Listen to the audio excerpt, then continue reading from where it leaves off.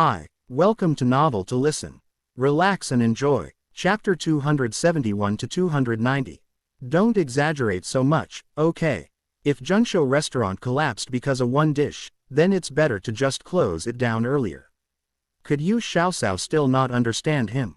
1 point was exaggerated into 10 by him, wasn't it just to get recipes from her? Third young master Zhou laughed and smiled. Some of the older stores in the capital have started joining hands to go against Junsho restaurant. If we don't show some creativity, we will be dragged down by those old crafty guys one day. Xiaosao, you said that you know how to make floral-scented flaky roasted duck and vegetal crispy roasted duck. Teach Yongfeng how to make them. Yu Xiaosao hesitated slightly, but she didn't persist. She also taught Yongfeng how to make 2 kinds of roasted duck, reminding third young master Zhou that he could launch them later on to keep the novel feelings and attract customers. Third young master Zhou had a talent in business that surpassed a lot of people. Even without the reminder from Xiaosao, he would have done as she said.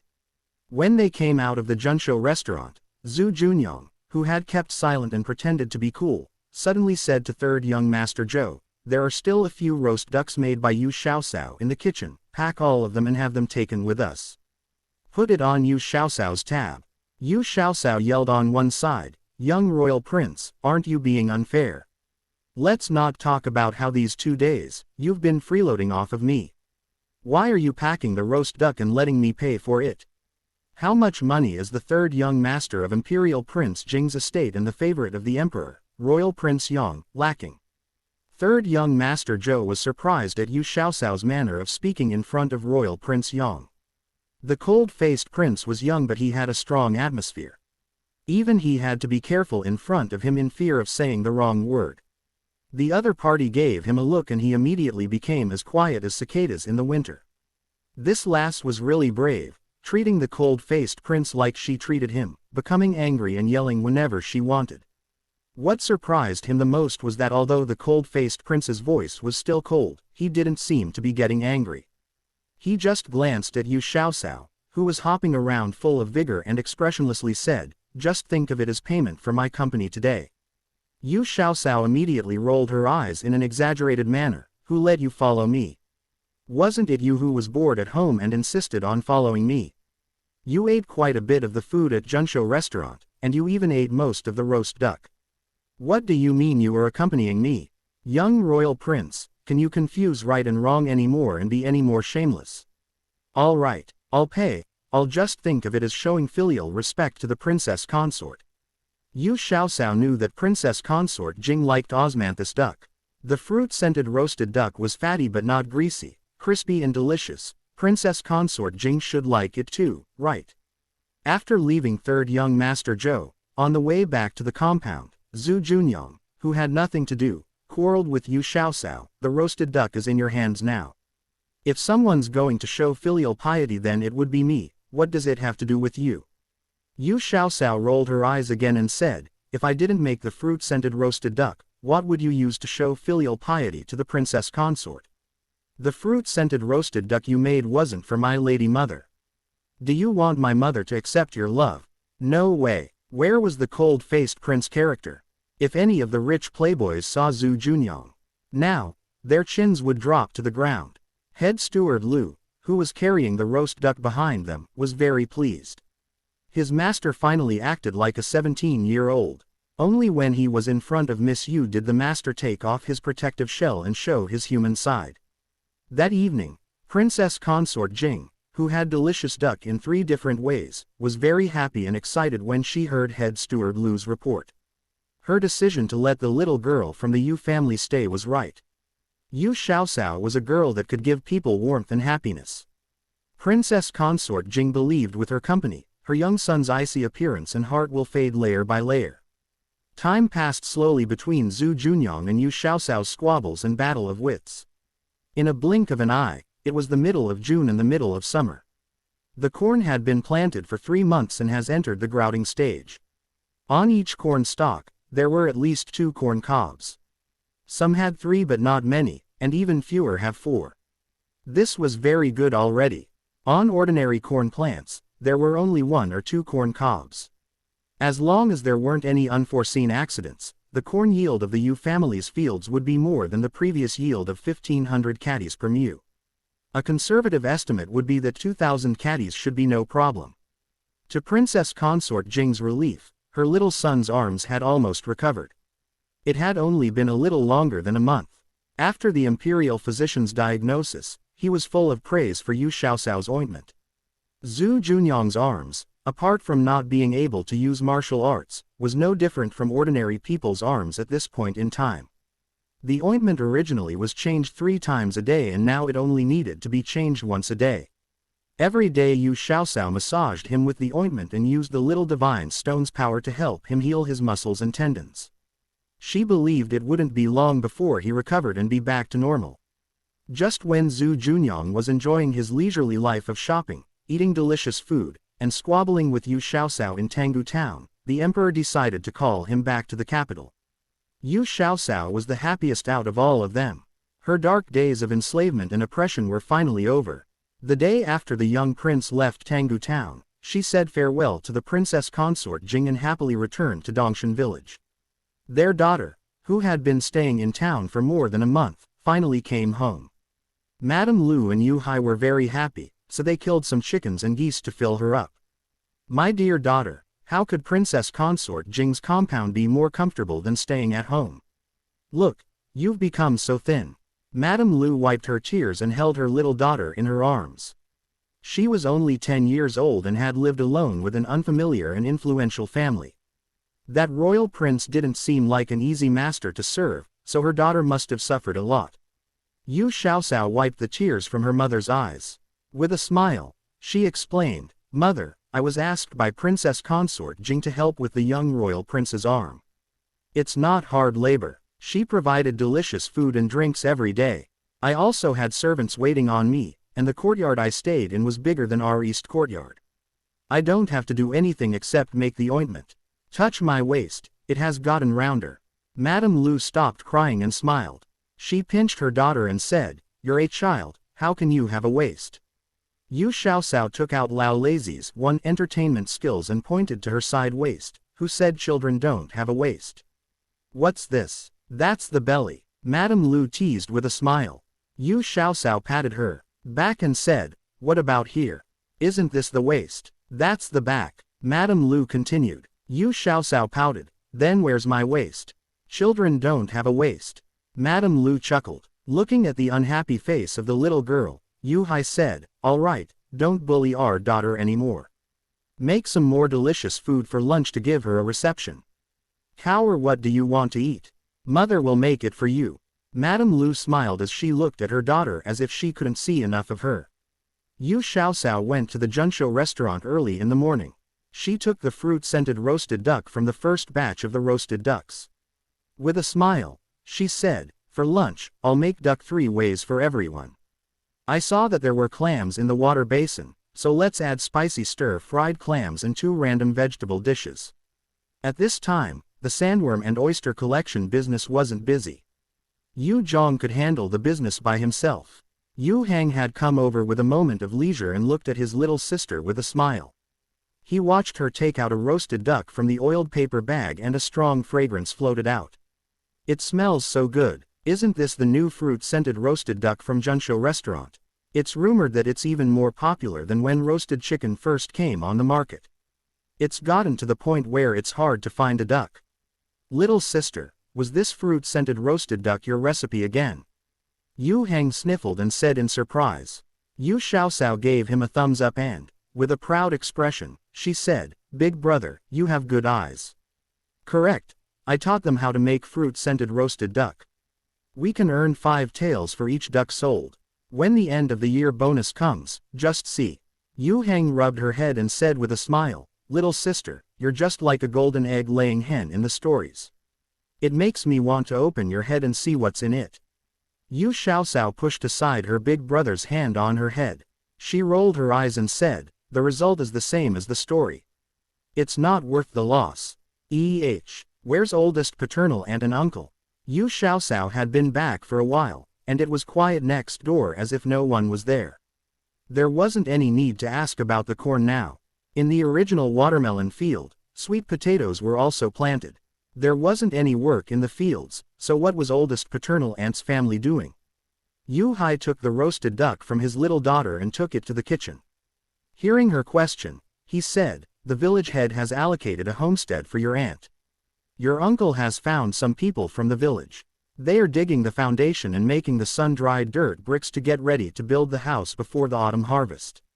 After selling watermelon for more than a month, Lu Hu had also earned dozens of taels of silver. As soon as he and his wife thought it over, they decided to first build a 2-roomed adobe houses to live in first. The rest of the money was saved to see if they could rent a shop in the town and do some small business. Lu Hu went to do odd jobs again, so his annual income was also enough to cover his family's food and daily expenditures.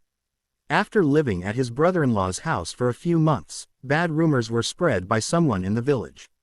The rumors said that Lu Hu's family relied on his younger brother-in-law to live and Yu Hai was supporting his elder sister's family, a family with a different surname. Yet, he didn't ask after the elderly in his family. It was clear who spread the rumor without any questions. Lu Hu didn't want to cause his younger brother-in-law any trouble. As soon as he had some money, he decided to quickly build a house. Yu Xiaosao listened and angrily said, "Those rumors must have been spread by Madame Zhang or Li Guiwa. Besides the two of them, who else has the free time to gossip about our family? They really do have a short memory. I think it's necessary to give Madame Zhang a reminder. We still have material on her on hand." Yu Hai sighed and said, "Forget it. A young couple is each other's company in old age. For your grandfather's sake, don't get on the same level as Madame Zhang.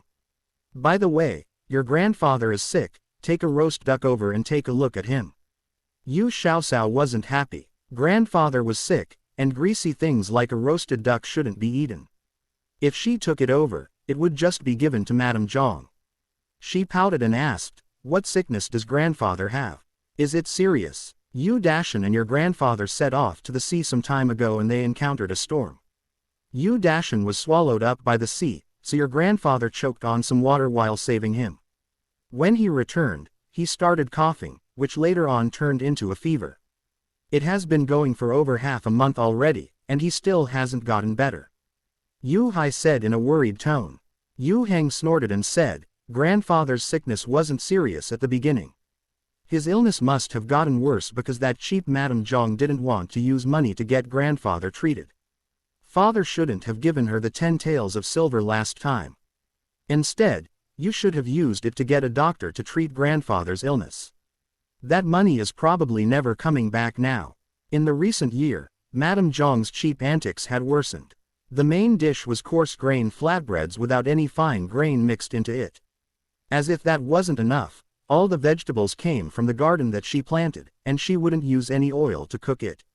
Now that Madame Li's son had the ability to work, she had complained numerous times that she wanted to live on her own. But, as soon as she heard that she had to leave all her properties, including her house behind, she stopped complaining. However, Madame Li, who was a big mouth, did not refrain herself from talking behind her mother-in-law, Madame Zhang. She said that Madame Zhang favored her younger son more by giving him all their family's income to support his studies in the prefectural city. Not only that, she also said that Madame Zhang treated her family badly. Her son had turned 15 already, yet Madame Zhang still hadn't helped him with his marriage affairs. She was just draining the entire family's blood in order to feed the bottomless pit, Yu Bo. Upon Yu Xiaosao's return this time, she got them 3 roasted ducks because clearly one wasn't enough for everyone. When her third uncle went back later, she would ask him to get one more. One roasted duck cost 5 to 6 taels of silver. If she took it to visit grandfather, they probably wouldn't get to eat it. Instead, Madame Zhang would probably sell it for money. Yu Xiaosao bought a fat hen and 50 eggs from her neighbor, the Zhou family. After that, she went to visit her grandfather with her older brother, Yu Heng. When they pushed open the old wooden door, there was no one in the courtyard and it was very quiet. Her younger uncle was studying in town, so her aunt and Dudu went back to live in their maternal family home. After her youngest paternal aunt got married, only her grandfather, Madame Zhang, and Yu Dashan's family lived here. At this time, Yu Dashan should be back from the sea and selling fish in the fish market by the dock. Madame Li went somewhere to gossip in order to avoid doing labor. Madame Zhang went to the beach during the low tide to dig for spoonworms in order to earn more money to pay for her younger son's tuition. Apart from the sounds of the hungry pigs in the hog pen, there were no other sounds. Suddenly, the sound of severe coughing could be heard from the west room. This was where Yu Hai and his family used to live in.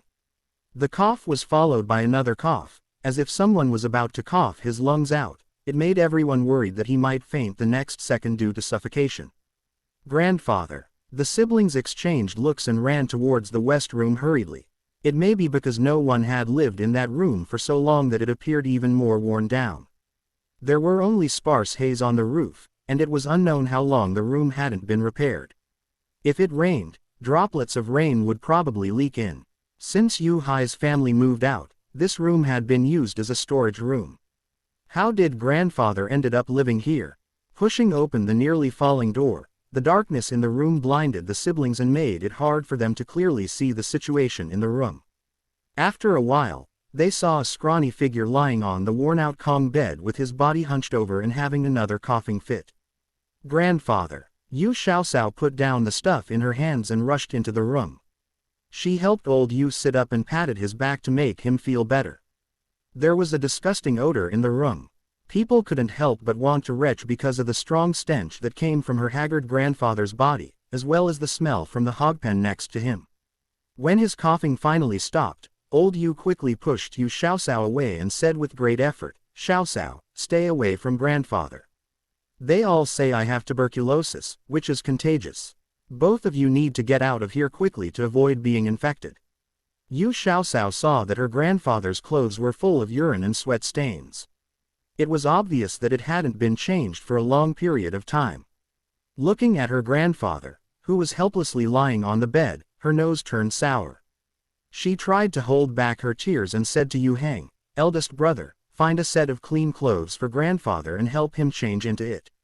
I will go boil water and help him wash." "There's no need. You guys need to go back. There is no cure for my disease, so hurry and go. Don't let the disease get to you. There's no cure." Old Yu became so anxious that he wanted to sit up straight, but his skinny arms had no strength and he panted heavily on bed. Yu Xiaosao checked his pulse. It wasn't tuberculosis at all, but instead it was only pneumonia caused by a severe fever. She reckoned that her grandfather didn't take his fever seriously at first, and then it slowly turned into pneumonia. Madame Zhang was too cheap to find him a doctor and just got him some herbal medicine for him to eat. Hence, the fever had now developed into such a serious condition. "Grandfather, who told you that you got tuberculosis?" Yu Xiaosao saw the dry skin on her grandfather's lips and the empty cup next to the bed. No wonder it would turn into pneumonia. Grandfather had a fever, yet they didn't even give him water to drink.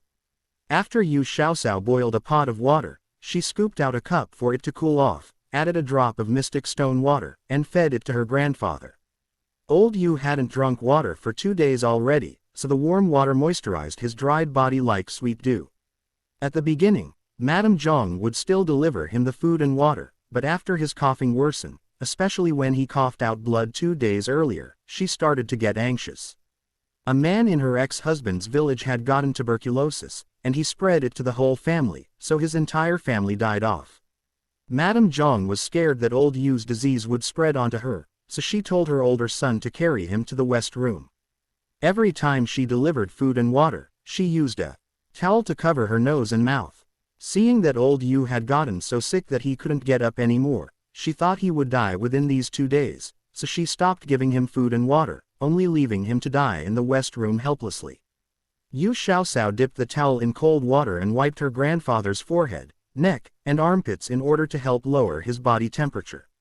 Old Yu was very worried. He was already so old, so he didn't mind if they had just let him die. His granddaughter was still in her best years and she had learned a great amount of skills. She couldn't die because of an almost dying person.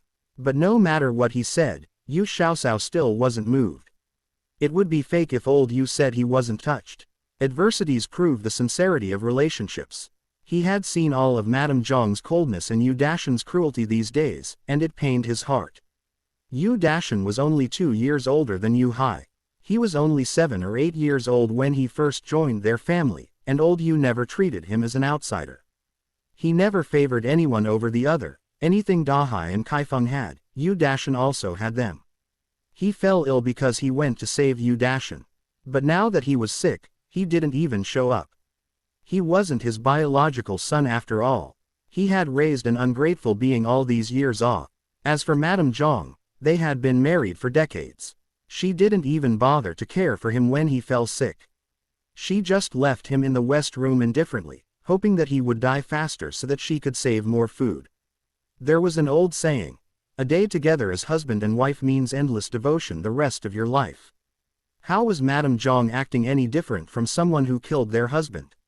How disappointing. If he was lucky and ended up surviving this time, he cannot tolerate living with such a cruel and cold-hearted woman. Or else he might get killed by that malicious woman when he was asleep. These days, old Yu had been thinking about his first wife. It was retribution. He knew that his first wife had been murdered by Madame Zhang, but for his children and his reputation, he opened one eye and closed the other. Now, it was his turn. Well, so be it. If he could find his first wife when he arrives at the Netherworld, he would confess his sin to her. He didn't even take care of their 2 children. He deserved to die. Older brother, why is it taking so long? Yu Xiaosao asked in confusion as Yu Hang entered the room with a familiar set of clothing. Yu Hang glanced at his grandfather and sighed. Grandfather's clothes were all piled up at the corner of the courtyard and no one has been washing them for him. There are no clean clothes in the box, so I ran home and brought a set of father's clothes here. Old Yu sighed heavily. She just couldn't wait for him to die, could she? What was the use of washing a dead person's clothes? While Yu Hang helped old Yu take a bath, Yu Xiaosao killed a hen and made it into stew. She was going to use the chicken soup to make porridge for her grandfather. Madame Zhang was really cruel. Not only did she not find a doctor to treat her sick husband, but she also didn't even give him any food or water. When Madame Zhang returned home, she saw the smoke rising from the kitchen. She thought that Madame Li was secretly cooking things to eat for herself. She quickly strode into the house with her bound feet. As soon as she entered through the door, she saw Yu Xiaosao carrying a bowl of chicken porridge. Xiaosao glanced at her indifferently and headed towards the west room. When she smelled the chicken stew in the air, Madame Zhang patted her thigh. "My chicken." She hurriedly walked to her chicken pen and carefully counted the number of chickens inside twice. When she found out that she wasn't missing a chicken, she let out a sigh of relief. After that, as if she remembered something, she ran to the kitchen and found that the basket of rice she had concealed had been touched. When she took it down to have a look, she realized that some of the white rice was missing. She was about to throw a tantrum and scold her when she realized that Yu Xiaosao had never listened to her. What's more, her weakness was in her hands.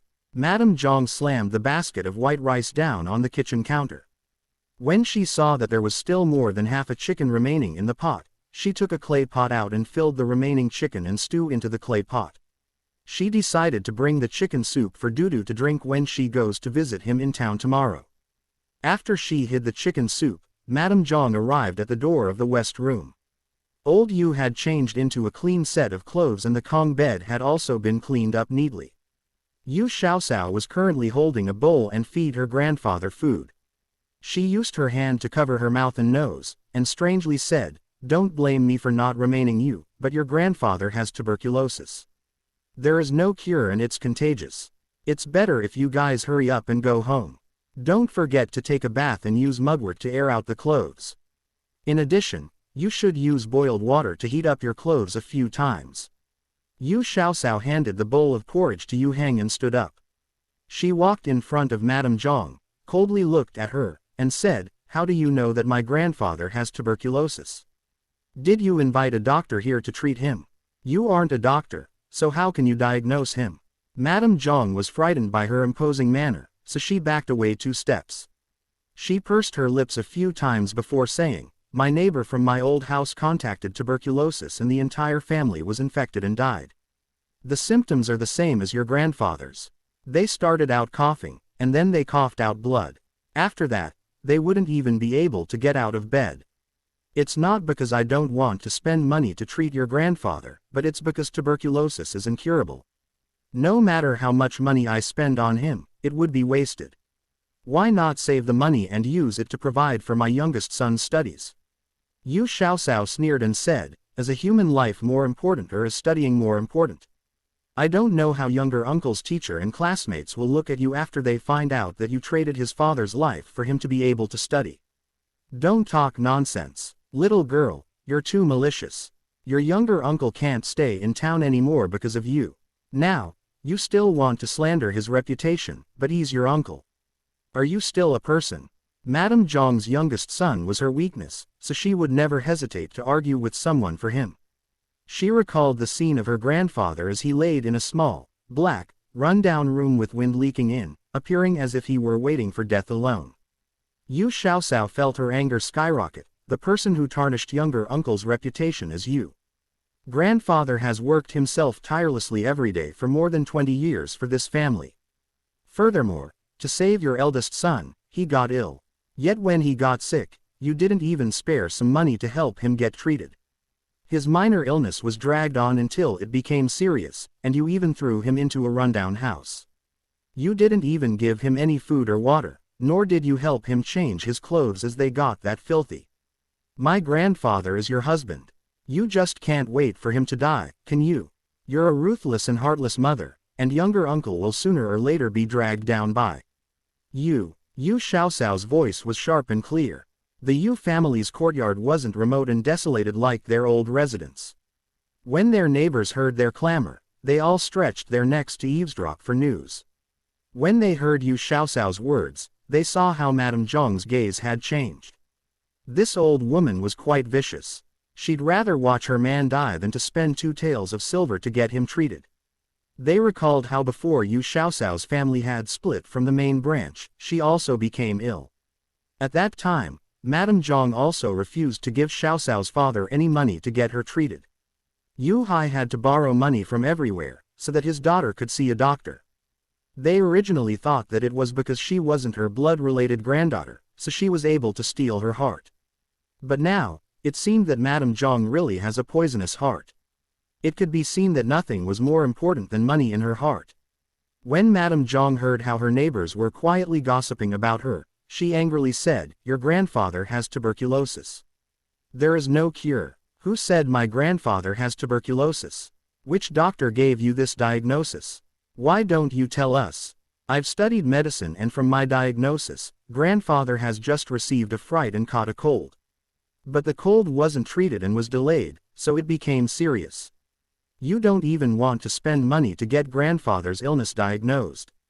It's not like you don't have any money in your hands.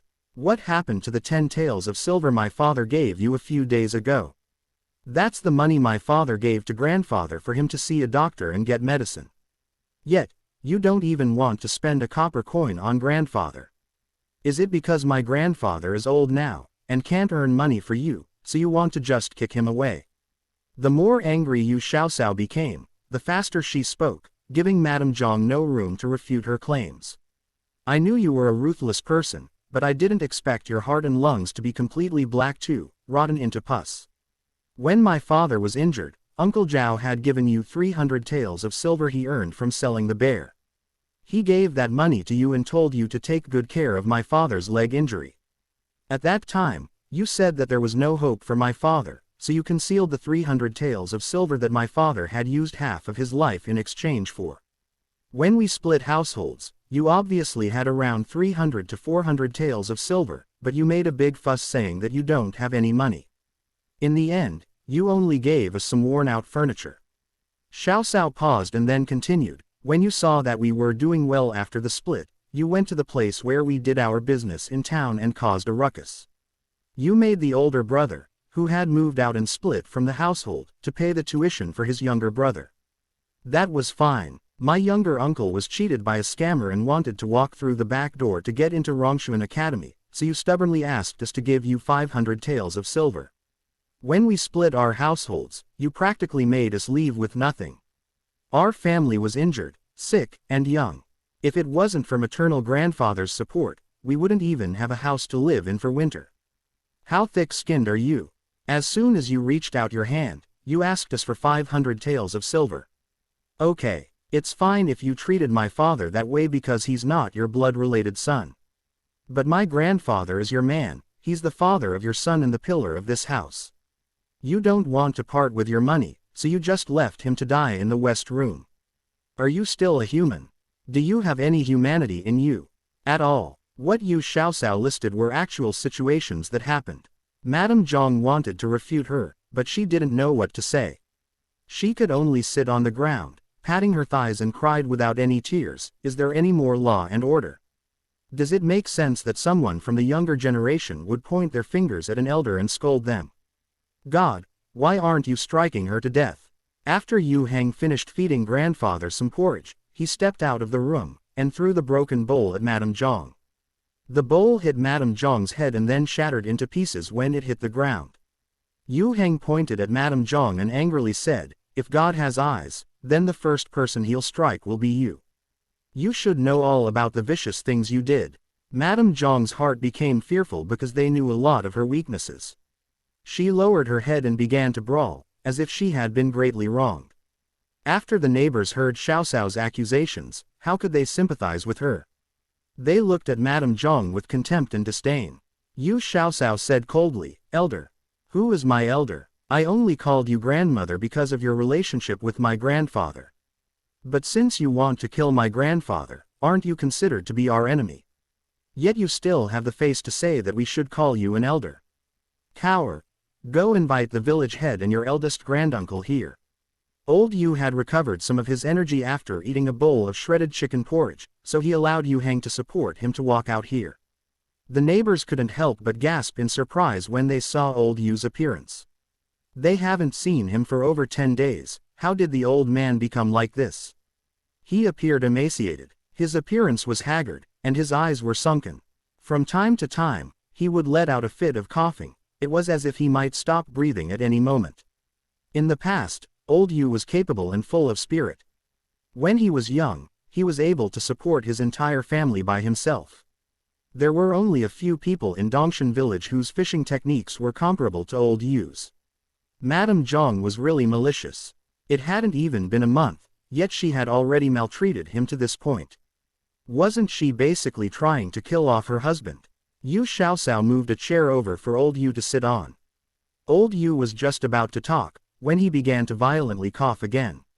When he removed the hand that was covering his mouth, the glaring bloodstain on his hand was seen by everyone. Madame Zhang refused to be defeated as she jumped up from the ground.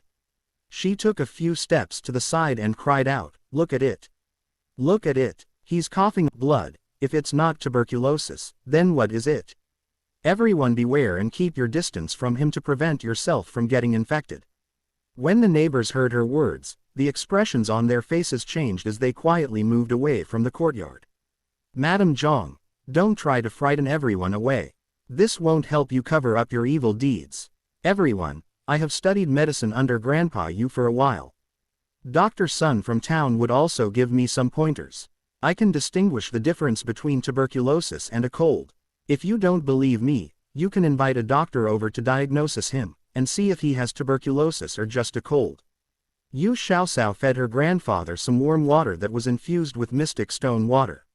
When the neighbors saw how close Yu Xiaoxiao was standing to old Yu as well as her firm expression and unhesitating tone, they believed 70% of her words. That's right, Xiaoxiao could be considered half a doctor. After Dr. Yu left, if anyone had a headache or fever, they would always go to Xiaoxiao to get some medicine. Her medicine was effective as soon as they took it. It was even more effective than the medicine Dr. Yu prescribed when he was here. People who studied medicine would never put themselves in a situation where they would risk being infected. Old Yu couldn't have tuberculosis. How dark was Madame Zhang's heart. She didn't allow people to get treated when they were ill. Instead, she forced them to drag their illness until they died. She even falsely accused someone of having tuberculosis. "Go, find the village chief for me, I want to divorce my wife." Old Yu shouted loudly. He was finally able to breathe smoothly. Just that sentence from old Yu was able to subdue both the neighbors and Madame Zhang's clamor. Repudiating his wife. It had been several decades in Dongshan village since someone divorced his wife. However, Madame Zhang's actions could be considered as attempted murder on her own husband. It would have been impossible for old Yu to tolerate that. Which man would want the person sleeping next to him to wish for him to die? Old Yu was seriously ill these past few days, but he wasn't muddle-headed. If he had really gotten tuberculosis, then it would have been fine. But Madame Zhang didn't even invite a doctor over to give him a diagnosis before sentencing him to death. If he hadn't died of illness, then he would have died from starvation and from all the coughing. With his understanding of Madame Zhang, she would even kill her female cousin to reach her goals. Since she didn't succeed this time, in the future, when he couldn't work anymore and became a burden on the family, she would definitely kill him then. Why didn't he take advantage of this opportunity and break things off once and for all? He didn't even need to ask Xiaoxiao to invite them. There was a busybody among his neighbors, so he already invited the village head and Old Yu's brother here. Old Yu's other brothers lived far away, so it would be difficult to invite them over upon such short notice. But the village head and Yu Lichun were both persons of virtue and reputation, so it was enough to have them as witnesses. In one breath, Old Yu told them all about how Madame Zhang and how Yu Dashan's family had treated him. In the end, he said despondently, "Madame Zhang, after what you've done, I think that divorcing you wouldn't have been excessive. But for Yu Bo and Katie's sake, I don't want them to have an abandoned mother. It would ruin their reputation, so let's have a peaceful separation." Madame Zhang knew that things couldn't been undone, and since Old Yu was sick to such a point, he wouldn't be able to live for many days. Even if he didn't die, his body was too weak to do any heavy jobs, and would just become a burden soon. Madame Zhang had her head lowered, and her entire mind was thinking about ways to fight for her own interest. There was an ominous glint in her eyes as she raised her head confidently and said, "We can have a peaceful separation, but our youngest son must follow me." She had devoted much of her life to nurture her youngest son, hoping that he will pass the imperial exam with a high ranking, giving her fame and glory. Seeing that her youngest son was almost able to reach her goal, how could she be willing to let him go? "My youngest son needs money for his studies. I can't do any heavy labor or work, so the house and the money should all go to me. Your body isn't like what it was before, so you might not be able to go out fishing at the sea again even if you recovered. Our eldest son has called you father for over decades, why don't you give the family's fishing boat to him?" Madame Zhang's abacus was making clack clack clack sounds as she quickly calculated everything, making sure that all the valuables in the family would rest in her hand. She was about to make Old Yu leave this marriage empty-handed. When the village head and the neighbors heard this, they thought that Madame Zhang's approach to this was too over the top. The Yu family's family property had all been earned by Old Yu and Yu Hai. In the end, they would both leave their own house empty-handed. The way Madame Zhang handled matters was too extreme. Although Old Yu didn't want to rip apart the family, this last event had left a deep scar within him. Today truly was the last straw. Madame Zhang was too malicious. If he continued to live with her, he was afraid that one day he would end up losing his life to one of her unknown schemes. However, if he steeled himself and forcefully divorced Madame Zhang, his two youngest children, Yu Bo and Yu Katie, would also be affected. They were both of his flesh and blood.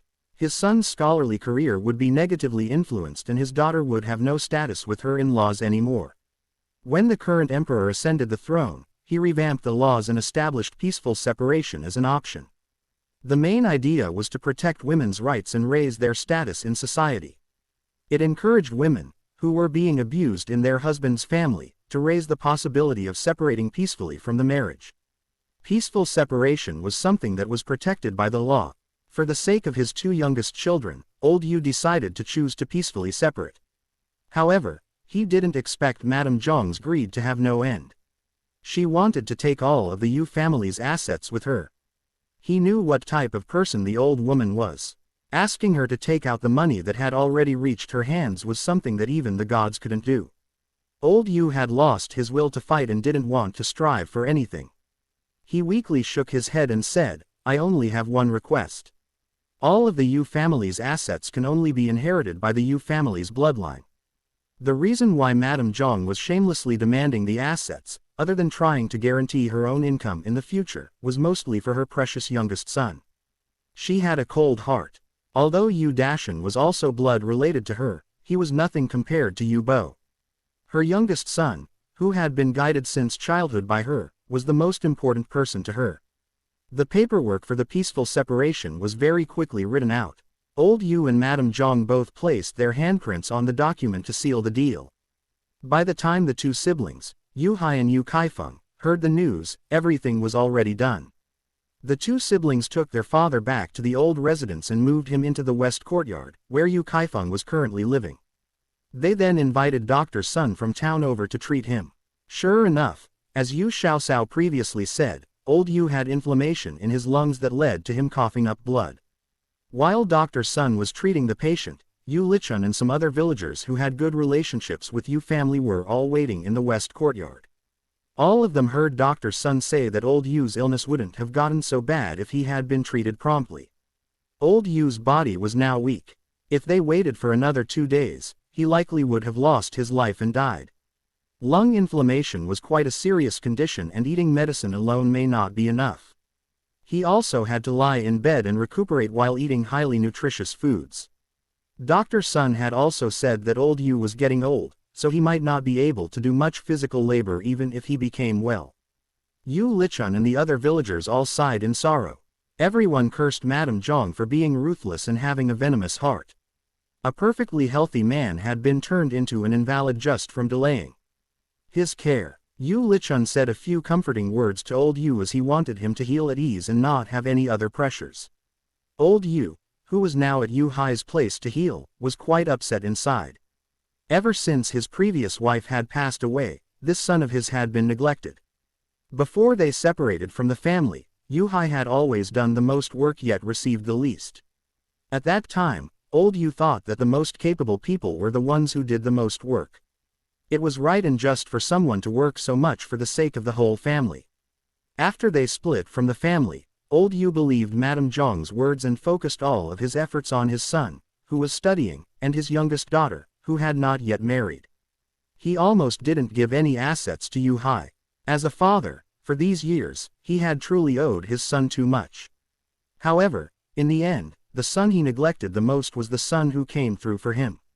Old Yu had tried to excel his entire life and now he felt he had no face left. His mood directly influenced his recovery. Although he ate medicine and nourishing foods every day, old Yu's illness continued to stay and he never healed. Yu Xiaosao would always add some mystic stone water to her grandfather's medicine when she decocted it. She was even able to save her oldest uncle from the brink of death, so how come her grandfather never seemed to get better? Yu Xiaosao noticed that old Yu looked depressed and dead inside. As someone who had lived 2 lives, she concluded that her grandfather's mood was influencing his recovery. She brought the problem up with her father and oldest paternal aunt. The 2 siblings started to talk to their father. Yu Kaifeng supported old Yu to sit upright on the bed and covered him halfway with a blanket. As she fed him chicken noodle soup, she softly said, "Father, eat some noodles. Xiaosao made this especially for you. There's no point in eating anything for this body, leave the rest for the children." Old Yu had heard Dr. Sun say that even if he got better, he wouldn't be able to do work anymore. Whenever he thought of becoming a dead weight for his son and daughter, anxiety bubbled up in his heart and he couldn't keep anything down. Yu Hai said, "Father, the children all have some." Xiaosao stewed a whole old hen and cooked enough noodles for the whole family to eat. "Father, you need to recuperate at ease and don't worry about matters regarding money. Our family has planted vegetables and melons these past 2 years, so do you think we lack the money to feed you?" Old Yu moaned, "Even if I get better from this illness, I'll still be a dead weight. It's better for me to die." "Father, why are you saying this? Are you trying to cut open my and Xiaohai's heart right now?" Yu Kaifeng felt a wave of sorrow hit her after hearing her father's words. Her eye sockets slowly turned red. Yu Hai hurriedly patted his older sister's shoulder and spoke to old Yu. "Father, the doctor isn't necessarily completely right. It's just like my leg. Didn't the doctor also say that it was hopeless? But aren't I perfectly fine now? This son remembers when you were young. You were not only an expert at fishing but you were also one of the best at farming in this village. Cowers, corn and potatoes should be ready to harvest in about a month. When that happens, we're counting on you to help us all.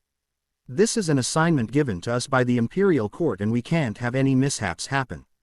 Old Yu looked at his son's right leg, which had completely recovered. His gray complexion slowly brightened up with hope. That was right. At the time, the doctor had said that Dahai's leg needed to be amputated or else he would die. Now, not only was the man perfectly fine but his leg was also completely preserved. A doctor's diagnosis was not always completely accurate. The doctor had said that his illness wasn't anything serious at first, only that they had waited too long to treat it. If he healed completely, perhaps he'd be able to help his son for another few years then. What Dahai says makes sense. Feng give the bowl to me, I'll eat it myself. Old Yu, who had recovered his will to fight, wheezed as he devoured the bowl of noodles. The next few days, Old Yu energetically complied with his treatment and took his medicine. Yu Xiaosao also continued to provide medicinal cuisine to him as if it didn't cost any money. Old Yu ended up recovering very quickly from his illness. His body was also being slowly nourished, so it regained its strength. About half a month later, people could see the figure of Old Yu strolling along the cornfields with his hands clasped behind his back. Uncle Yu, you've recovered quite quickly. Recently, more than a month had gone by without much rain, so the soil was quite dry. Many families who had farmland all carried poles of water along their fields to water their plants. Dongshan village's terrain was decent, so they always had a supply of spring water from the West Mountain all year round.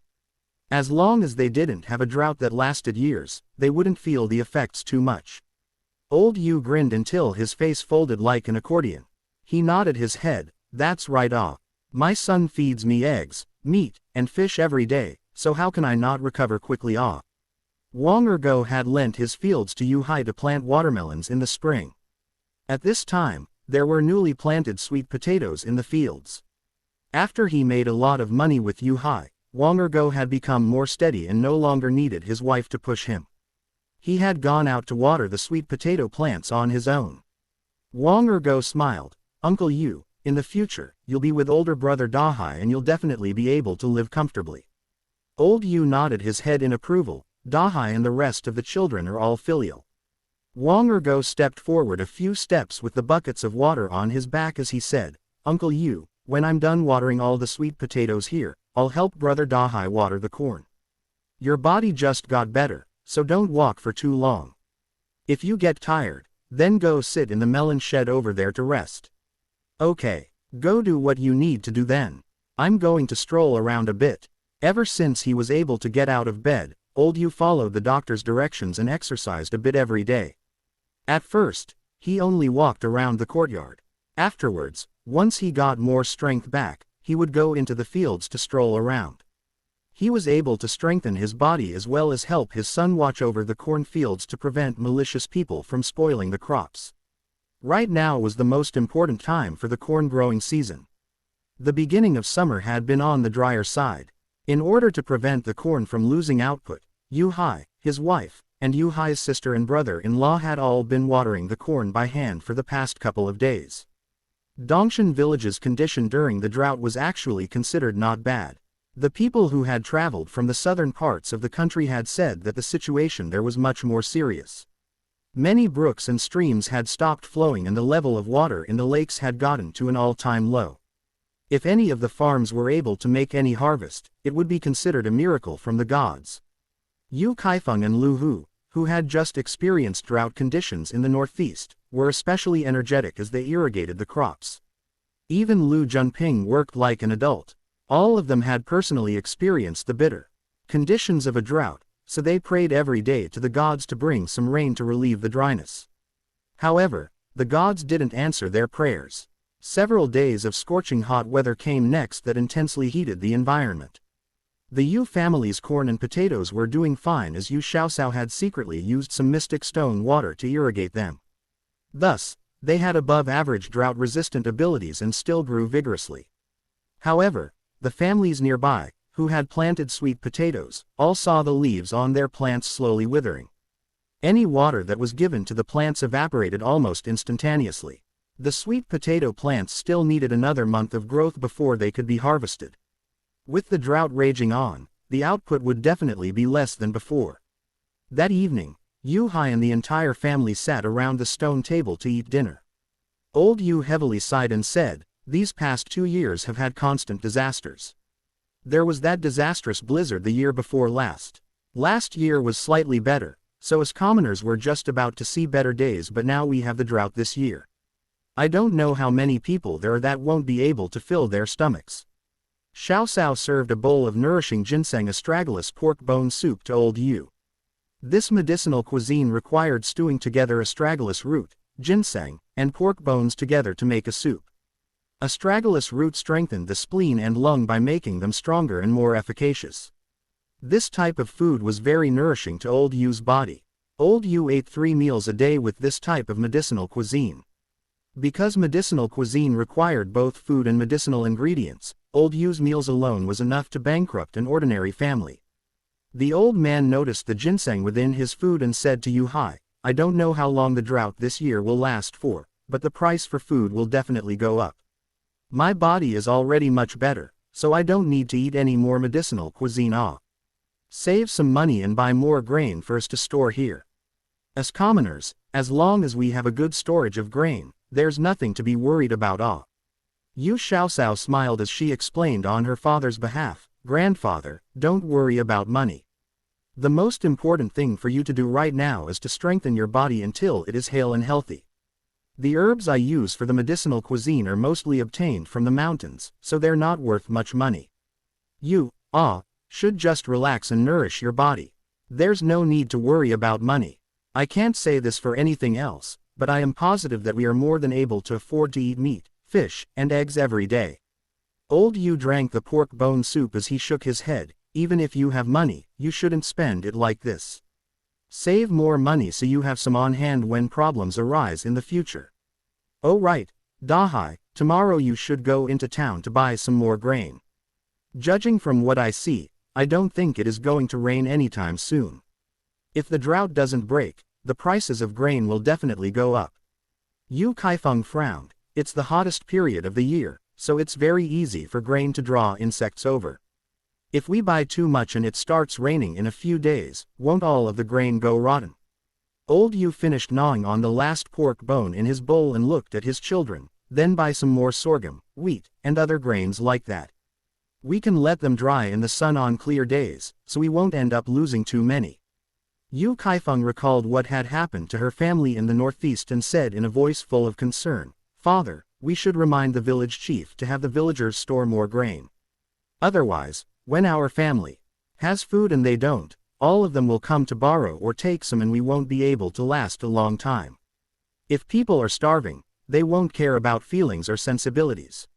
Last year, in the northeast, the drought was ongoing. Her family had originally had enough grain to last until spring, but afterwards other people around them eyed that food.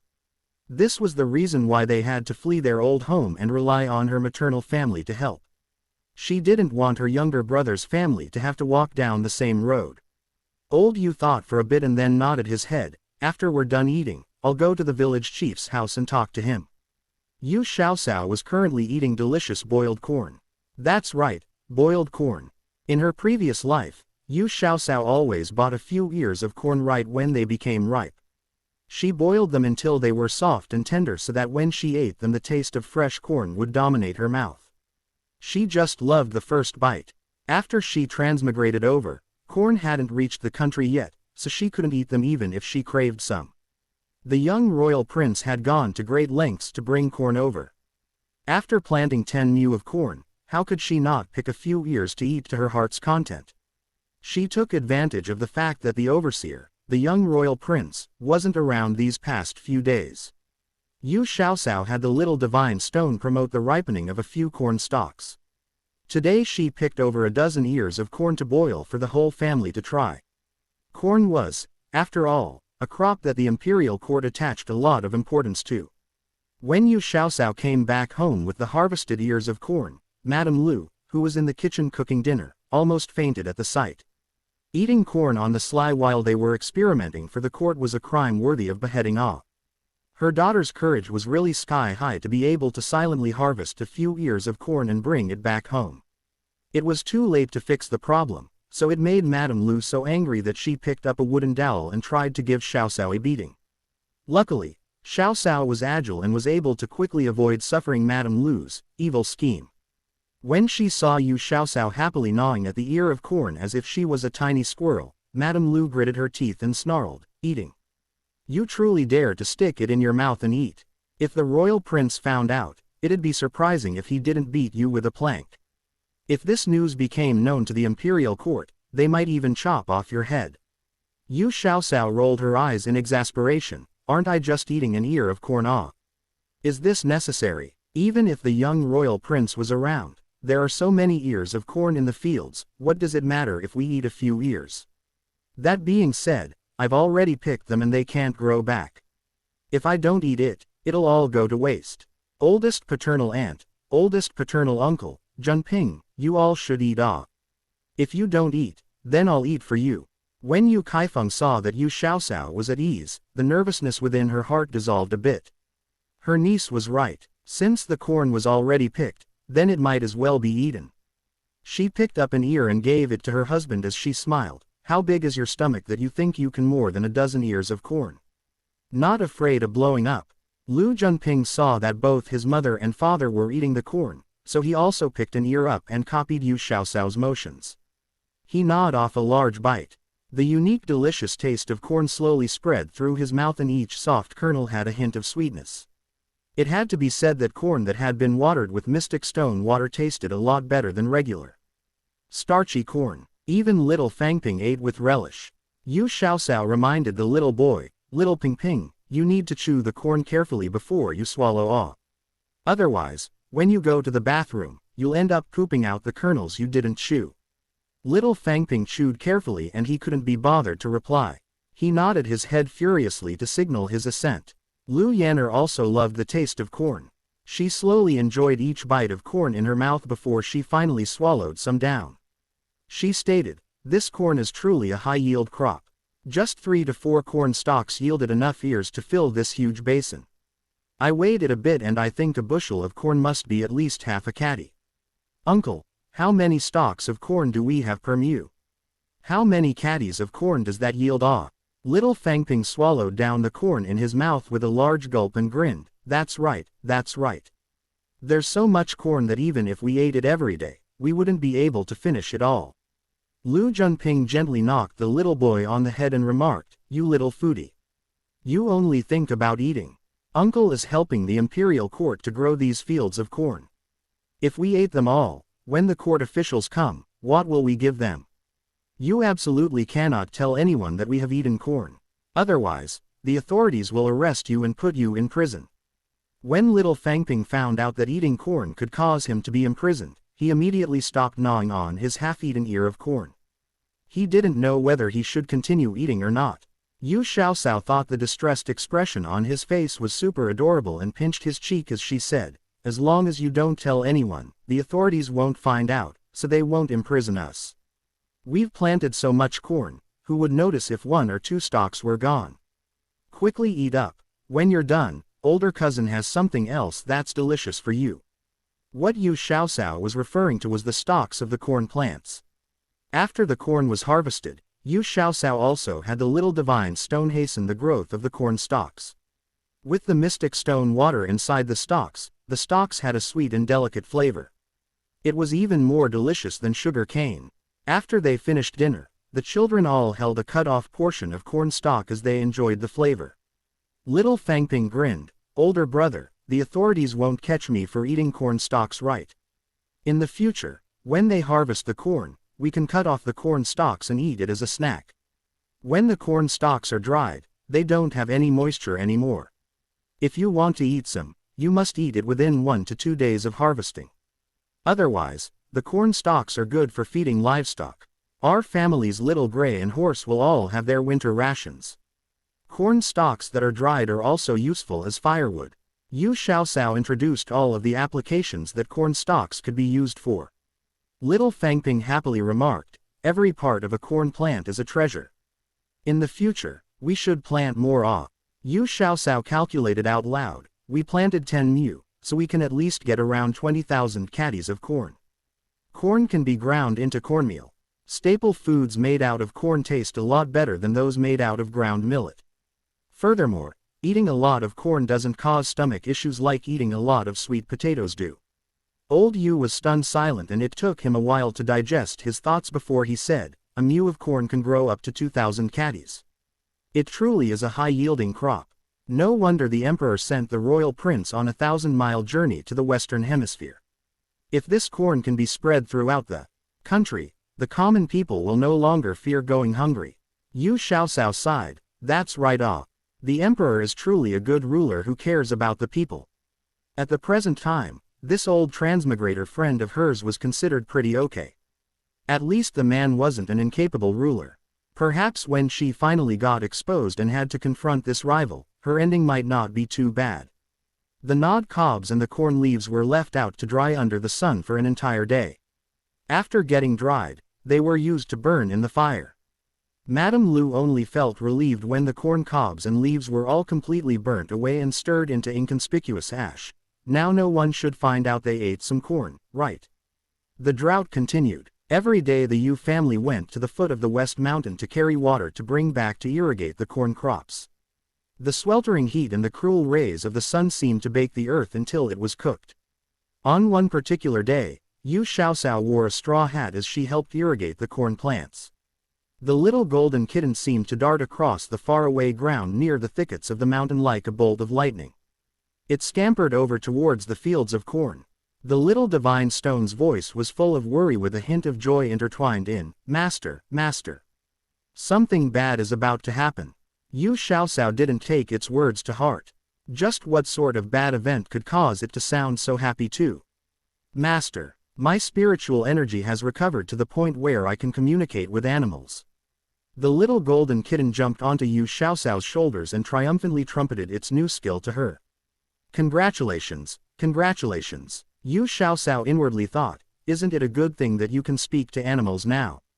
What's bad about it?" The little golden kitten seemed quite dissatisfied that Yu Xiaoxiao's words were said in such an absent-minded manner. It used its claws to scratch at her cheek as it said, "Pay attention. It's truly a bad situation. If you have something to say, say it. If you have to fart, just fart. Don't hold it for the sake of suspense, all right?" Yu Xiaoxiao was so busy that she couldn't straighten up her back. She didn't have the time to play word games with the stone. The little divine stone grunted in displeasure and stated, "All of the birds in the forest are flying towards the south. Do you know why? Flying south. It's not the time for the weather to get cold now.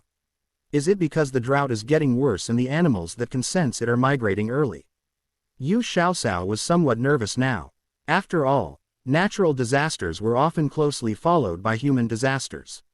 Perhaps they needed to buy a larger residence in town and move the whole family there. The town had authorities there, so it shouldn't get too rowdy. The little divine stone shook its head and replied, "No, it's worse than the drought." Yu Xiaoxiao was now even more nervous. She picked up the little golden kitten by the scruff of its neck and shook it as she anxiously said, "Can you just spit everything out? Don't just stop halfway to get people to listen to you." The little golden kitten rolled its eyes as her antics. It turned into a golden mist, drifted through her fingers and then formed itself back into a golden kitten next to her. Yu Xiaoxiao looked around her like a sneaky thief to see if anyone was around her. When she saw that there was no one there, she let out a long sigh of relief. She reminded the little divine stone to not morph in broad daylight in the future. Otherwise, it might be considered a monster and get burnt at a stake. The little divine stone rolled its eyes again at her. "Do I need you to remind me? This divine stone had long used my energy to scout the area. There are no people around us." Before Xiaoxiao could question it further, it continued in a serious tone, "I learned from that bird that there is a swarm of innumerable locusts from the south flying towards us. All of the birds are going to the south so they can eat a giant feast."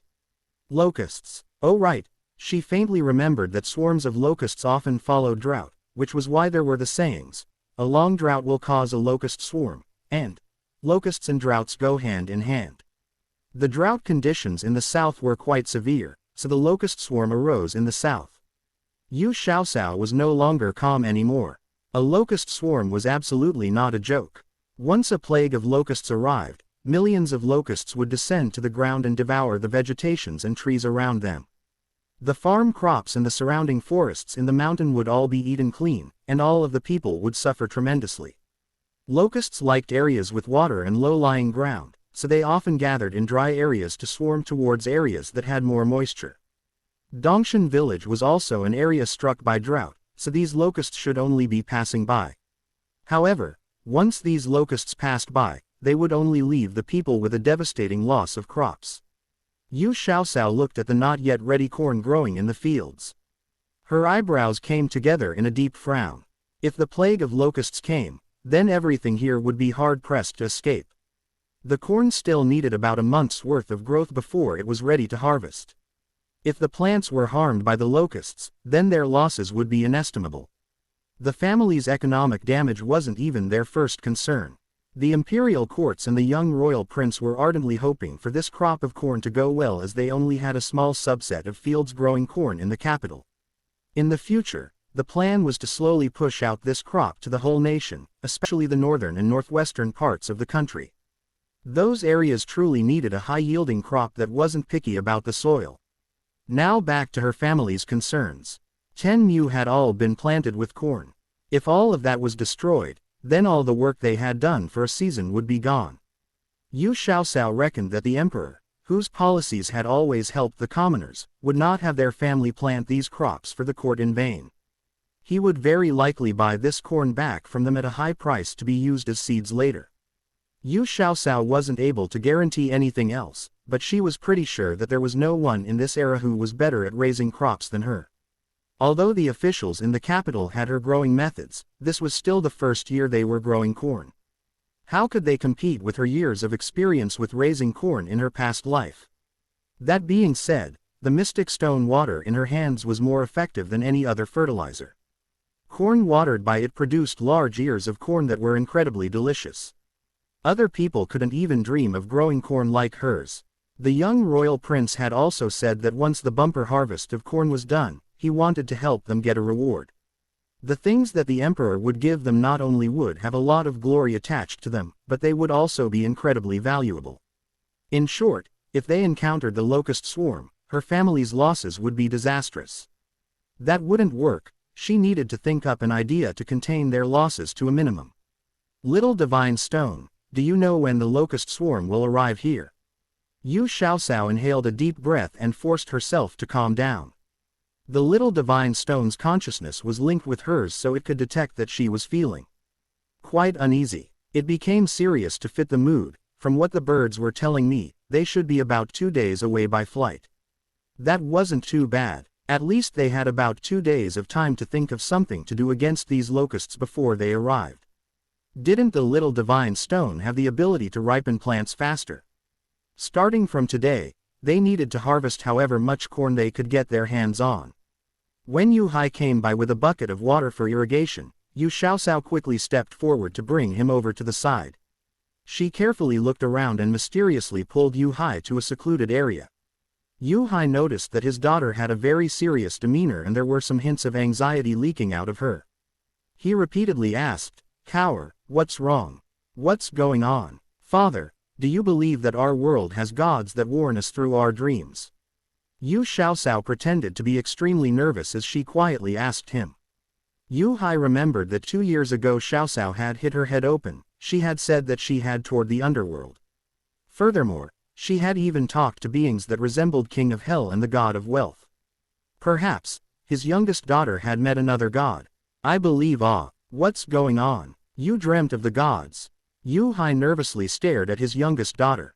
His youngest daughter was clever beyond her age. Some of the village elders even said that she was the reincarnation of an immortal child from the heavens and thought that she wouldn't reach adulthood before the heavens would descend down and take her back. Perhaps. Father, when I was watering the plants earlier, I suddenly fainted and lost consciousness. The god who taught me how to plant crops and cook food suddenly appeared in front of me. The god told me some very important news. Yu Xiaosao crafted a very believable lie. She had a sincere expression on her face that was slightly colored with some worry. Yu Hai became more uneasy. What news? Does the god want to take you away? Cower, your father's good daughter, please don't agree with the god taking you away. If you ascend to the heavens, father and mother will never be able to see you again in this lifetime. Drops of cold sweat fell off Yu Xiaosao's forehead. Her father's imagination was even more bizarre than hers. How could there be gods around? Why would she be brought up to the heavens? Although this space is quite deficient in spiritual energy and is lacking in resources needed for cultivation, there are still gods around. Do you really think it was a coincidence that lightning struck the owner of that carpentry store? This divine stone had negotiated with the god of thunder and goddess of lightning to help us all. The little divine stone silently corrected her mistake within their bond. Yu Xiaoxiao rolled her eyes in her thoughts at it. What do the gods existing have to do with me? In any case, I haven't seen any and I don't want to. After she finished her statement, she continued to ignore the little divine stone, who was repeatedly saying that there were gods around.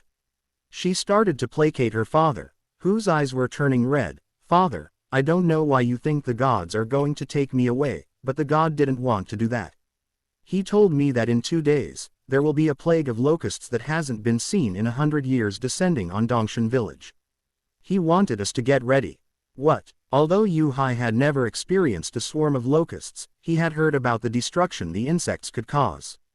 When he was a child, he had heard Grandpa Gao, who was 90 years old at the time and an elder of the village, talking about the horrible aftermath of a locust plague. That was truly a devastating scene to imagine, as there was no food at all to be had.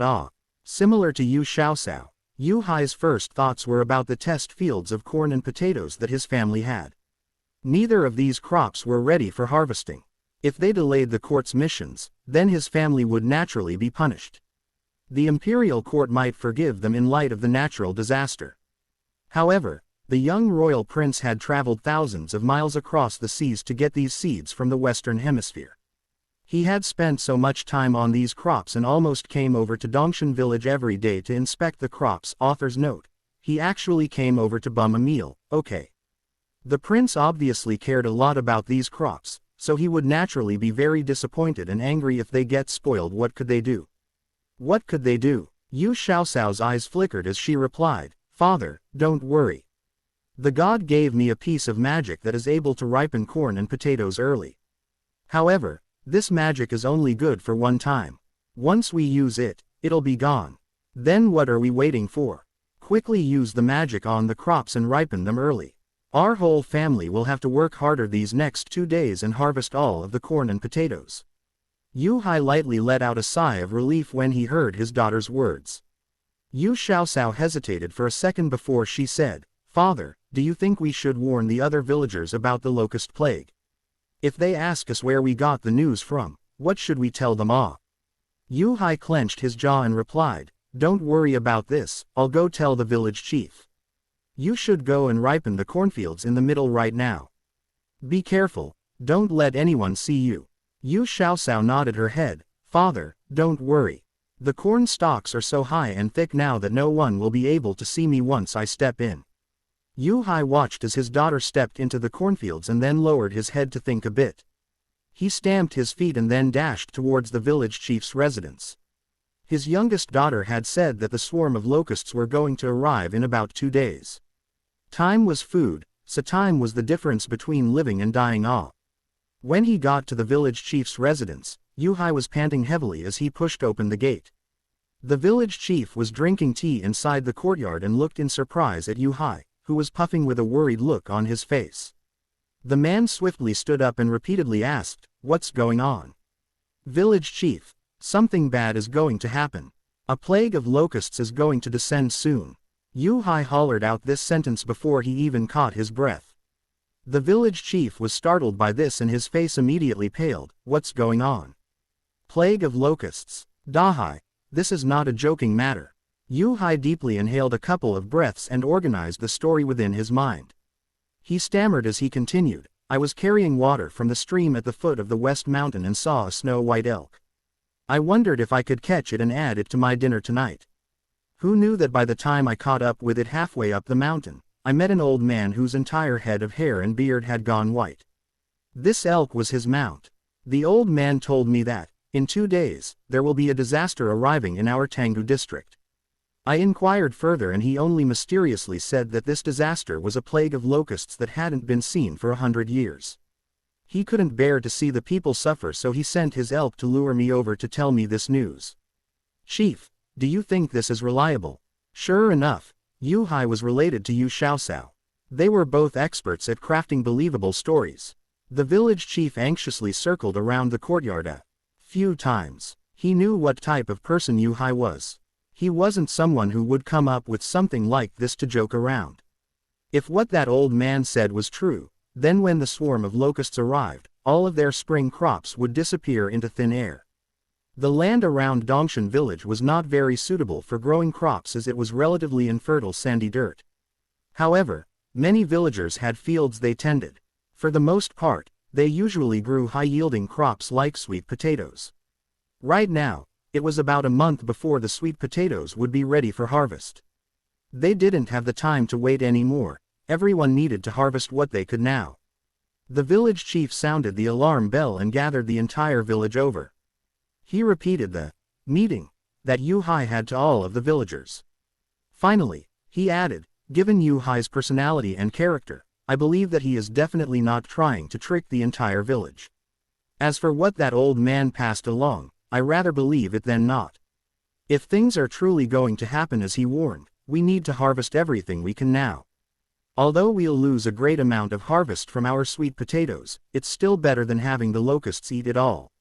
Right now it's up to your own decisions. If you want to believe it, then harvest early. If you don't, then do as you please. Everyone needs to consider this carefully. When a locust plague passes by, not a single grain is left behind. A whole half a year's worth of work will disappear into thin air. Currently, Yu-hai's credibility with the other villagers was second only to the village chiefs. The vast majority of people living in Dongshan village voiced that they believed him and immediately went home to get their farming equipment to start harvesting their sweet potatoes. The village chief also repeatedly reminded everyone that when harvesting the sweet potatoes they should also remember to dig up sweet potato shoots. In a pinch, the shoots could also be eaten in times of famine. The families that didn't have farmland all rushed around harvesting whatever other vegetables they had planted in their gardens and stored them in their cellars. The people who had straw houses also hurried about gathering up more straw. Once the locusts passed over, they needed to repair their houses. There were also some villagers who didn't quite believe the news and wanted to wait and see. For example, Madame Zhang's vegetable garden still had many vegetables that were immature. If she harvested them now, she would lose a lot of potential food. If the old man that Yu-hai met was not reliable, then wouldn't all those vegetable shoots go to waste? Madame Zhang, who was banking on her luck, only harvested the vegetables that were ready. She still left half of her garden full of vegetable shoots. Yu Dashan suggested that they should go into town and buy some grain in case the locusts did come. That way, when the grain prices inevitably rose after the disaster, they would still have something. Madame Zhang, on the other hand, felt that the current weather was too hot and would make it easy for the grain to attract pests. Thus, she only gave Yu Dashan enough money to buy 100 caddies of coarse grains in town. There were a few others who were like Madame Zhang and hoped for the best. All of these people felt their hearts ache at the thought of harvesting their premature sweet potatoes and vegetables. Naturally, there were also people who had more malicious thoughts. They envied Yu-hai's abilities and consequently hated him. They thought he was spewing nonsense and didn't place his warning into their hearts. The Yu family didn't have the time to consider those people's reactions. Everyone wished they had 8 arms at this moment. Ever since old Yu heard that a plague of locusts was coming, all he could talk about was grain, grain, and grain. Although he had not completely recovered from his illness, he insisted on going with Yu-hai on the family's horse cart to and from town to procure grain that everyone liked to eat. All of the storage rooms and cellars in the house had been crammed full with coarse and fine grain. In addition, they even secretly stored a few hundred caddies of grain in their house in town. Under Yu Xiaoxiao's leadership, Lu Hu and all of the family members began to harvest all of the corn that was already ripe. Baskets full of corn were then transported back to the house on the donkey cart. Yu Xiaoxiao carefully avoided other people and promoted the ripening of the corn using the Little Divine Stone's power. The Little Divine Stone's current capabilities allowed it to ripen 1 mu of corn every hour. She worked until night fell before all 10 mu of corn was completely ripened. Following that, the 1 mu of potatoes was also ripened. Lu Hu abandoned his half-built house and took his family of 5 to work crazily within the corn fields. Other than little Fangping, who had just turned 6, all of the other members were well versed with hard work. Even Lu Yanner, who wasn't much older than Xiaosao, was harvesting corn and managed to do more than half of what older people could do. Madame Lu sent Yu Heng to go to the docks to bring Yu Shaolian, who was doing business there, back. While he was there, he also passed on the news that the old immortal had told Yu Hai to his two maternal aunts. Madame Han didn't even bother to help Shaolian clean up the stall once she heard the news. She hurriedly rushed back home. The Lu family had planted more than a dozen mu of sweet potatoes and they needed to harvest them all that night. Currently, the sweet potatoes were only the size of a person's fist, but harvesting some was still better than having no harvest due to the locusts. Madame Lu and her two daughters rushed to harvest all of the vegetables in their courtyard. The ones they couldn't finish now could be used to make dried vegetables. Recovering after a locust swarm was a slow process. After the locusts passed, there would be a long period of time when there wouldn't be any vegetables to eat. Even if the vegetables they harvested rotted, it was still better than leaving them for the locusts to eat. That being said, with the mystic stone water on hand, the freshness of the vegetables could be preserved for a period of time. The father-son pair, Old Yu and Yu Hai, worked unrelentlessly in the corn and potato fields with the rest of them after they crammed all of their storerooms full of grain. Because they were afraid that the locusts might come early, the Yu family didn't even rest at night and chopped corn stalks the entire time. The family had 2 work animals along with some rabbits and other pets. All of them required fodder. Thus, they also needed to transport all of the corn stalks back home and store them. Like this, everyone worked without stopping for the next 2 days and nights in order to store all of the crops in the fields back at home. Even the recently planted sweet potato seedlings were also pulled up. Luckily, the Yu family's residence had been enlarged during the last set of renovations and they had many rooms. The 2 wings of the courtyard had both been used to store grain and food. All of the vegetables that were harvested from the vegetable garden at home filled up an entire room. Everyone made sure to lock all of the rooms very tightly and they even used mud to fill in any cracks in the door and window sills. Once everything was in its place and ready, the Yu family members, who had all worked their hearts out for the past 2 days, were finally able to close their eyes and go to sleep. There was a clamor of news in the village on the morning of the 3rd day. Yu Xiaosao and her family all came out to see what was going on and saw a sheet of dark gray clouds from the south roiling forward as it covered the sky. The villagers often saw dark clouds. However, this was the first time they saw dark clouds such as these, which almost touched the ground. As the dark gray clouds got closer and closer, someone in the village hollered, "Locusts! Countless locusts! Quickly harvest any grain or vegetables that hasn't been taken already." For the past 2 days, some of the villagers, who were counting on their luck, only harvested a portion of their sweet potatoes. Furthermore, nothing had happened for the past 2 days, so it allowed some people to relax further. There were also some villagers, who had harvested all of their crops, who started to have complaints within their hearts. They grumbled that if the news about the plague of locusts were false, then it would have harmed them from harvesting more crops in the future. Now, when those people who had those doubts saw the panicky expressions of their other villagers, they rejoiced that they had listened to the words of the village chief and Yu Hai and had harvested everything they could.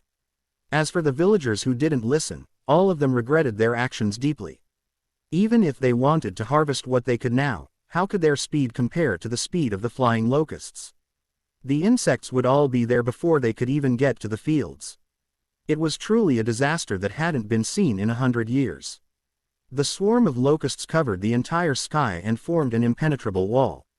The countless army of locusts flew as they pursued the 3 gone policies: eat until it's gone, gnaw until it's gone, and bite until it's gone. Every bit of vegetation that could be devoured was not spared as the insects passed. Even a layer of tree bark was gnawed off from the trees. As for the more tender saplings, they also could not escape the damage from the evil locusts. The only thing left on the saplings were pitiful little trunks that could barely support themselves. The main forces of the locusts very quickly arrived at Dongshan village.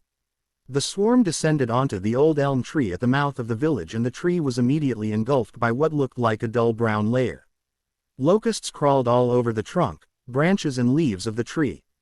The sound of their nibbling rustled and pricked the villagers' ears. The whole village was soon engulfed by the locusts. They covered the ground, the houses, the farming tools. The whole area was carpeted with a layer of insects. Even the air above the ground was still swarming with flying locusts. If a person stepped outside at this point, just a single step could smash more than a dozen locusts underfoot. People needed to use clothing to wrap their heads when they went outside, as the feeling of locusts striking their bare skin was not a pleasant sensation.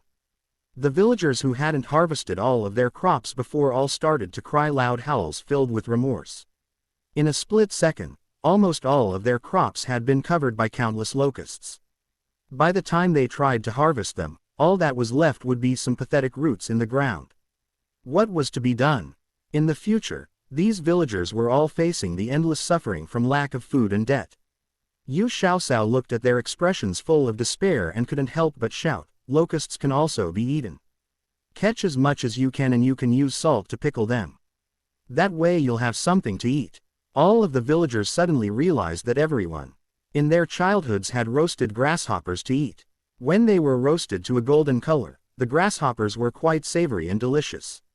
Locusts were the same. Thus, the entire village mobilized. Some used bamboo baskets, some used burlap sacks, and some used fishing nets to hold all of the insects they could catch. Yu Xiaosao's family's courtyard still had some half-rotten vegetable leaves in the fields, so they had attracted quite a bit of locusts over. Countless locusts crawled on the ground as the vegetable leaves disappeared at an astonishing speed. Lu Fangping was so wrapped up under clothing that only his 2 eyes peeped out. He courageously stepped out and caught a locust in each hand. He stuffed them into the sack his older brother held. Everyone else in the Yu family also started moving. They all had a sack in one hand as they swiftly caught the insects and stuffed them in. The ground crawled with them and the sky buzzed with activity. There were too many locusts in the area. If there was anyone who had claustrophobia, he or she would have long fainted over. Yu Xiaosao, who had more courage than the usual person, had goosebumps all over her body at the sight of the numerous locusts. When Madame Lu saw that her youngest daughter's hairs were all standing up straight on her arms, she thought that she was frightened and said, "Cower, if you're afraid, then stay in the room. Our family doesn't need to catch the locusts to add to our rations." The Yu family had stockpiled a lot of grain and food, so why were they still catching the insects?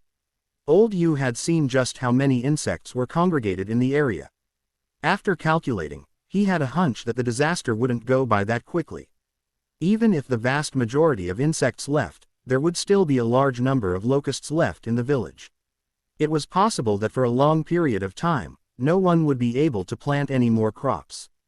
Since the locusts could be eaten, why not capture some more and relieve the burden on their stored grain?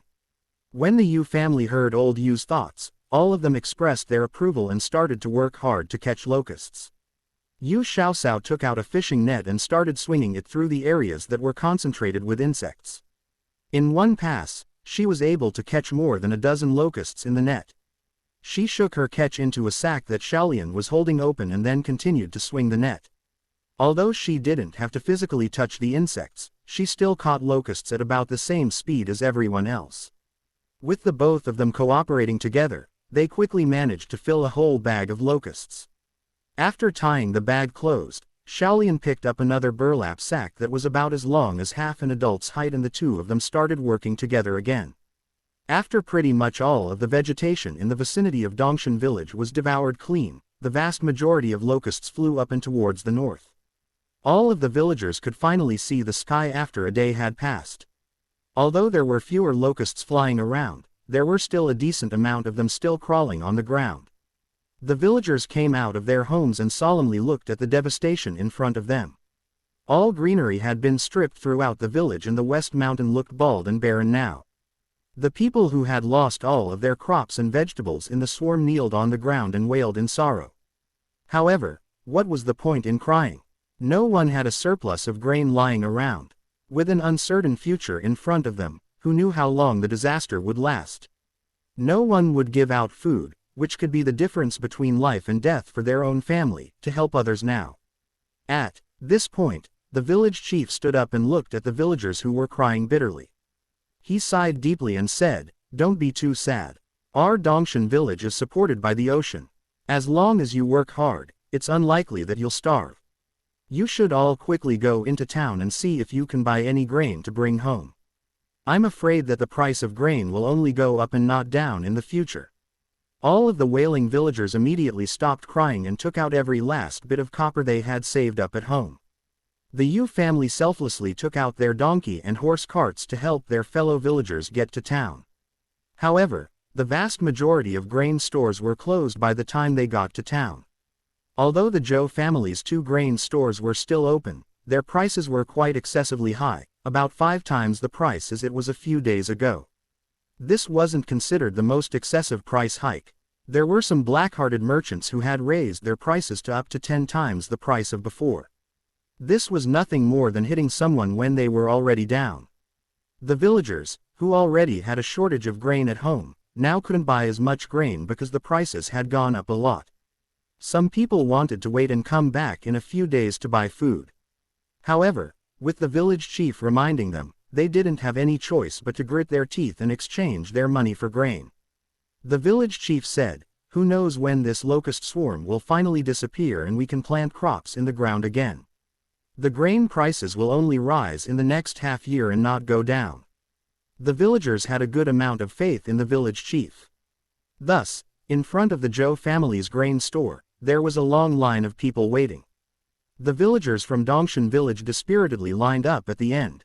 All of the people in line had depressed expressions and it was dead silent. The atmosphere was stifling. By the time the Dongshan villagers got to the end of the line, a smartly dressed servant muttered something into the store's shopkeeper's ear. The shopkeeper frowned and then hollered at the remaining line, "There's no more grain left. Everyone should leave now and go somewhere else to buy, okay? We don't have any grain left." The village head, who had already queued up till the side of the door, extended his head to peer inside the grain shop, only to see that the grains inside had been piled to the height of half a wall. How could they say there was no grain? At this moment, the shop assistant of the grain shop took up the door plank, ready to close up shop. The village head panicked and was about to debate with the shopkeeper when Yu Hai walked over, lightly waving at him and whispered, "Village head, it's no use even if you argue with the shopkeeper. You've also seen the man who had come just now. It was only because of something he said to the shopkeeper that made him announce that there was no more grain left. Even the shopkeeper cannot defy the wishes of his superiors." The shopkeeper of the grain shop, hearing bits and pieces of their conversation, nodded his head at Yu Hai. He thought that this man looked somewhat familiar, and only realized a few moments later that this seemed to be Yu Hai of Dongshan village. Any servant of any importance in the employ of the Zhou family knew, the Yu family of Dongshan village was extremely trusted and respected by the future head of the Zhou family. Although the shopkeeper had no idea why the future head of the family would hold a mere farmer in such high regard, but as a servant of the Zhou family, being able to judge and act according to the master's wishes was the way to attain the master's favor. The servant, who told him to shut their doors and raise the prices by half the next day just now, was currently the favorite of the eldest young master from the first branch. Even though eldest young master was in charge of the Zhou family's grain shops, but in the end, it was still third young master from the second branch who was going to be the future head of the family. Naturally, the shopkeeper of the grain shop would have his own considerations in his heart. The shopkeeper of the grain shop walked over with a smile and said to Yu Hai, "Is this brother Yu Hai?" Seeing Yu Hai nod, he continued, "May we speak elsewhere?" At this time, the doors of the Zhou family's grain shop had already been closed shut. The queue in front of the door made some ruckus for a while, but they had all slowly scattered in time. The 10 or so villagers from Dongshan village, who had come to buy grain, were the only ones left. They looked helplessly at the village head, waiting for his word. The shopkeeper of the grain shop called Yu Hai to the side and asked with a smile, "Brother Yu Hai came to buy grain. What else could he have come for? Could he have been queuing in front of a grain shop to buy meat?" Yu Hai nodded his head and said, "Yes, the village is suffering from a locust plague, so there is no harvest. We want to stock up on some grain and see if we can last through this famine." The shopkeeper of the grain shop thought for a moment, and then said, "Brother Yu Hai, how much grain are you planning to buy? As you can see, our eldest young master had given out orders to close the shop and raise the price. But if it's brother Yu Hai who wants to buy, I'll sell it to you at today's price, take it as making a new friend." Eldest young master didn't know how much grain the shop sold today anyways, so he could do a favor for Yuhai today and make plans for his future. The shopkeeper of the grain shop had capabilities, but he lacked opportunities. If he could get a chance to appear in front of the future head of the family due to Yuhai, with his capabilities, he definitely wouldn't be a mere shopkeeper of a small grain shop in the future. Yuhai appeared conflicted upon hearing this. He shook his head slowly and said, "There are 30 or so families in my village who are all waiting for grain to survive. As fellow villagers, I will not be selfish and care only for my own, disregarding the survival of others." The shopkeeper of the grain shop hesitated for a while before giving Yuhai a thumbs up, saying, "Brother Yuhai is indeed an affectionate and righteous man. How much grain does your village need? If it is within 1,000 caddies, your brother, I, can still make the decision." Yuhai was elated, and he eagerly exclaimed, "Really? That's excellent. I'll go and ask the village head how much grain we need." Yuhai ran over and pulled the village head to the side, quietly telling him that the shopkeeper agreed to sell Dongshan village 1,000 caddies of grain in private. The villagers who came to buy grain this time were mostly the ones who didn't have much grain in their store and also had no harvest. There was a total of 13 families. Coarse grains usually cost about 5 copper coins per caddy, but the Zhou family grain shop was currently selling them for 5 times the usual price, which was 25 copper coins per caddy. These 10 or so families had all saved a small fortune from selling spoonworms and oysters, so even though they were quite distressed about spending the money, all of them were still capable of buying grain. Once they heard that the shop was raising its prices, they wanted to buy more grain back. However, the shopkeeper only supplied them 1,000 caddies of grain for them to distribute among themselves. What should they do? In the end, the village head made the decision for everyone to distribute according to the head count in each family. The families with more family members would get a little bit more, while smaller households would get less grain. On average, each family would obtain at least 70 to 80 caddies of grain. If they wanted to buy more at this price, it would be impossible. Tomorrow, the price of grains would increase considerably. 1,000 caddies of grain were all loaded onto the horse and donkey carts from Dongshan village. Yuhai also symbolically bought about 100 caddies of fine grain, totaling up to a cost of nearly 5 taels. Yuhai silently thought that the grain shops was really a profitable business. When he came to purchase 2 days ago, 100 caddies of fine grain only cost about 1 tael, and now he had gratuitously spent 5 times the original price. When he reached home, everyone in the family were busy with work. The hot weather made it unsuitable for the locusts to be left out for too long, so the adults and children worked together to preserve the locusts that they managed to catch. With Madame Lu and oldest aunt's help, Yu Xiaoxiao made grasshopper sauce. Locusts were more commonly known as grasshoppers and had a delectable texture, delicious like prawns. It also contained protein and all kinds of amino acids that would be beneficial towards the human body if eaten. In her past life, she had tried making grasshopper sauce according to a recipe she found on the internet. It was delicious and went well with meals. She let her mother and oldest aunt put the locusts into water to drown them before cleaning. After that, they plucked off the wings because the wings could not be chopped into smaller pieces and would affect the overall texture. Then, using the ratio of 1 caddy of locusts against 1½ ounce of salt, they pickled the locusts, letting them ferment naturally. In about 20 days, the sauce would be ready for consumption. Another type of sauce would be fresh fried grasshopper sauce, which was made by stir-frying crushed deep-fried grasshoppers with minced meat, spring onions and chili together. When it was ready, it would be even more fragrant than fried shrimp. However, anyone would be able to consume fermented grasshopper sauce, but if it was fresh fried grasshopper sauce, it was easy to get an allergic reaction to grasshoppers. So, Yu Xiaoxiao cleaned 8 earthen jars, which could hold 10 caddies each, and made a lot of fermented grasshopper sauce. At noontime, none of them had the mood to cook anything else, so Yu Xiaoxiao made cold grasshopper sauce.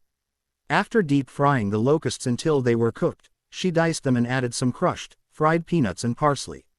After that, she drizzled hot oil on top and mixed it well with salt, sugar and chili oil. She also made stir-fried grasshopper sauce. First, she cut fatty meat into small pieces and diced the cleaned and dried grasshoppers into small pieces. She continued to mince them together until the mixture had a mashed texture. She placed the wok over a big fire and heated the cooking oil.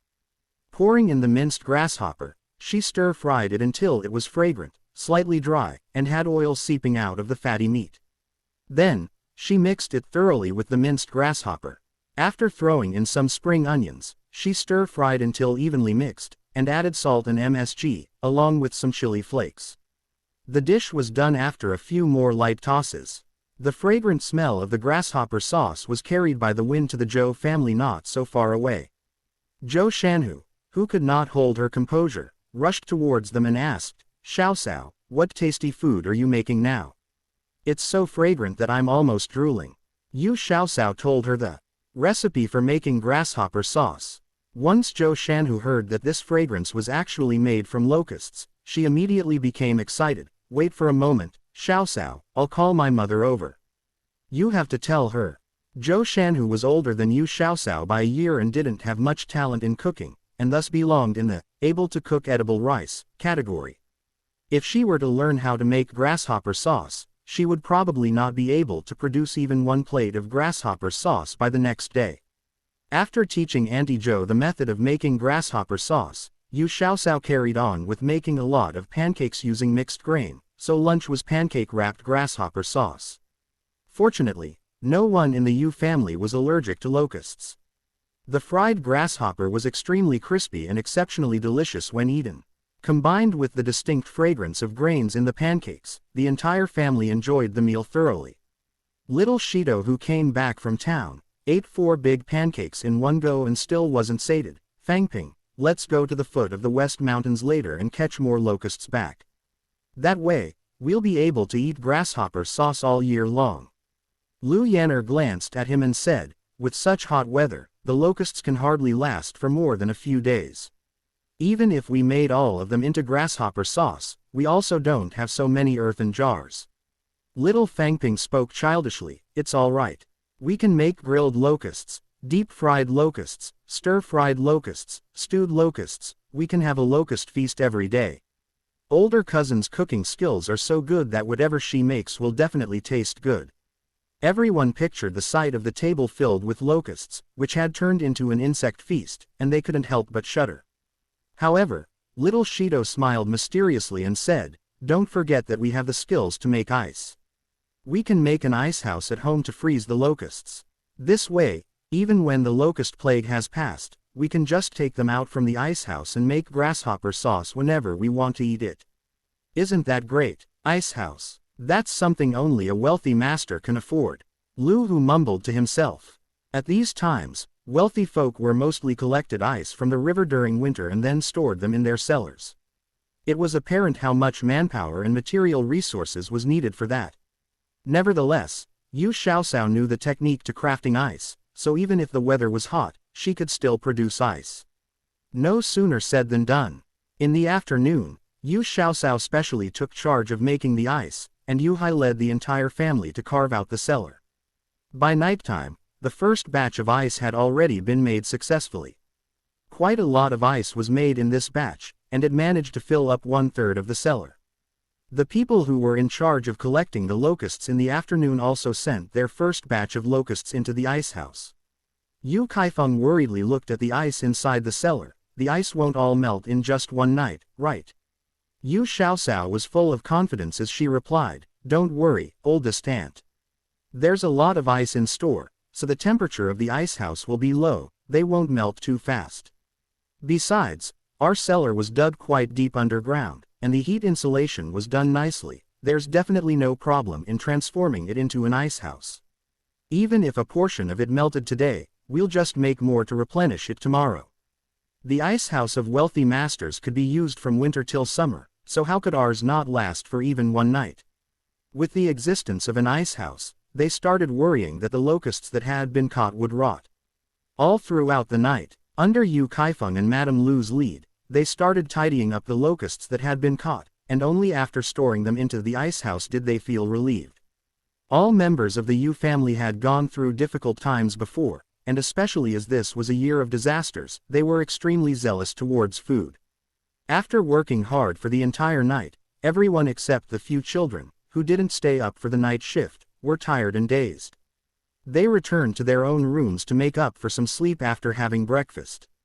Little Shido excitedly took bags and baskets and brought Lu Fangping to catch grasshoppers.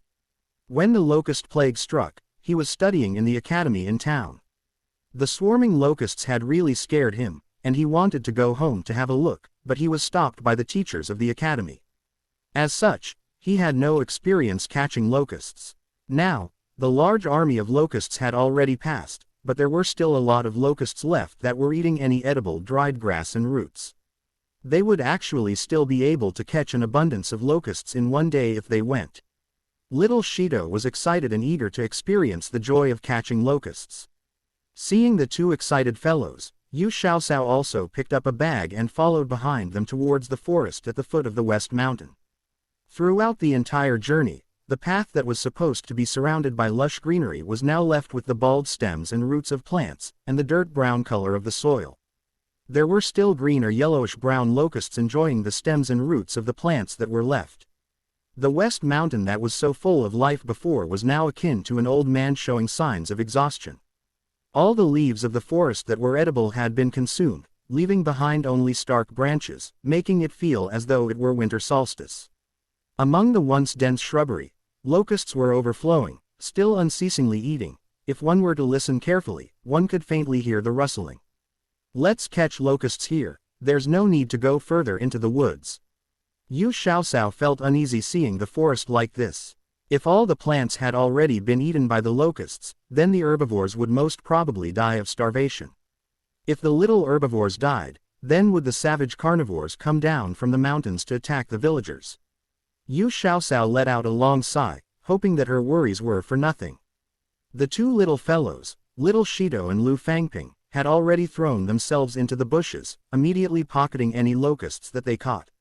Naturally, when locusts came into contact with humans, they would hop or fly away, so catching them was a little difficult. However, the two boys had a lot of experience catching grasshoppers, so even though their speed in catching the insects wasn't as fast as when the locust plague first hit, they still managed to catch a few catties within 2 hours. Hare. After Lu Fangping rushed into a bush, a lithe, gray figure immediately leapt out and quickly escaped. The little boy chased after it but lost sight of it after a few steps, so he returned unhappily, pouting. Little Shido laughed heartily. Little Fangping, how could your legs outrun a rabbit? I'll tell you, my second elder sister is the master of trapping hares. If you're craving rabbit meat, you can ask her to help you trap a few to bring home. Lu Fangping's bright eyes sparkled with joy and eagerness and he rushed towards Yu Xiaosao. Is it true, second older sister? You know how to trap hares. This past half year, Lu Fangping had been eating and sleeping well and having fun every day under his uncle's and aunt's care, so he had long since lost his original emaciation. Yu Xiaosao pinched his plump cheeks, smiling. I know, but it's not as fantastic as how your brother Shido had described. Don't cry if we don't catch some. Lu Fangping wagged his tail and ran around Yu Xiaosao in circles, saying eagerly, I won't. What do you need, second older sister? I'll go back and bring it here. Like magic, Yu Xiaosao procured a rope from her pocket and chose a dense bush to set her trap. In order to not disappoint the two children, she also dripped a few drops of mystic stone water around the dried grass. Just like this, it's done. Lu Fangping asked disbelievingly as he circled back and looked at the simple rope trap on the ground. Yu Xiaosao patted his little head and said, the rope trap is set, but it's hard to tell whether or not a hare would pass by as it all depends on luck.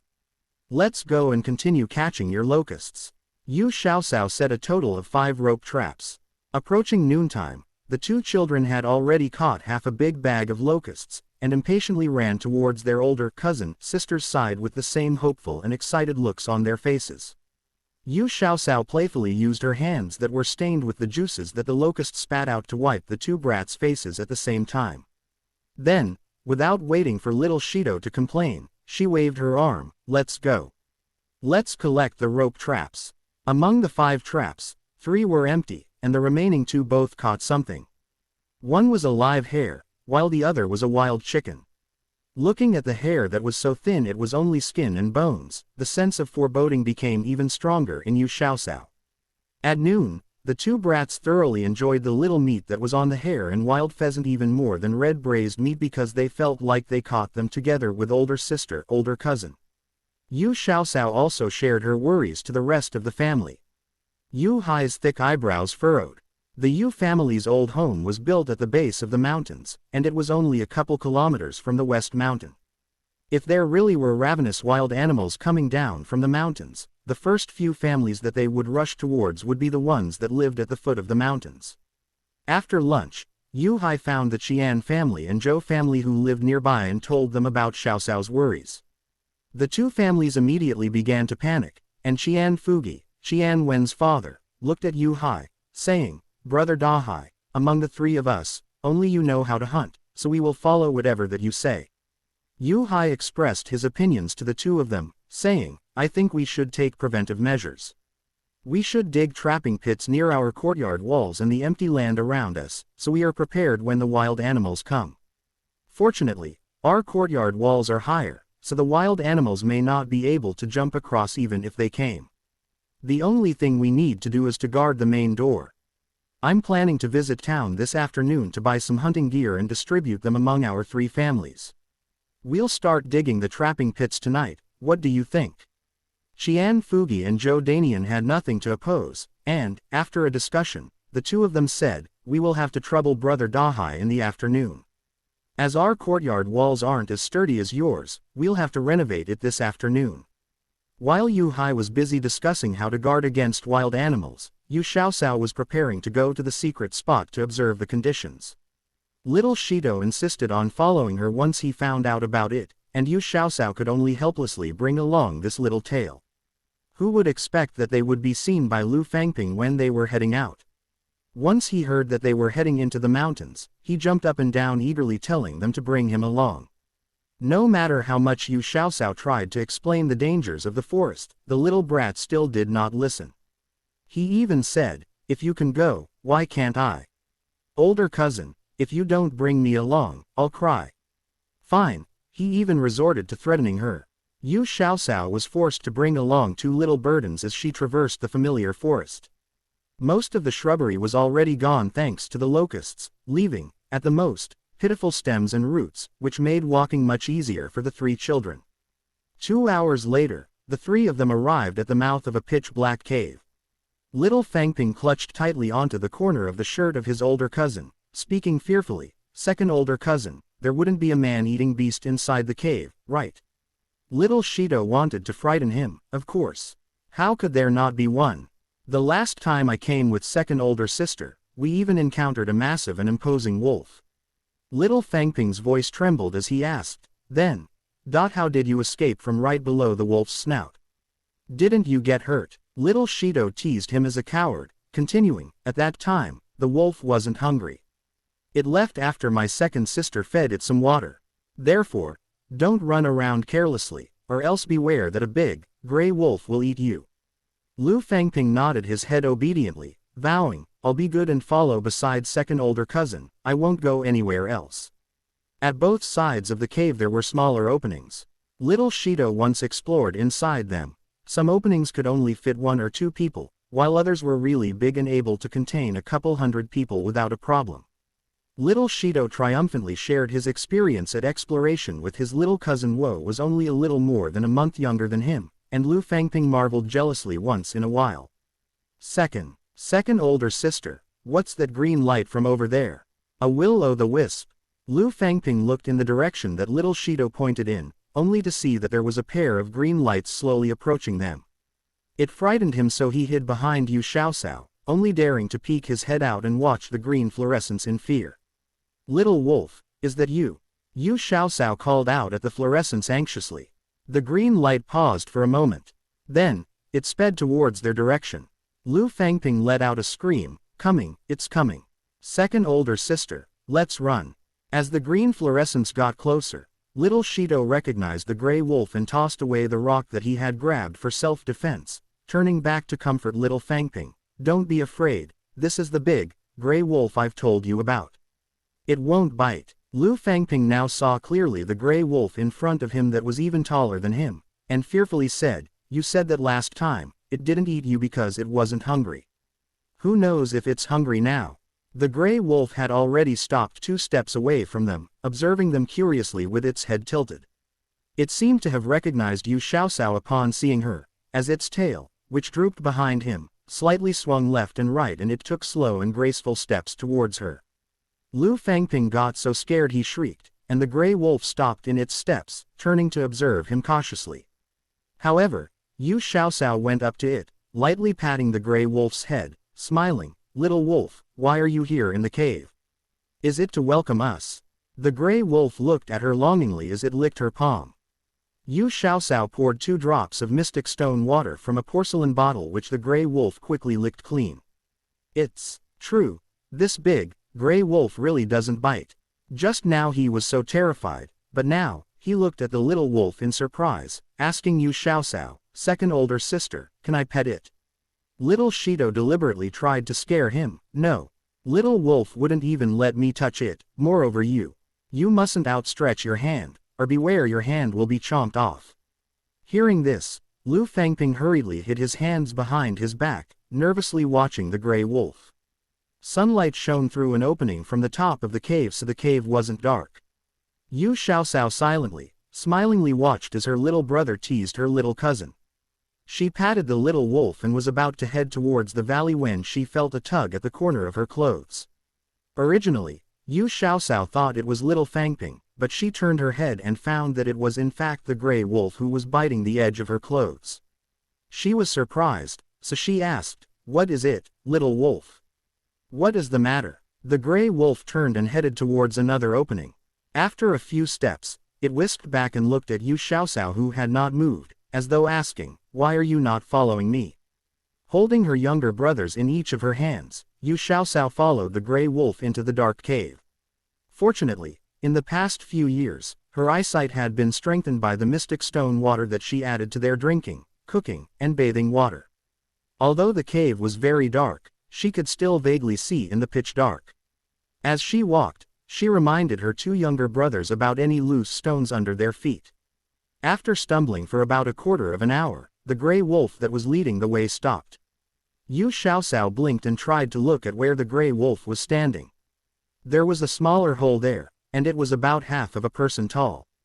If she and her brother ducked, they would be able to fit. There were indistinct sounds of small animals coming from it. The gray wolf went in and took a small black animal out, putting it beside Xiaoxiao's feet. Xiaoxiao squatted down to see that it was a pure black wolf cub. Xiaoxiao looked at the gray wolf's belly in surprise. "You gave birth to a pup. It doesn't look like you." The gray wolf's blue-green eyes flashed with scorn. "I'm male." Male. He then turned his back and went back over to the hole and picked up a lure white wolf cub in his mouth. With one black and the other white, either of them looked like him. "What do you mean by this? Are you showing off your children?" Yu Xiaoxiao guessed. The gray wolf looked at her with contempt and shook his head. Yu Xiaoxiao thought of her worries that morning. Was this a gray wolf with intelligence, foreseeing the difficulties of hunting in the future, so he wanted her to help raise the cubs? "Little wolf, do you want me to raise the cubs?" Yu Xiaoxiao stared at the gray wolf's eyes as she asked, placing emphasis on each word. The gray wolf looked lovingly at the 2 pups and nodded slowly. "The mother of the wolf cubs went hunting a few days ago and never came back. She must have met an unfortunate end. The wolf cubs were crying due to hunger. The little cubs were too young to eat the prey that the gray wolf brought back, and they only survived till now by licking the blood remains. Without their mother's milk, the blood of the prey wasn't enough to feed the 2 cubs. The gray wolf could only watch as his children became more and more weak, unable to do anything. He didn't expect that he would meet the human who gave him the good-tasting liquid from before. After drinking those drops of water, his physical fitness had improved drastically and his wounds healed faster. After gaining intelligence, his intuition told him that this female human would be able to help him save the life of his 2 cubs. "Second sister, if you have something to say, can we wait until we get out of here? It's too dark here, so little Fangping is afraid." Little Shido didn't say he was afraid, pushing it on to Lu Fangping instead. Lu Fangping, who hadn't been able to see for a while, was also afraid and said, yeah. It's too dark, which makes it quite terrifying. Yu Xiaoxiao picked up the 2 weak wolf cubs and said to her 2 younger brothers, "Grab onto my clothes and don't get lost. You too, little wolf, follow me." After walking for half an hour, 3 humans, 1 wolf, and 2 wolf cubs walked out of the cave and arrived at Yu Xiaoxiao's secret base, the Hidden Valley. The valley wasn't spared by the locust plague. The originally brilliant flowers were completely gone, and the scene of verdant green trees was worse than when she came in the winter. The green vegetation had been eaten up, only leaving uneven branches and roots. The hideous ground was exposed with protruding stones. Fortunately, the small stream was still running. The 2 little fellows, who were finally able to see again, saw the 2 puppies in their elder sister's hands and excitedly surrounded her. "Second sister, where did you get these puppies? They're so cute. Let me carry one." Lu Fangping jumped up and reached with his small hands. He screamed, "Me too. I want to, too." However, he was frightened by the gray wolf protectively baring his teeth. So, he obediently stood to the side and stared at the little white dog in Yu Xiaoxiao's hands.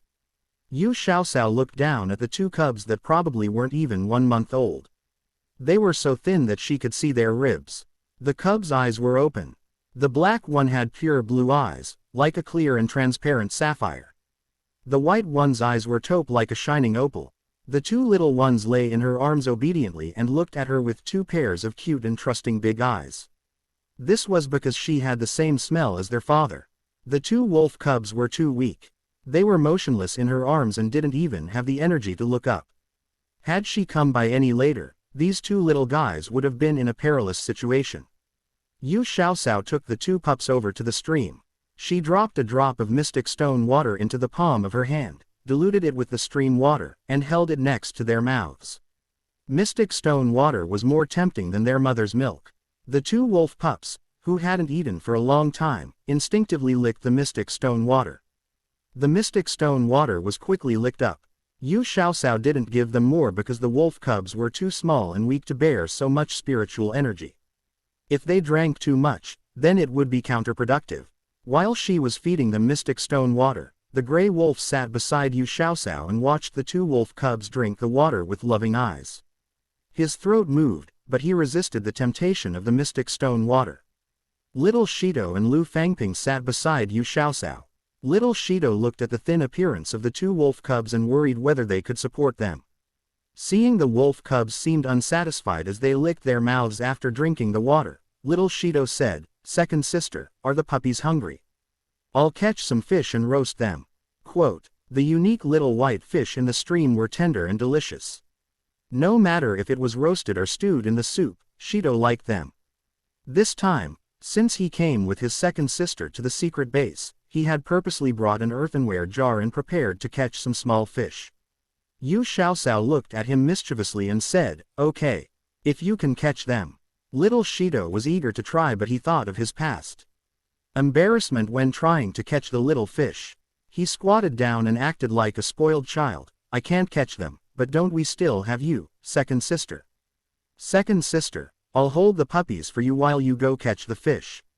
Make sure to catch more." Yu Xiaoxiao carefully handed over the 2 wolf cubs to her younger brother. The gray wolf didn't make any radical responses, but he followed little Shido step by step, staring at his children without blinking.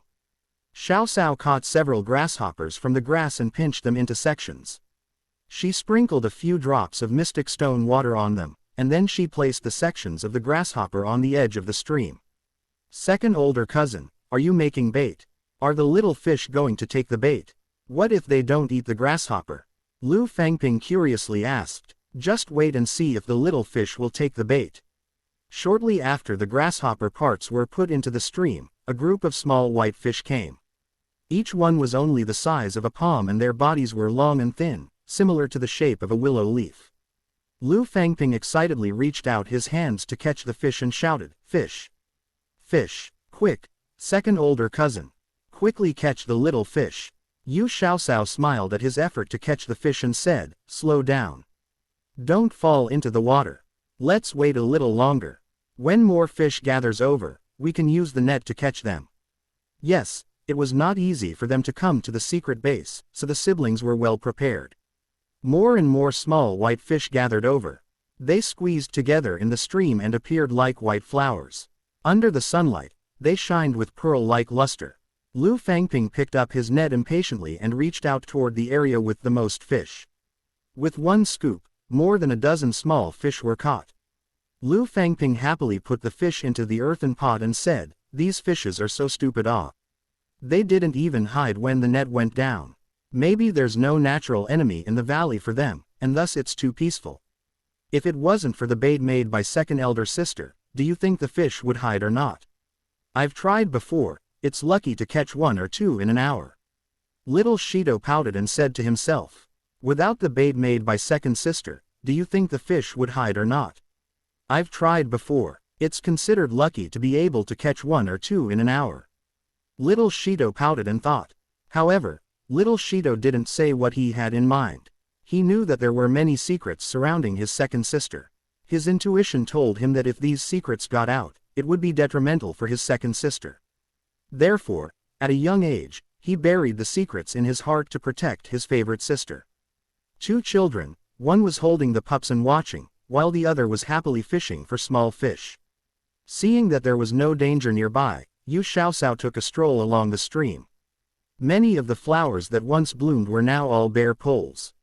She remembered that her godmother said that many of them were precious species. What a pity! Yu Xiaoxiao sprinkled the diluted mystic stone water on the roots of some of the flowers and wondered if they would grow out next year. She had planned to dig up a batch and sell them in the prefectural city, or ask her godparents to help sell them in the capital, to make a small profit. The valley wasn't very big, so she had returned in less than half an hour. The valley was surrounded by mountains with only one secret entrance to the outside world. It was a good place to use as a refuge.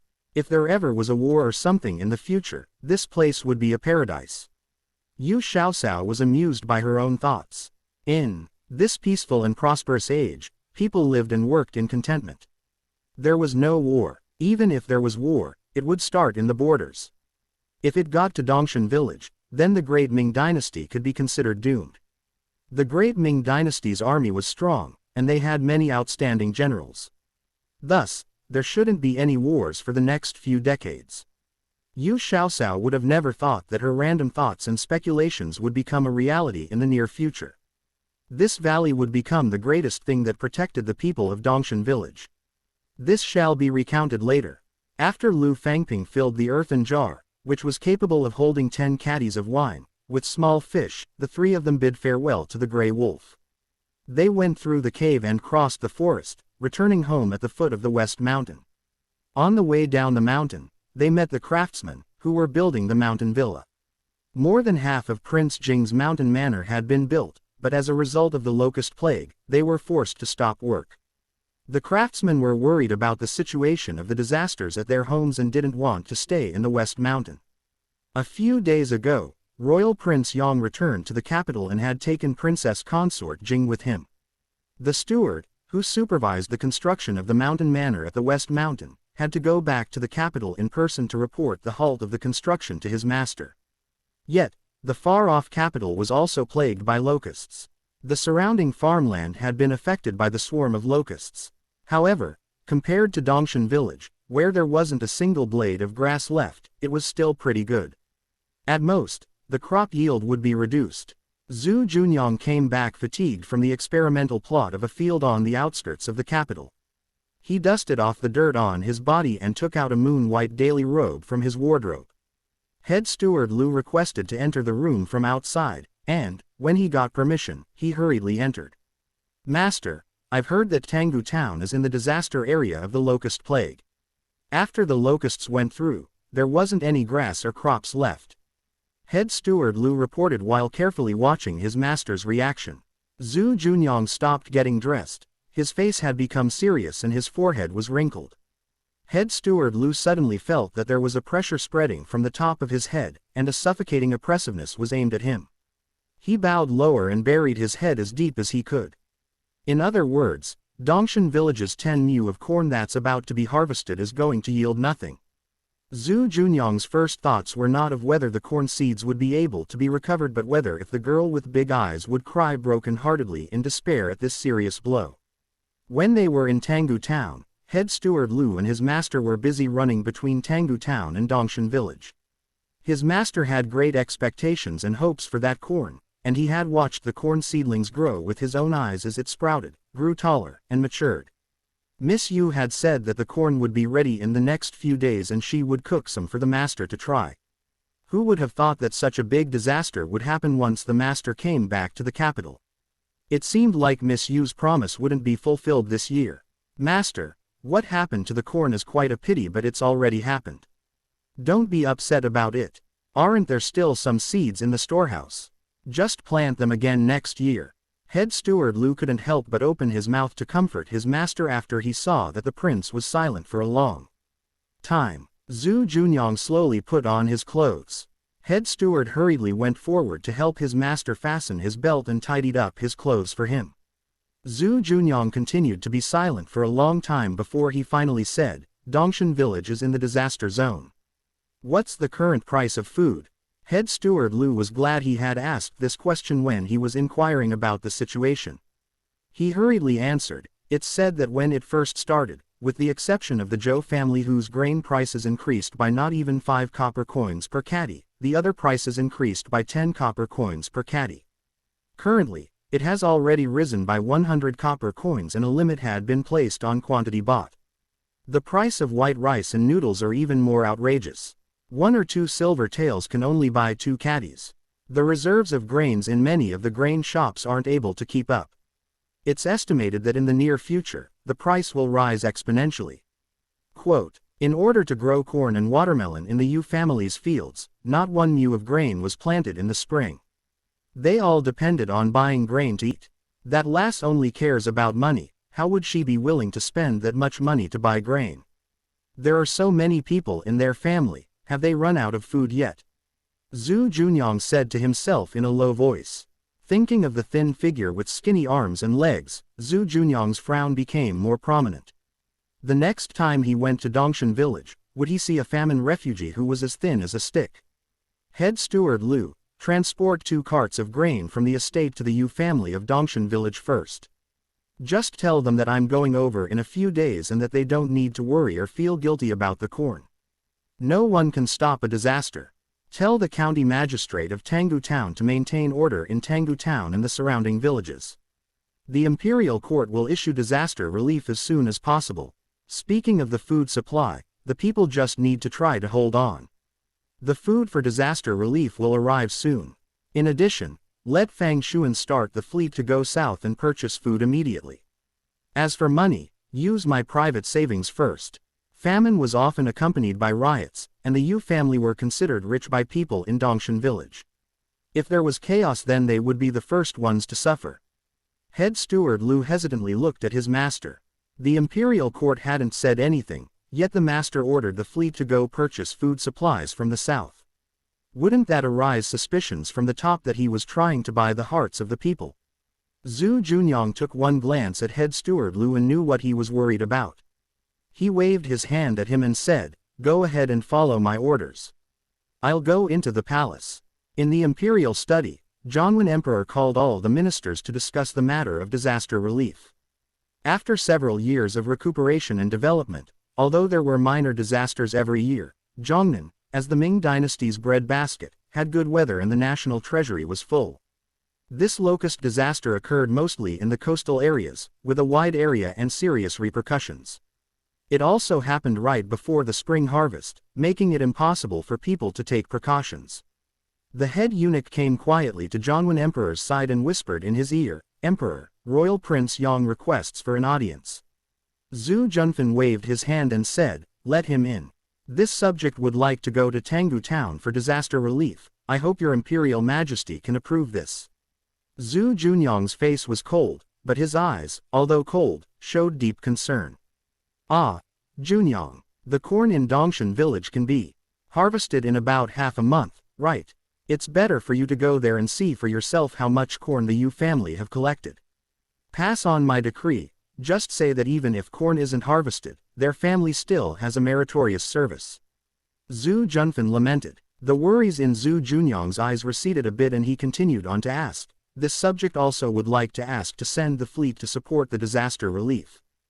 For the sake of the citizens of the Ming dynasty, Zhu Junfan didn't refuse. With a stroke of his brush, he threw an imperial edict at Zhu Junyang and said, "Agreed, Royal Prince Yang will be appointed as the Minister of Disaster Relief and will be responsible for the National Treasury's millions of relief fund." Seeing this edict is the same as seeing us in person. No one can delay the disaster relief for any reason, otherwise, immediate decapitation. This subject receives the decree. Zhu Junyang bravely walked out of the imperial study holding the bright yellow imperial edict. All the ministers looked at Royal Prince Yang's quickly disappearing figure. It seemed a bit more elegant. They all inwardly sighed, the younger generation will surpass the older generation. Those that were jealous, who really hated how much the emperor favored Royal Prince Yang, hoped that he would screw up the disaster relief. In the imperial court, the tides were changing and the young 17-year-old Royal Prince Yang had become the emperor's favorite. It had only been half a year since he came back from overseas, and he had already been entrusted with an important task. It seemed that they should focus on making connections him. Soon people began to earnestly pull to make a connection with Royal Prince Yang. Royal Prince Yang was cold and indifferent to everyone. That didn't matter, wasn't his father Imperial Prince Jing? As long as they could make friends with Prince Jing's estate, then nothing can go wrong. Royal Prince Yang was going to immediately leave the capital to deal with the disaster relief, and they wouldn't be able to find his shadow. That was a small matter, hadn't Princess Consort Jing already returned to the capital? Their wives' connections were still very useful. At this time, the royal prince didn't know or want to know about any of these events. He transferred a batch of grain from his estate and personally led a team of imperial bodyguards to escort the food to Tanggu town. After receiving the imperial edict, the fleet left for Zhongnan under the command and leadership of Fang Xuan on the same day to purchase food for disaster relief. Fang Xuan had followed Royal Prince Yang to the Western Hemisphere. This journey not only opened his eyes to the world, but it also promoted his rank. He was promoted from a strong cavalry guard of the 5th rank to a commander of the 4th rank, rising 2 ranks at once. Although he encountered many risks at sea, Fang Xuan also had a taste of receiving wealth and many benefits by following Royal Prince Yang. As soon as he heard Royal Prince Yang was in charge of the disaster relief and that he was appointed to purchase the food for the disaster relief by the recommendations of the prince, he felt deeply moved and naturally gave 120% of his effort to carry out his appointed mission. He was ready to live up to Royal Prince Yang's trust and recommendation by making some achievements. Royal Prince Yang escorted 2 carts of grain. On the way to Tanggu town, he met many refugees. Fortunately, the wagons containing the grain were disguised as vehicles containing coal and were protected by strong bodyguards. Thus, they avoided unnecessary complications. In order to avoid a delay, the prince ordered them to pass the prefectural city and go straight to Tanggu town. 3 days later, the wagons transporting the grains didn't enter the town and turned onto the official road to Dongshan village.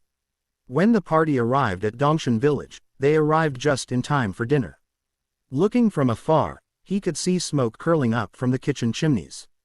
Zhu Junyang saw that the situations in Dongshan village were better than that of the other villages they passed along the way, since they were still able to cook. Thinking that the villagers must have saved some money from selling seafood and, along with the ocean, they should still be able to find food, his heavy heart suddenly became lighter. Due to the locust disaster, Rongshuan Academy had a holiday break. Little Shido, who was bored at home, took Lu Fangping with him to go up the mountain to catch locusts or down to the sea to pick seafood. He also took the time to review the tasks assigned by the teacher, so his days were busy and full of life. Brother Shido, a group of official soldiers seems to be heading toward our home. Lu Fangping shouted after seeing the party dressed as bodyguards when he was looking up from having caught a locust and put it in a cloth bag. Little Shido straightened, squinted at the group, and worriedly said, "It seems that the young royal prince is walking at the front. I don't know if we will get punished for harvesting the corn early." Quote, "But, if we didn't harvest them in advance then they would have been all eaten by locusts. We hurriedly harvested so much corn, so we should be rewarded." Lu Fangping hurriedly followed up, thinking of the scene of them harvesting day and night for 2 days. During that time, he had also done his best to do a part. Although he couldn't do any large tasks, he still made himself useful by doing small errands. Little Shito wasn't in the mood to catch locusts anymore. "Let's head home and have a look," he said to little Fangping as he took the bags. The official soldiers led by Zhu Junyang had come to the Yu family's house under the curious and timid looks of the villagers. In the shack outside of the Yu family's house gates, the purchase of marine products was still going on. There was a long line in front of the shed. Yu Heng and Yu Zhong were busy weighing and settling accounts. When he saw that official soldiers had stopped in front of his family's door, Yu Heng looked up and stopped working. He went up with his uncle to greet them. Zhu Junyang got off the horse's back and threw the reins to the manservant beside him. He nodded to them and said, "No need for the ceremony." He raised his feet and walked toward the inner courtyard without any welcome. Those who were selling seafood were mostly the people of Dongshan village. When the locust disaster came, each family had suffered some losses. Fortunately, they only stopped work on the wharf for 2 days before recovering to normal. A part of the younger labor force went to the docks to find work. More and more villagers were now leading their families to dig for sandworms and pick oysters. This meant that they at least had some income every day. The price of grain had risen again and their savings were dwindling. Every villager had to plan for the future. There were so many people who came from other villages to sell seafood to the Yu family. Seeing the formation being led by Prince Yong, they all asked in a low voice, "Who is this? He looks more imposing than the rich young masters in town." "Shish! Be quiet. Don't let those imperial bodyguards hear you." Most of the villagers of Dongshan village could recognize Royal Prince Yong.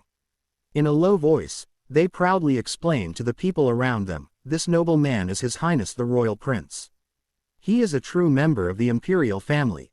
If you offend him, you will be executed." When the villager, who came from another village, heard this, he quickly shrunk his head and hid in the crowd. He didn't dare to say another word. A villager, who had a decent relationship with the Yu family, asked Yu Zhong in a low voice, "Zhongzi, I heard that your family harvested the corn in advance. Will it affect the yield? Will the royal prince be angry at Dahai's family because of this?" Yu Zhong looked anxiously at the guards in front of the courtyard. He shook his head and worriedly said, "I don't know either. The royal prince has always thought highly of my second brother's family. The corn grew very well before the disaster, moreover, it wasn't a human error. So, there shouldn't be any major problems, right?" Zhu Junyang walked into the courtyard and was shocked by the glistening yellow and dazzling corn cobs. The Yu family's yard was originally very large.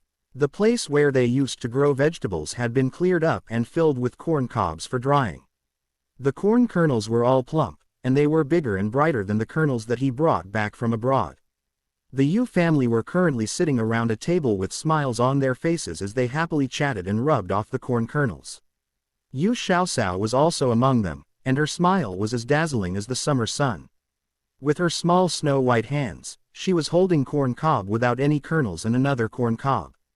She rubbed them against each other, and the golden kernels fell into the basket in front of her. It seemed as if the heavy boulder that Zhu Junyang had within his heart when he came over had completely disappeared now. He turned his gaze from the dazzling little girl to the corn drying in the yard. He noticed several small animals frolicking around the corn, chasing locusts that occasionally landed on top. There were many dead locusts in the gaps between the corn cobs. Were they all killed by these cats or dogs? Not only were the members of the Yu family capable, but they also raised outstanding little animals. Wait, wasn't that a roe deer? Weren't roe deer herbivores? Why was it chasing after locusts like a cat or dog? Young royal prince, you returned from the capital. Yu Xiaosao looked up and saw Zhu Junyang strolling in the courtyard, so she greeted him warmly. The rest of the Yu family also quickly came forward to welcome the royal prince. Zhu Junyang said, "Don't stand on ceremony," and told them to continue doing what they needed to do. He had Yu Xiaosao stay behind and casually asked, "When did you start raising 2 more puppies? They look like a mixture of wolves and dogs." Yu Xiaosao naturally wouldn't tell him that Little Black and Little White were purebred wolves. She shrugged her shoulders and said, "I found them in the forest a few days ago." At that time, the 2 little fellows had just opened their eyes and looked very pitiful. "They are also living beings, so I took them home to raise." Zhu Junyang looked at her and expressionlessly said, "It seems like this prince's worries are unnecessary. When there's a natural disaster, other people would want to kill all their pets, for fear of wasting food. You, on the other hand, bring animals home. Are you afraid that you have too much food at home and don't have anywhere to throw them? Yu Xiaosao, who had long been used to his cold face, replied with a grin, how much can two little puppies eat? The little fellows learned to catch locusts to eat by themselves. They even knew that they should pick locusts with seeds in their stomach. They're so smart. Young royal prince, how's the situation in the capital? Zhu Junyang thought of the corn leaves that had been bitten and filled with holes in the experimental fields. He sighed and said, the locust plague. Isn't that serious in the capital, but it's still a disaster. The corn is at the important stage of grouting. The drought and locust plague will definitely reduce the yield. Your family's corn wasn't affected by the swarm of locusts. Yu Xiaosao improved the explanation that her father gave to the village head and told Royal Prince Yang, when my father was getting water from the mountains to water the fields, he encountered a fortune teller, who claimed to be a half-immortal. He predicted that there would be a disaster in 2 days, but he didn't say what kind of disaster it would be. We saw that the corn was almost ready to be harvested, so if there really was a disaster, we would have all worked in vain. With the mindset that it was better to believe it was true, we worked day and night and reaped all the corn. Fortunately, we usually took good care of them. After a few days of drying, it seems that there isn't a very serious drop in the output of corn. Zhu Junyang didn't ask about the so-called half-immortal. Looking at her with approval, he slowly nodded and said, you guys did the right thing. A slight reduction in output is better than no harvest at all. What about the potatoes? Were they also quickly harvested? Yes, they are reaped. They're all in the East Wing room.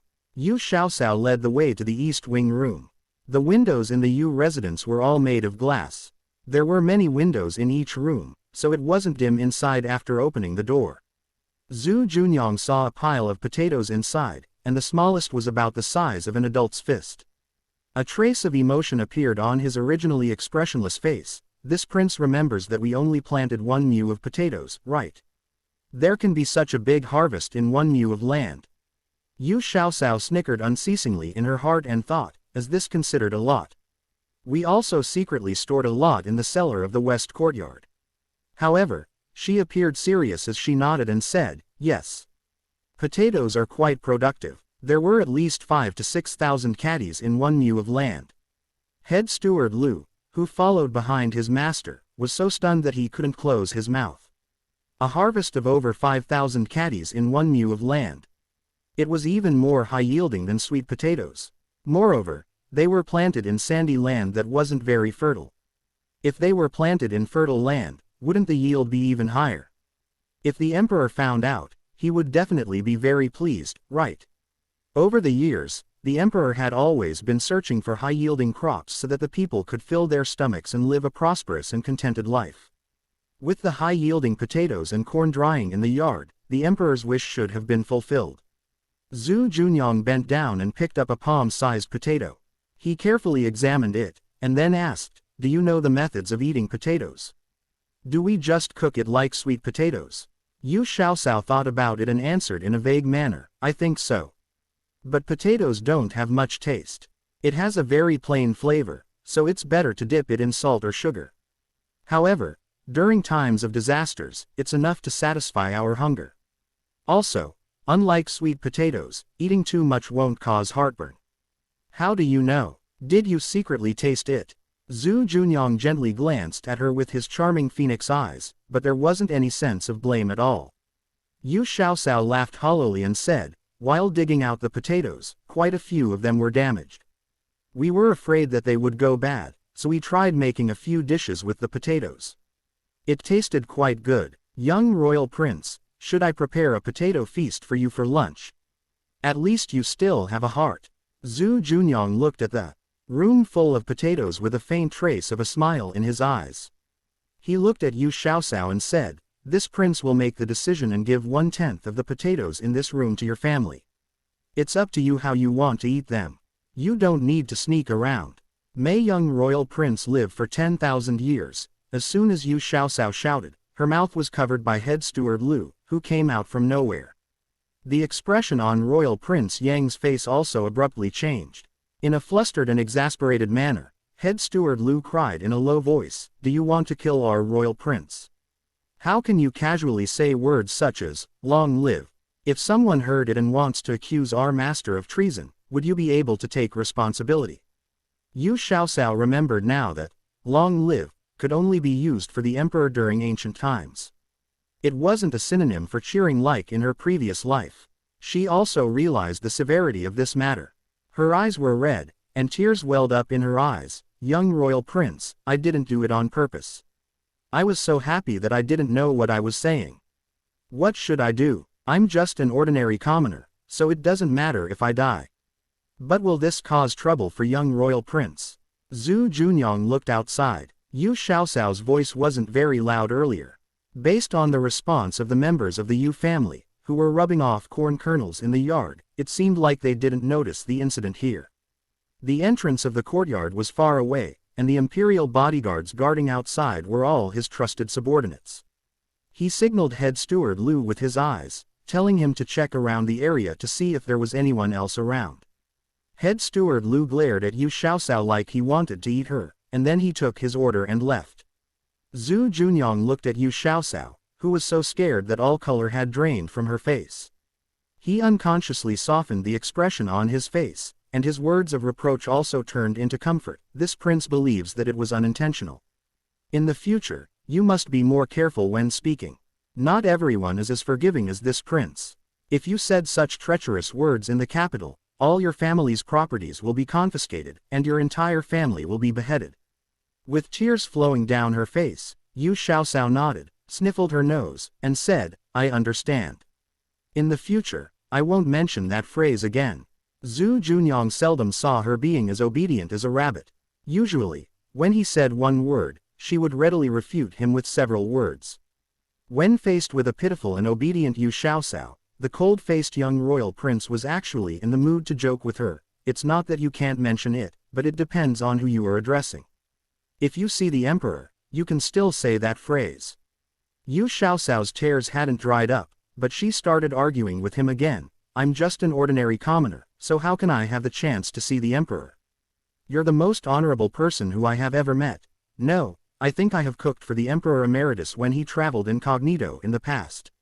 Zhu Junyang remembered his imperial grandfather, who would mention delicious food in every 3 words, and didn't know what to say. Last time, when he returned to the capital, his imperial grandfather had specially visited him to ask for the pig head meat and pig ear ribbons made by the little lass of the Yu family. He also said that the ones made by the capital's Junshou restaurant wasn't authentic, and only the ones made by Yu Xiaoxiao suited his taste.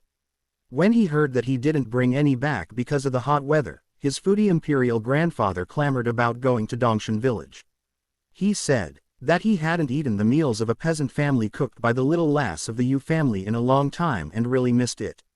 In the end, he finally stopped after his older cousin, the emperor, tried his best to persuade him and made a promise to find an opportunity to bring the little lass of the Yu family to the capital to cook a table of delicious dishes for him.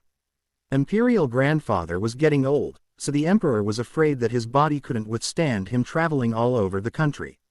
Thus, he didn't want him to get exhausted from running around and had him stay and relax in the imperial palace. However, his imperial grandfather insisted, life lies in movement. He could never stay still for a moment, which caused all his imperial children and grandchildren to be worried all the time. He heard that a few days ago, if the emperor hadn't noticed in time, his imperial grandfather would have ran to the borders to do some military drills with General Zhao. Yu Xiaoxiao handed a peeler to him. With a potato in her left hand and a scraper in her right hand, she demonstrated to him and then said with a smile, "Just scrape the potato skin like this. We're depending on you for the potato feast at noon." Madame Lu, who came to see if they needed help, cried out in surprise, "This child, how can you let His Highness the Royal Prince work?" What shocked Head Steward Lu the most was that his master didn't say a word and swiftly peeled a big potato with the peeler in his hands, making it clean and smooth. He even showed it to Miss Yu with a proud expression. "Look. This prince scraped it faster than you. Would your clumsy little hands be capable with a knife? You're probably just good with a cooking ladle." Head Steward Lu covered his face. "My dear Lord what is there to show off with a potato peeler?" However, He was very pleased and happy that his master was able to show his childlike side. With her innocence and sincerity, Miss Yu allowed his master to wholeheartedly relax, and even his temperament became much more easygoing. Imperial Prince Jing, who had also noticed this, had specially called him to his study and asked if something special happened to his master in Dongshan village. When Prince Jing found out that master's change was due to a little peasant girl, who was only 10, he didn't know whether he should laugh or cry as he shook his head. It's fate. Perhaps it's because Yanger is the youngest in the family and doesn't have any younger siblings, so he treated the little girl as someone who was weak and needed protection, right? When head steward Lu came out of the study, he heard Imperial Prince Jing whispering to himself, Maiwan's Prince Jing's pet name for Princess Consort Jing body has gotten much better. Is it time to give Yanger a younger brother or sister? Head steward Lu nearly tripped over his own feet. Did his master change only because Miss Yu was younger than him and needed protection? Among the young girls accompanying the noble madams in the capital, there were many who were younger than his master, but why didn't he see his master even look at them? Last time, the young 10-year-old daughter of the senior official of the Supreme Court wanted to get closer to his master, but she ended up crying after being scared by his gaze. How come he didn't see his master treating her more tenderly? Compared with the girls in the capital who boasted about being noble young ladies, always put on airs, and had fake smiles on their faces, Miss Yu possessed the innocence, naturality, sincerity, and kindness that they lacked.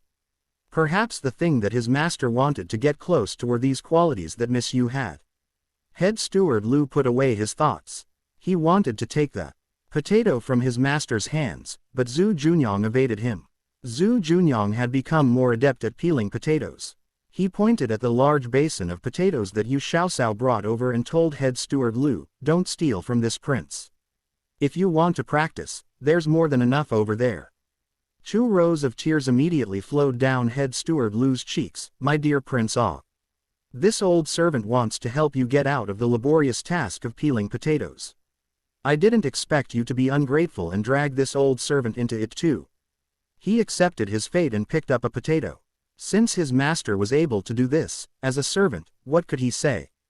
Head steward Lu worked hard to peel the potatoes. If he peeled more, then his master would have less work to do. Yu Xiaoxiao poked her head out of the kitchen and looked at the imperial bodyguards who were standing in a row at the entrance, like pillars. She boldly hollered at the young royal prince, "Young royal prince, your subordinates have nothing to do, so they might as well sit down and help us rub the kernels off the corn cobs. Look, not only in this courtyard, but there are also corn being dried in the adjacent courtyard. Since the weather is good these days, let's rub off all the kernels and dry them thoroughly, so that we can put them into bags as soon as possible." Zhu Junyang glared at Yu Xiaoxiao, who was being insatiable, and then waved his hands at the guards at the entrance. The leader of the imperial bodyguards, Wu Deshan, marched over and waited for his master's orders. "Tell your brothers to come over and learn how to rub the kernels off the cob. It was difficult to get these corn back, so don't make any mistakes.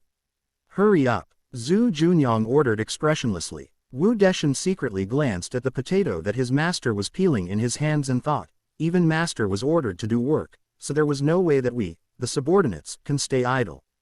There's no need to say anything. I need to quickly rub off the kernels.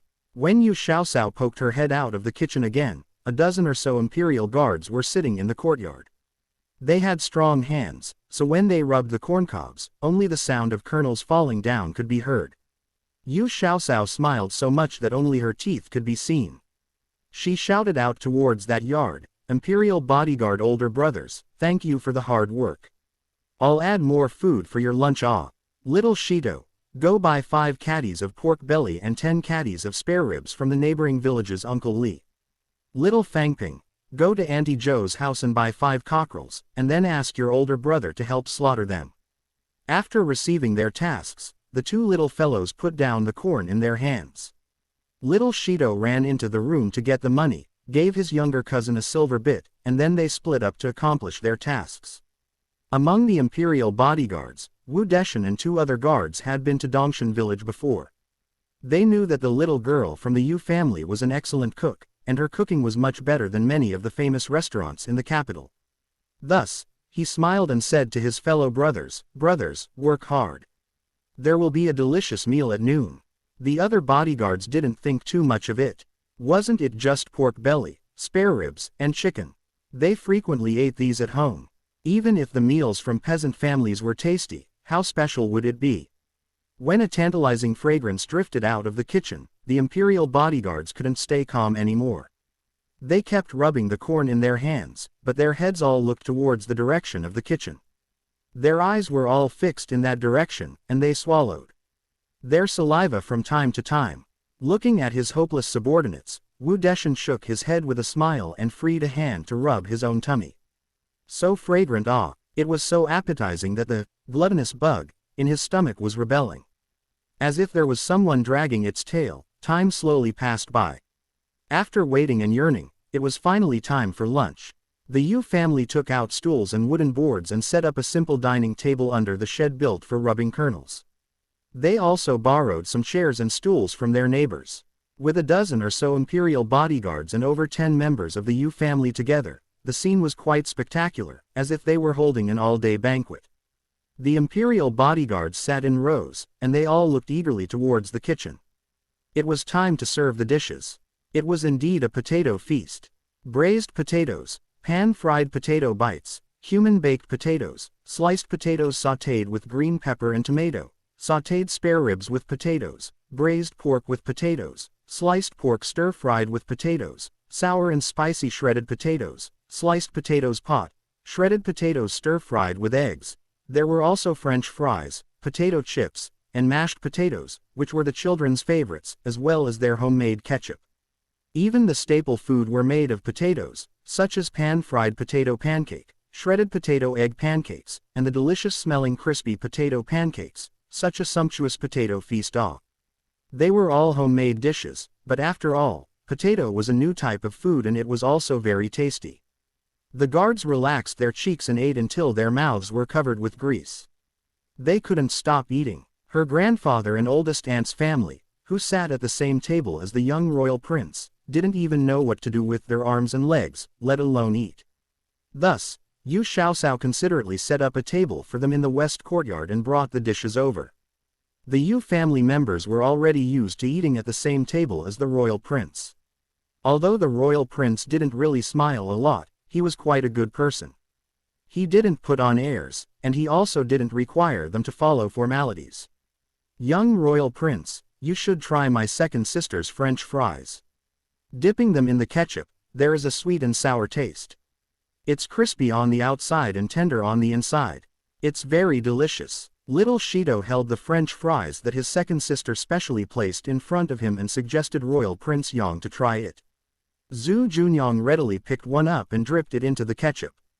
He put it into his mouth and carefully tasted it, and then slowly nodded to little Shido, who was looking at him expectantly, saying, delicious. Suddenly, as if he had found an ally, little Shido beamed with delight and said, if it's tasty, then you should eat more. With my second sister's cooking skills, she can make something different out of anything. Zhu Junyang took a bite of the pan-fried potato bites. The freshly fried potatoes were crispy on the outside and glutinous on the inside, and retained the purest flavors of potatoes. It had a delicious smell, and with a bite, the tangy taste melted within one's mouth. It was indeed a simple and good taste that people couldn't easily give up on. Little Shido, you can't just eat French fries and potato chips. These can only be considered snacks. If you want to grow as tall as the imperial bodyguard older brothers, you need to eat more proper meals. Seeing that her younger brother was eating the French fries with relish, Yu Xiaosao couldn't help but remind him. Little Shido obediently nodded and said, I'll eat one more. Second sister, when school starts, can you fry some French fries and potato chips for me to bring back? Little Fatty, Brother Jinye, and Satu definitely haven't eaten them before. I want to let them try it. Yu Xiaosao looked at the young royal prince and said to little Shido, of course. But, you have to explain to your friends the potatoes that our family eats were the ones that got damaged when being harvested. The potatoes can't be used as seeds. Zhu Junyang looked at her and said, no need to be so careful. With around 1,000 caddies of potatoes, this prince can still make the decision to give you some.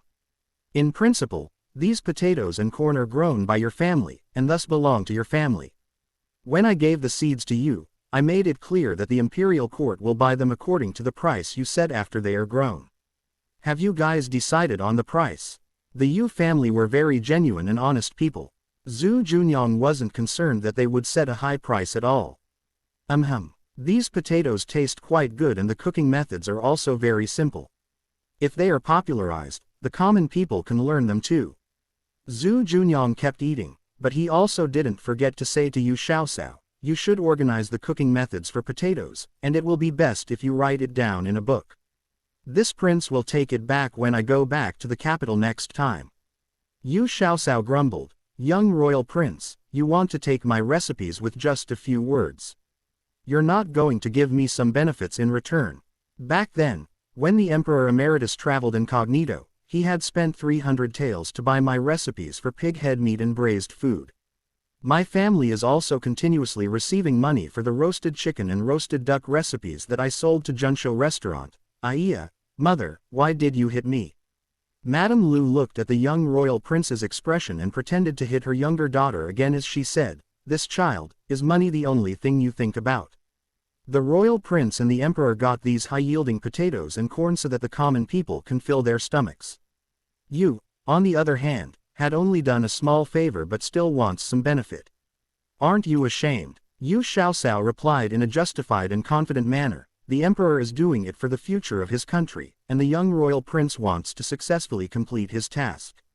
What do you think I'm doing this for? Aren't I doing this to earn more money so that my family can eat well, wear warm clothes, and not suffer from poverty? Our family has over 10 mu of farmland, but we didn't even plant 1 mu of grain. Grains are really expensive right now. The locust plague hasn't ended yet.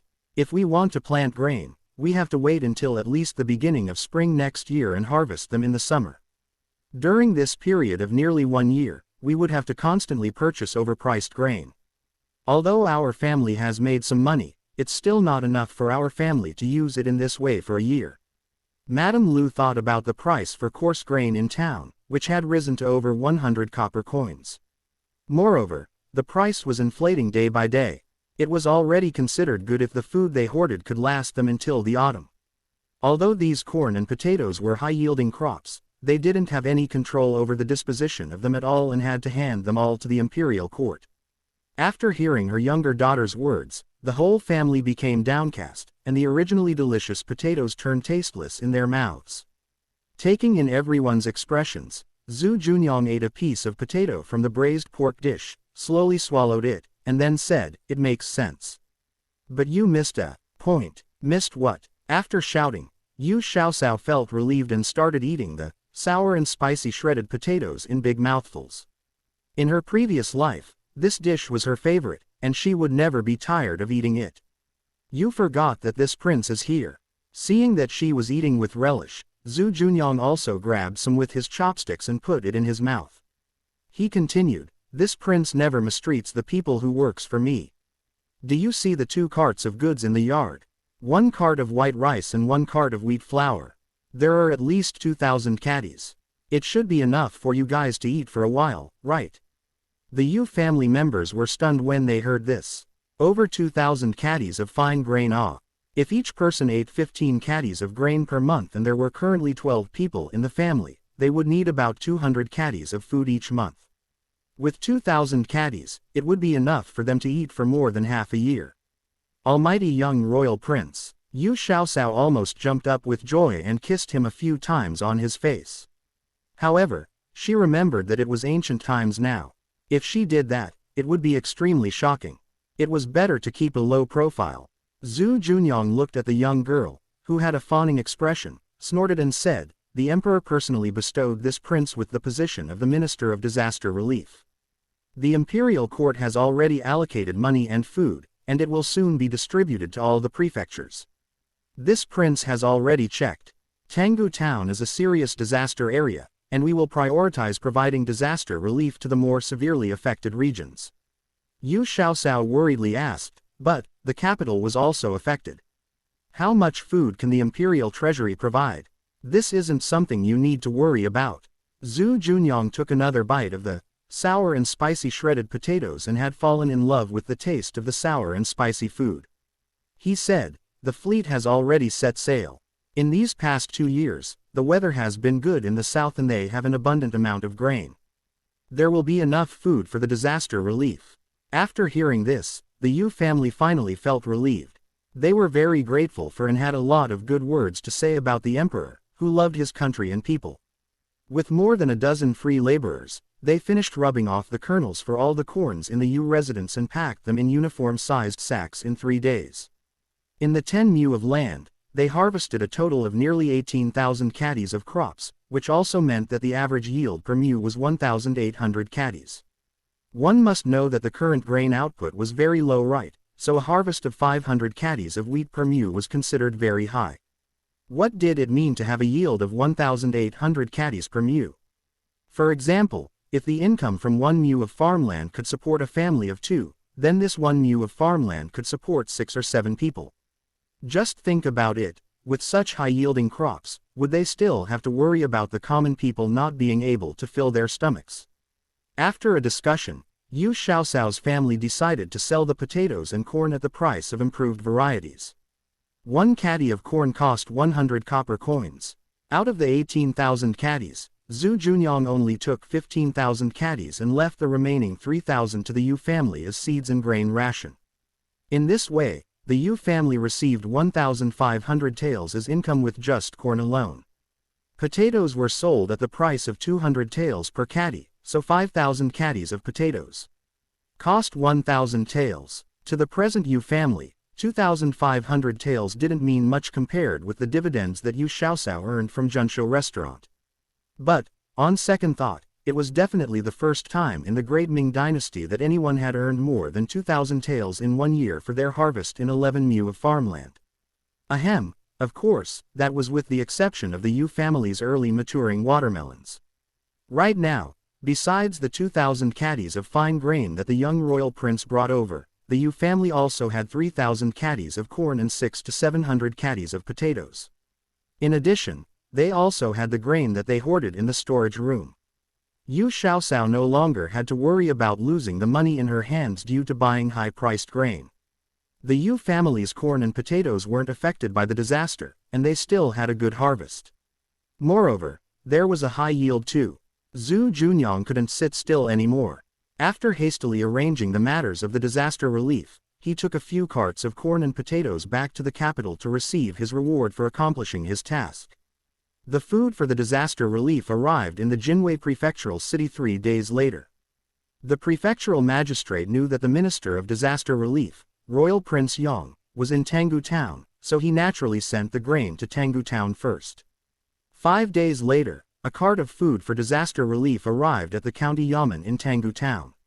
County Magistrate Zhao was also born from a poor family, so he could deeply understand what natural disasters meant to the common people. He worked tirelessly with the officials sent by Royal Prince Yang to distribute the food for the disaster relief to every village. In particular, the 4 villages that were more seriously affected received larger portions of food. Dongshan village was one of them. On this day, the bronze bell of Dongshan village rang again. The villagers all gathered at the open space in front of the village head's house. Clearing away the previously dreary atmosphere, everyone was beaming with joy. County Magistrate Zhao personally took care of distributing grain in Dongshan village. Several days ago, the Minister of Disaster Relief, Royal Prince Yang, went to Dongshan village every day to investigate the situation of the disaster. But, how could County Magistrate Zhao not know the importance of Dongshan village's Yu family to Royal Prince Yang? If the disaster relief in Dongshan village was arranged properly, then he would have completed most of his work. The village head couldn't stop smiling as he shouted to the villagers, "His Majesty is a brilliant ruler who cares and sympathizes for the people in the disaster-stricken areas. He sent us food and solved our urgent needs. His Majesty is indeed an excellent emperor who loves the people as his own child. Long live the emperor." As he spoke, he knelt down in the direction of the capital and seriously kowtowed 3 times. The villagers also followed the village head and kowtowed 3 times while shouting, "Long live the emperor." The village chief tottered as he got up. He looked at the villagers and said, "The first batch of food for the disaster relief has arrived." After deliberation by the upright magistrate Zhao and the disaster relief official from the capital, the food will be distributed based on each individual. Adults will each receive 15 caddies of grain, while children will get 10 caddies of grain each. A half-grown child will eat more than his parents can afford, so those over the age of 13 are counted as adults. The villagers instantly burst into cheers. Each person could get 15 caddies of grain. If they consumed it sparingly, then they would have enough to eat for 2 months. If they bought it in town right now, they wouldn't be able to buy 15 caddies of grain without spending at least 2 or 3 taels. Although the villagers of Dongshan village had some savings in the past 2 years, they still couldn't afford to squander their money on such expensive food. The village chief asked County Magistrate Zhao, "Magistrate Zhao, do you have anything else to say?" County Magistrate Zhao stood up and scanned over the villagers with his burning gaze. The originally whispering voices soon quieted down.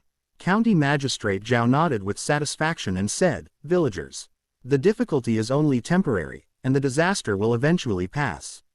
The imperial court attaches great importance to the disaster relief and sent Royal Prince Yang as an imperial envoy to supervise the matters regarding the disaster relief. Villagers, you don't have to worry. Royal Prince Yang's fleet, which had traveled to the Western Hemisphere, has already gone to the south to buy grain. Royal Prince Yang has said that the grain that they bring back will be sold to the common people at the capital cost, and they will not earn a single copper coin from it. If we persist for 2 more months, we will be able to put the low-priced grain on the market. Those profiteers, who privately raise the price of grain to make huge profits, won't last long." When the villagers heard this, they gave another thunderous cheer. Royal Prince Yang's prestige reached an unprecedented height in Dongshan village. The village head was also very excited, but he forced himself to suppress the exhilaration within his heart. He calmed the villagers. "Fellow villagers, we are fortunate to have a good emperor and good officials. Now, everyone can line up to receive food. Don't fight and don't rob. There's enough for everyone. The elderly and children in one line, and adults in another. Everyone hurry home and get your utensils." The villagers dispersed, and the Yu family was also among them. Originally, Yu Hai didn't think that they should take the food from the disaster relief. However, they were also afraid that it would be too eye-catching if they didn't, and it would cause certain people to pay attention to them. Each adult received 15 caddies of grain, so if they persisted for 2 months, it could only guarantee that they wouldn't starve. It was impossible to fill up one's stomach. If the Yu family didn't go get food, wouldn't that be telling the other villagers that, "I have food in my hands"? When the time came, different families would be asking to borrow several caddies of grain. As fellow villagers, would it really be possible for them to only lend grain to certain families? There were more than 30 households in Dongshan village, so no matter how much food they had, it still wouldn't be enough for them to lend out. After deliberation, the Yu family decided that it was better to keep a low profile. They went home to get baskets and sacks, and then returned to the open space in front of the village head's house. At this time, the food distribution had already started, and there were 2 long, crooked lines. The twin sisters took their younger brother, little Shito, and Lu Yanner led her younger brother Lu Fangping, and followed behind old Yu to queue in the line for the elderly and children. Yu Hang hesitated on the side. His nominal age, was 13, but in actuality, his 12th birthday hadn't passed yet. Would people say something if he stood in the adult line? After briefly thinking about it, he went to the children's line and lined up behind his younger sisters. Beside them, a villager couldn't help but praise, "Dahai's family really knows how to teach their children. Xiaoxia, Yu Hang's nickname, is really an honest and good child." There were also people who disagreed. That person pursed his lips and said, "We're about to starve to death, so who still cares about being honest? It's 5 caddies of grain less for a person. 5 caddies of grain are enough for a family to eat for several days." The others turned silent. In times of natural disaster, nothing was as important as survival. People from the yamen were responsible for distributing the food. The utensil in their hands was called a dipper. Using the dipper, when they scooped out grain from the cart and flattened it with a board, it would be 15 caddies. On the elderly and children's side, they also specially made a smaller dipper, which scooped out 10 caddies. In this way, the speed of food distribution greatly increased since each person received 1 scoop. It was soon the Yu family's turn, and Yu Hai let his older sister and brother-in-law go ahead of him. When the people from the yamen was filling the grain for Yu Kaifeng, a sharp voice suddenly sounded, "Can a married daughter also take the food for the disaster relief?" Magistrate Zhao, who happened to walk by for inspection, heard this and said with a frown, "If she married someone in this village and their household registration belongs to Dongshan village, then of course, she can receive food from the disaster relief." The Yu family looked towards the voice and found that it was Li Guiwa, who was gluttonous and lazy and liked to cause trouble for others. With a hand on her waist, she pointed at Yu Kaifeng, who was getting grain, and spluttered, "Yu Kaifeng married out of the village, all the way to the northeast. Everyone in the village knows about this matter. She fled to Dongshan village in spring. Can she be counted as a part of Dongshan village?" Li Guiwa was harming others without benefiting herself. It wasn't like she would be able to get an extra caddy of grain if Yu Kaifeng couldn't get any of the food. Even if Yu Kaifeng got the grain, it still wouldn't affect how much grain she would receive. What did food mean during a year of famine?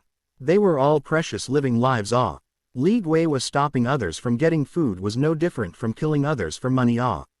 What grudge and enmity did she have with Yu Kaifeng for her to be so vicious?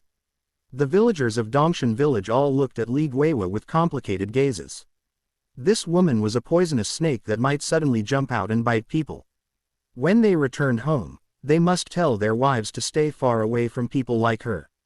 The village head, who was busily helping to distribute the grain, pulled a long face and scolded her, "Li Guiwa, just go and get your food.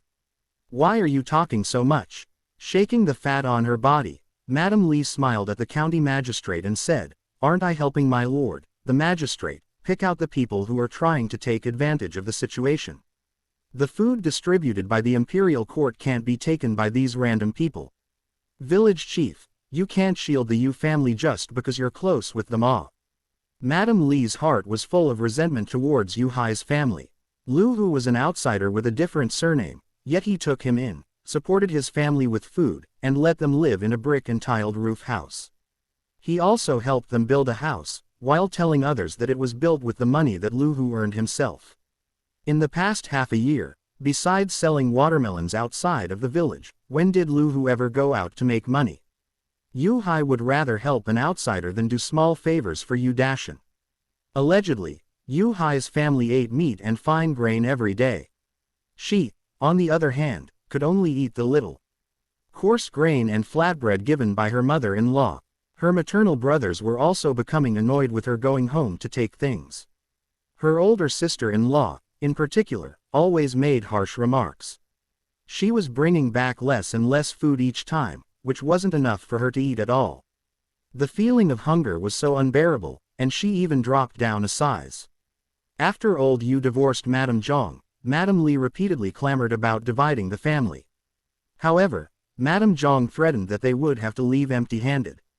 With Madame Zhang, they could at least eat something every day. If they really left the house with nothing, then they would need to do everything themselves. Madame Zhang still had several hundred taels in her hands, so she couldn't just readily give it all to that good-for-nothing Yu Bo. There was also another advantage of not splitting from the family. If Yu Bo passed the examination to be an official, her family could also benefit. But, every time she saw old Yu, who had a ruddy and healthy complexion from being nourished, Madame Li couldn't sit still anymore. Exactly how much money did Yu Hai's family have? They were able to restore a nearly dying person's body to become even more hardy than before he had gotten ill. She didn't get any of these benefits at all. There was no way that she would be satisfied without causing some trouble for them. With such a rare chance, Madame Li immediately jumped out. County Magistrate Zhao looked doubtfully at the village head and raised his voice, asking, "Village chief, what is going on?" The village head was so angry that his face had turned into the color of pig liver, vividly purple. He couldn't argue with this woman, so he could only glare angrily at Madame Li and explain to County Magistrate Zhao, "My lord, don't listen to her nonsense. Although Yu Kaifeng's family escaped to Dongshan village, they have already transferred their household registration to Dongshan village and settled down in the village. I personally took them to the yamen to complete the formalities. If you don't believe me, I can have Yu Kaifeng bring the household registration over for you to see." After hearing the explanation, County Magistrate Zhao's expression somewhat softened. He nodded and said, Bring the household registration over and show it to the villagers on the spot, so that no one will talk behind their backs. Lu Junping stepped forward and said, "My lord, village chief, I'm quick on my feet. I'll go get it." Yu Kaifeng gave the key to the cabinet in the room to her eldest son and reminded him again. Lu Junping glared angrily at Madame Li with a ruthless gaze, and then ran towards the old residence with the fastest speed. Yu Kaifeng was afraid of delaying the progress of the food distribution, so she stepped aside and let the villagers behind her go first. The matron smiled at her and said, "Kaifeng, we're all from the same village, so everyone knows each other very well. We all believe in you." Someone in the line whispered, "This Madame Li has such a vicious heart. The food belongs to the government and has nothing to do with her," but she jumped out to report her own older sister-in-law. How did she offend her? Another person smirked and said, "Husband's older sister. That Yu Dashan was brought here by Madame Zhang when she got remarried. He has no blood relationship with Kaifeng. Besides, old Yu has already gotten a peaceful separation with Madame Zhang. Yu Dashan has nothing to do with Dahai and Kaifeng now. Madame Li and Madame Zhang are truly one family, they both have such cruel hearts. Old Yu is fortunate to have a real son like Dahai, otherwise he would have been dead a long time ago. With Madame Zhang's stingy attitude, she might not even prepare a coffin for him. She will probably just roll him up in a straw mat, dig a pit, and throw him in. This Madame Zhang isn't even afraid of getting retribution." While the villagers discussed in low voices, Lu Junping had retrieved his family's household registration certificate. Dongshan village was clearly written on the neatly folded household registration. Although there were a lot of refugees in Tanggu town at that time, the people at the Yamen took into consideration that Yu Hai's family was adoptive relatives of the imperial envoy and highly valued by Royal Prince Yong, and swiftly completed the process. They didn't even take the "thank you" money that Yu Hai offered. Facts spoke louder than words, and thus certain people with malicious intentions finally stopped. Under scornful looks of the public, Madame Li timidly avoided everyone's gazes. After she got the food, she quickly ran away as if she was being chased by a wolf. Besides this small incident, the food distribution went very smoothly. With 6 adults and 6 children, the Yu family received a total of 150 caddies of grain, which would be enough for them to eat for a month. However, the food that they received was mostly coarse grain. If they added around 1 ounce every time Xiaosao made steamed buns or pancakes, it would take a long time for them to finish it. With their large accumulation of grain at home, the Yu family felt a sense of security in this disaster year. The vegetables harvested from the garden in the yard had all been dried. At present, the only flaw was that they couldn't eat fresh vegetables. Yu Xiaosao thought about it. Since mystic stone water could kill locusts, was there anything she could do with it? That's right. In her past life, didn't they terminate bugs with pesticides? Could they use herbs to develop a slightly toxic and volatile solution as a cover for her mystic stone water? One day, Yu Xiaosao rode her little red horse to Tongren Medicine Hall to find Dr. Sun and told him about her idea. He was very interested in it, so the two of them worked together and really developed a liquid that had the effect of insect repellent. But, without mystic stone water, the solution was a lot less effective. Because the solution was made of herbal medicine, the price was relatively high and not everyone could afford it. Hence, it was unlikely for it to be popularized. Yu Xiaosao's real purpose of making this solution was for it to act as a cover for the mystic stone water. After creating the pesticide, Yu Xiaosao bought a lot of medicinal herbs from Tongren Medicine Hall and started busily working when she got home. When the Yu family heard that the pesticide was costly but effective for killing the locusts, they immediately became full of energy again. They had long plowed the land in the courtyard. In the front and back yards of the east courtyard, they had sowed seeds of green vegetables with short-term growth periods. In the west courtyard, they planted autumn vegetables like cabbage and radish. Yu Xiaosao went to the blacksmith in town and made some watering cans. The watering cans were filled with pesticide mixed with mystic stone water, which needed to be used to irrigate the crops every day. Although the little divine stone's mystic stone water was good for animals and crops, it needed to be used with moderation. For example, the 2 little wolves that her family raised could bear 1% concentration of mystic stone water. If the concentration was higher, it would be harmful to their bodies. If they consumed pure mystic stone water, they would die due to the overload of spiritual power. The concentration that locusts could bear was even lower, which meant that they only needed to use a few drops of mystic stone water every day to kill the locusts. Crops had a higher tolerance for mystic stone water. A higher concentration of mystic stone water could accelerate the growth of crops. It also left a slight amount of spiritual power in the crops, which was beneficial to the human body. This was also one of the reasons why the Yu family never had to worry about the sales of their vegetables despite being more expensive than others. The planted vegetables' seeds soon sprouted tender buds, and the locusts naturally wouldn't give up on such delicious food. However, the scent that the pesticides emitted caused most of the locusts to make a detour. Occasionally, a few locusts would fall down and die because they couldn't bear that spiritual energy in the mystic stone water. Every day, the children of the Yu family could pick up many dead locusts from the ground. Made with main cast, Lucky Star V2 feed model. Yu Xiaosao thought that it was a pity to throw away the locusts, so she bought more than 30 recently hatched chicks from Auntie Zhou. Zhou Shanhu was very curious about it and asked, "Xiaosao, people don't have enough to eat in times of famine. Where are you going to get food to eat the chicks? For my family, we can sell the grown chickens for money. As for those half-grown chicks, my parents are worried about what to do with them." Yu Xiaosao smiled and said, "Our family has a lot of kids. Every day, we can go up the mountains to catch a lot of bugs back. In addition, we also have the corn leaves and sweet potato leaves that we collected. It should be enough to raise the chickens. If we don't have food in the winter, we can slaughter them to eat." As a result, Lu Junping led the children of the Yu family to go around and catch locusts. After catching the locusts, they froze them in the ice house. Every day, the Yu family would make several barrels of ice to replenish the ice that melted in the cellar. Besides ice, the 50 or 60 square meters cellar was filled with baskets of locusts. They could probably raise 30 more chickens, let alone the mere 30 chickens.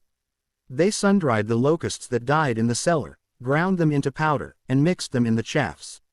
The chicks were very fond of eating it, and they grew even faster than when they were only fed grain. The imperial court had sent the relief in a timely manner. Although the people in the disaster area had to go through some hard times, they were able to maintain their daily lifestyles. There didn't seem to be people leaving their homes to flee the calamity. The common people were very grateful to the imperial court, and many people set up longevity plaques for the emperor. Yu Xiaosao's maternal grandfather's family lived on the west side of the West Mountain, which was separated from Dongshan village by the West Mountain. There was a rugged path in the mountain that led directly to Qishan village. Although the path was about half as long as the official road, it was difficult to travel on the mountain road, and occasionally there would be wild animals hurting people. The Yu family had enough food to eat until the beginning of spring when the crops were ready to be reaped, so they weren't worried about not having enough to eat. Madame Lu finally felt relieved, but now she was concerned about whether the 15 members of her maternal family had enough to eat and if they would starve. After Madame Lu mentioned for the 4th time about her concern for her maternal family, Yu Hai decided, "Since you're so worried, let's send some grain over then. As children and grandchildren, it's not right for us to eat lavishly while our parents and siblings starve." They couldn't grow grain because of the locust plague.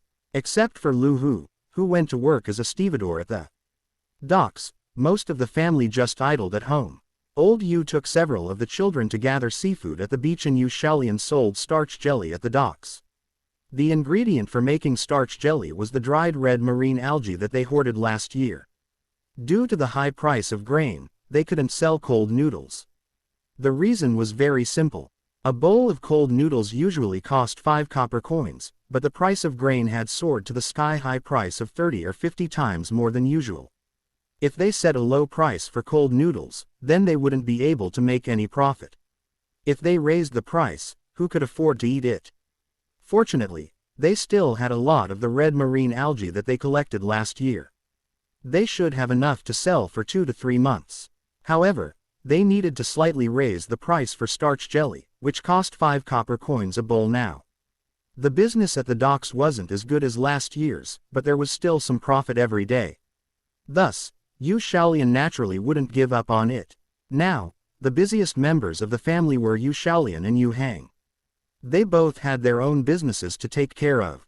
Everyone else was just idling at home and tending the several mu of garden in the yard. Madame Lu handed the task of spraying pesticide on the vegetable garden to her older sister-in-law, Yu Kaifeng. Yu Hai loaded 10 sacks of grain onto the horse carriage, and each sack contained around 50 caddies of grain. Madame Lu was very moved when she saw this. Her maternal nephews and nieces were all grown and ate the same amount as adults. With just the food from the disaster relief, it would be considered pretty good if they were half full. She didn't know when the average-priced grain that the officials mentioned would arrive, so she couldn't just watch her maternal family starve without doing anything. No matter how much food they had at home, it was food that the Yu family earned with their own capabilities. No one would say anything even if they didn't give the Lu family any. After all, food was the most important during famine. She had only briefly mentioned, but her husband had gotten a cart full of grain for her to take back to her maternal family. How could Madame Lu not be moved within her heart? "Mother, I have never been to maternal grandfather's house. Can you take me along so I can see which house it is?" Before Yu Xiaosao transmigrated over, she was bedridden every day and couldn't go anywhere. After splitting from the main family, for one reason or another, she had never gone to Qishan village. She had been very bored at home these past 2 days.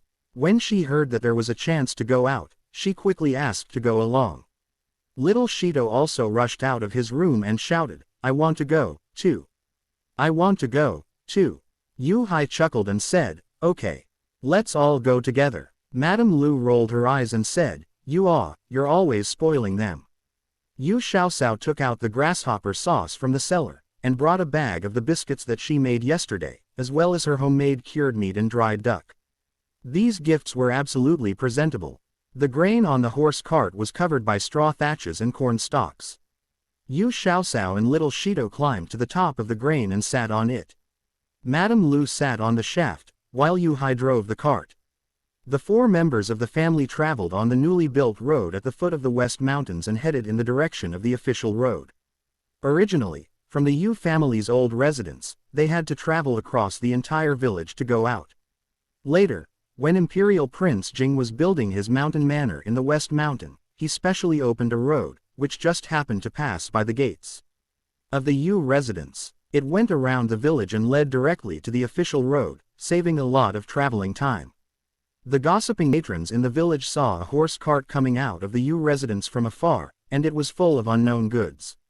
Madame Shang, who was the most garrulous one, said to Madame Li, "Your brother-in-law just drove a cart of goods somewhere." Madame Lu also went with him. "Are they delivering grain to her maternal family?" Madame Li's rolled her eyes and said, "Who is my brother-in-law?" "Yu Bo is my only brother-in-law. He is currently studying in the prefectural city and waiting to take the county-level exams next year." Another woman, who disliked her, smirked and said, "That's right. You guys have already severed relationships with Uncle Yu, so you're no longer one family. Brother Dahai would rather subsidize his in-laws than give you guys anything."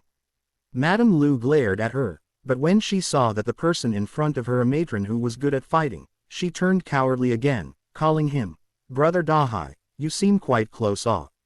It's a pity that no matter how much you fawn on them, they won't give you even 1 granule of grain." The matron curled up her lips again and said, "I'm not like a certain someone, who is gluttonous and lazy and also being oppressed by her mother-in-law. My family collected all our sweet potatoes before the disaster, and with the food from the disaster relief, we definitely have enough to eat for 3 to 5 months. It's so sad that some people can't even eat the food that they have received."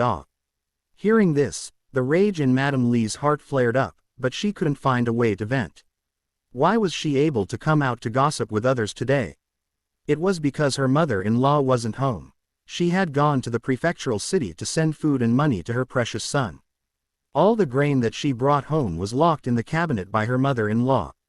She was going to be away for 3 days, but only left 3 caddies of food for them. There were 2 adults and 1 half-grown boy at home, so 3 caddies of grain wasn't even enough to eat for a day. Madame Li kept complaining to her husband about how her mother-in-law had given all the food that they received to her younger brother-in-law. Madame Li had even gotten in a big fight with Madame Zhang regarding this. However, She wasn't good enough to be Madame Zhang's opponent. She became more well-behaved after being punished to go hungry for a meal. The matron saying this was equivalent to rubbing salt on her wound. Madame Li instantly stood up with widened eyes. She was about to let out a series of curses when she saw the matron rolling up her sleeves as if saying, "If you dare to scold me, then I'll slap you silly." Seeing this, she immediately deflated like a balloon. She glared angrily at the matron. If shooting daggers from the eyes could kill people, then that matron would have already died countless times. With a humph, Madame Li patted her bottoms and went home. Madame Zhang sourly said, "Yu Hai's family have made a lot of money in the past 2 years. Before the disaster, I saw them buying grain from town. There must be no shortage of food at their house. That horse cart is definitely loaded with grain and seems like they're heading in the direction of Fisherman village. This Yu Hai is so generous to send a full cart of grain. The Lu family of Fisherman village is so fortunate. They are blessed with several hundred caddies of grain by just sitting at home and doing nothing. Why doesn't my family have such rich relatives?" The matron, who was at odds with Madame Li, couldn't stand Madame Zhang's way of conduct. She stood up and prepared to leave. What's the point in saying so much? It's no one's business who they send food to. No matter how much we talk about it, it still won't have anything to do with us. I'm going to help our head of the household to dig for spoon worms. In a day, we can earn enough money to buy salt. It's better than sitting here and waiting for a pie in the sky." Yu Hai's family didn't know that people were talking about them, and hurriedly drove the cart all the way to Fisherman village. There were almost no pedestrians on the road. Those who could find work had already gone to work, while those who couldn't all stayed at home. By minimizing their activities, they could consume less food.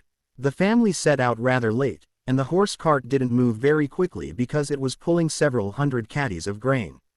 Despite only having a difference of a single character, Fisherman village and Dongshan village were vastly different. First of all, there wasn't any prince building a mountain manor in Fisherman village and repairing the road for them. Thus, after getting off the official road, there was a section of road that was full of bumps and hollows, which was very troublesome. In addition, Fisherman village wasn't close to the sea. Unlike the villagers of Dongshan village, they couldn't gather seafood in their spare time and sell them for money. However, Fisherman village had more good farmland. Besides growing sweet potatoes in the wasteland on the mountains, wheat was grown in all the fields. The locust plague had caused great losses for Fisherman village. The wheat could have been harvested soon, but all of it had been destroyed by the locusts. The sweet potatoes were buried in the ground, so they could more or less reap some of them. The Lu family had 10 or so good farmland, and there was no harvest of wheat at all. They only planted 5 mu of sweet potatoes. Before the disaster, they had heard the news from the Yu family. Under the lead of their father, the 3 brothers of the Lu family quickly reaped all of their sweet potatoes and worked around the clock to cut their several mu of wheat fields. Although the wheat had not matured, it was in the last stage of grouting. After roasting green wheat with fire and rubbing the grain out, it could be eaten. The 4 members of Yu Hai's family arrived at the gates of the Lu residence. The whole family were sitting in the yard and rubbing grain out of wheat. "Father," seeing that her father had more white hair on his head, Madame Lu felt tears rise and she couldn't help but call out. Lu Jimin, the 13-year-old son of Xiaoko's third maternal uncle Lu Hao, raised his head and exclaimed in surprise, "Younger aunt." "Grandfather." Younger aunt came. Lu Qijian looked up and saw his daughter standing at the entrance with reddened eyes. He hastily stood up and greeted, "Las Yun, why did you come? Is it because you don't have enough food to eat? Our family harvested a lot of green wheat, so take some back for emergency use." When Madame Lu heard this, she burst into tears. She was the youngest in the family, one and the only daughter. Since childhood, she had been favored by her parents and pampered by her 3 older brothers. Before she got married, she had lived without any worries. When she got married, her family gave her a lot of dowry, which had all been confiscated by Madame Zhang with the excuse that she would keep them until they separated from the family. After that, she never saw her dowry again. After she got married, she lived a hard life and would occasionally complain to her maternal family. With a lot of people in the family and relatively little land, her maternal family wasn't very well off. But, every year, they would save some money and food from the little resources that they had and send them to her. Unfortunately, she failed to put up a fight, and all the money and food were taken by Madame Zhang. When they separated from the main family, it was the most difficult time for her family. It was her elderly parents, brothers, and sisters-in-law who helped them repair their house, sent them food, and gave her money for daily necessities. They were the ones who helped her family overcome their most difficult time. The first thing her father thought when he saw her was whether or not she lacked food to eat. He even took out a large amount of grain from his own family to give to her. How was she supposed to hold back her tears of gratitude? Xiao Xiao's maternal grandmother, Madame Yao, immediately became anxious when she saw her daughter cry silently. What's wrong? What's going on? Tell us all. No matter what it is, as long as we work together, we can all survive these hard times. Madame Lu's older sister-in-law, Madame Han, also came over and looked at her with concern. Madame Lu wiped her eyes and a smile crept out as she laughed. It's nothing, I just missed all of you. I came over to see how you were all doing and if you needed any grain. When Lu Kunjin heard that his daughter was doing fine, he immediately relaxed a lot. He chuckled, we're fine, we're fine. We got your message and managed to hastily harvest a lot of green wheat. We got around a few dozen caddies of grain from each mu. Added on to the disaster relief grain that the court sent over, we have enough to last us a few months. How's your family? Did the corn and other crops get ruined by the locusts? Madame Yao gave her husband an exasperated look and said, do the two of you just plan on chatting here the entire time? Stop blocking the gate and let our daughter come sit inside. Grandmother, grandfather, little Shido was on top of the grain sacks and was just carried down. He immediately ran through the gate and hollered his greetings to Lu Kunjin and his wife. Yu Xiaoxiao was right behind him and also greeted her two elders. Then she also faced the courtyard where Madame Han and Madame Bian were standing and greeted them, eldest maternal aunt, third maternal aunt. Madame Yao happily hugged little Shido into her arms and then freed a hand to rub Xiaoxiao's head. She grinned until her eyes squinted up and said, oh, our Xiaoxiao and Shido also came over. Look at your little faces, all red from being under the sun. Come, go into the house, grandmother will give you some sugar water to drink. Little Shido perceptively replied, no need, grandmother, we're not thirsty. Let me help you rub the green wheat, okay. As he talked, he picked up a shaft of wheat from where Madame Yao was previously sitting and started to rub it between his hands. Madame Yao hurriedly restrained him, be careful, don't hurt your hand from rubbing wheat. Our Shitu's hands are used for writing and learning. If they get injured, how will you be able to complete your homework that the teacher assigns? Yu Hai, who was outside, was currently unloading the cart. The Lu family's neighbors heard the noise and came out to look. When they saw the cart full of grain, they were so envious that their eyes turned red. Everyone says that old Lu's daughter has hit the jackpot. As expected, look, grain is so expensive right now, yet they sent a whole cart's worth. That's right. This cart of grain must have around 400 to 500 caddies, right? If they eat it carefully, I'm sure old Lu's family could last a few months. In the past you even laughed at old Lu because his daughter had married a poor man and had a stern mother-in-law. She likely had a difficult time. Old Lu's family had spent a lot subsidizing this daughter who had married out already. Now look at them. If they had known earlier that their son-in-law would gain a fortune, then they wouldn't be at a loss even if they gave more in the past. Obviously, this cart of grain must be worth around dozens of taels now. Hasn't Uncle Lu already earned back everything he sent out before? Under the jealous and envious gazes of the neighbors, Yu Hai hauled a sack of flour on his shoulders and went into the courtyard. Lu Kunjin had been preoccupied with his daughter ever since she came back and only now realized that his son-in-law was outside. When he saw him bring in the grain, Lu Kunjin frowned and said, visiting is one thing. Why do you need to bring grain over? Is my family so poor that we can't even supply a meal to my daughter and son-in-law? Madame Lu hurriedly interjected for her husband, Father, that's not what we're trying to imply at all. We had stored up a lot of grain in the past and then the royal prince also gave us 2 carts full of grain. Our family can't finish the food, so we brought some over for you all. Lu Kunjin continued to look displeased as he said, "We're in the midst of a disaster year, so having more grain stockpiled is a good thing. The locusts will only freeze to death when it's winter, so we won't be able to plant anything in the ground until next spring. How much grain does your family have? How could you all possibly not be able to finish it all? Quickly take the grain back." Yu Xiaosao hastily stepped in. "Grandfather, don't worry about us. Let me tell you a secret. The young royal prince gave us 2,000 caddies of grain, and we also managed to harvest 3,000 caddies of corn. Even if we ate until we were bloated every day, we wouldn't be able to finish the grain in 1 year." Little Shido also spoke up. Second sister also managed to create a pesticide that's able to kill and expel locusts. Our family's courtyard is now planted again with a lot of green vegetables, and they're this tall now. Little Shido used his hands to gesture. Madame Yao reacted in delighted surprise, "A pesticide that can kill locusts? Then can't we plant some soybeans now?" Lu Kunjin thought more thoroughly than his wife and quietly asked, "Cower, is it expensive to make this pesticide? How much would it cost to use enough pesticide to cover 1 mu?" Yu Xiaosao glanced at her maternal grandmother, who was somewhat excited, and quietly replied, "There are 2 ingredients in this pesticide that are quite expensive. It takes at least 5 taels to make a caddy of pesticide, which is enough to cover 4 to 5 mu."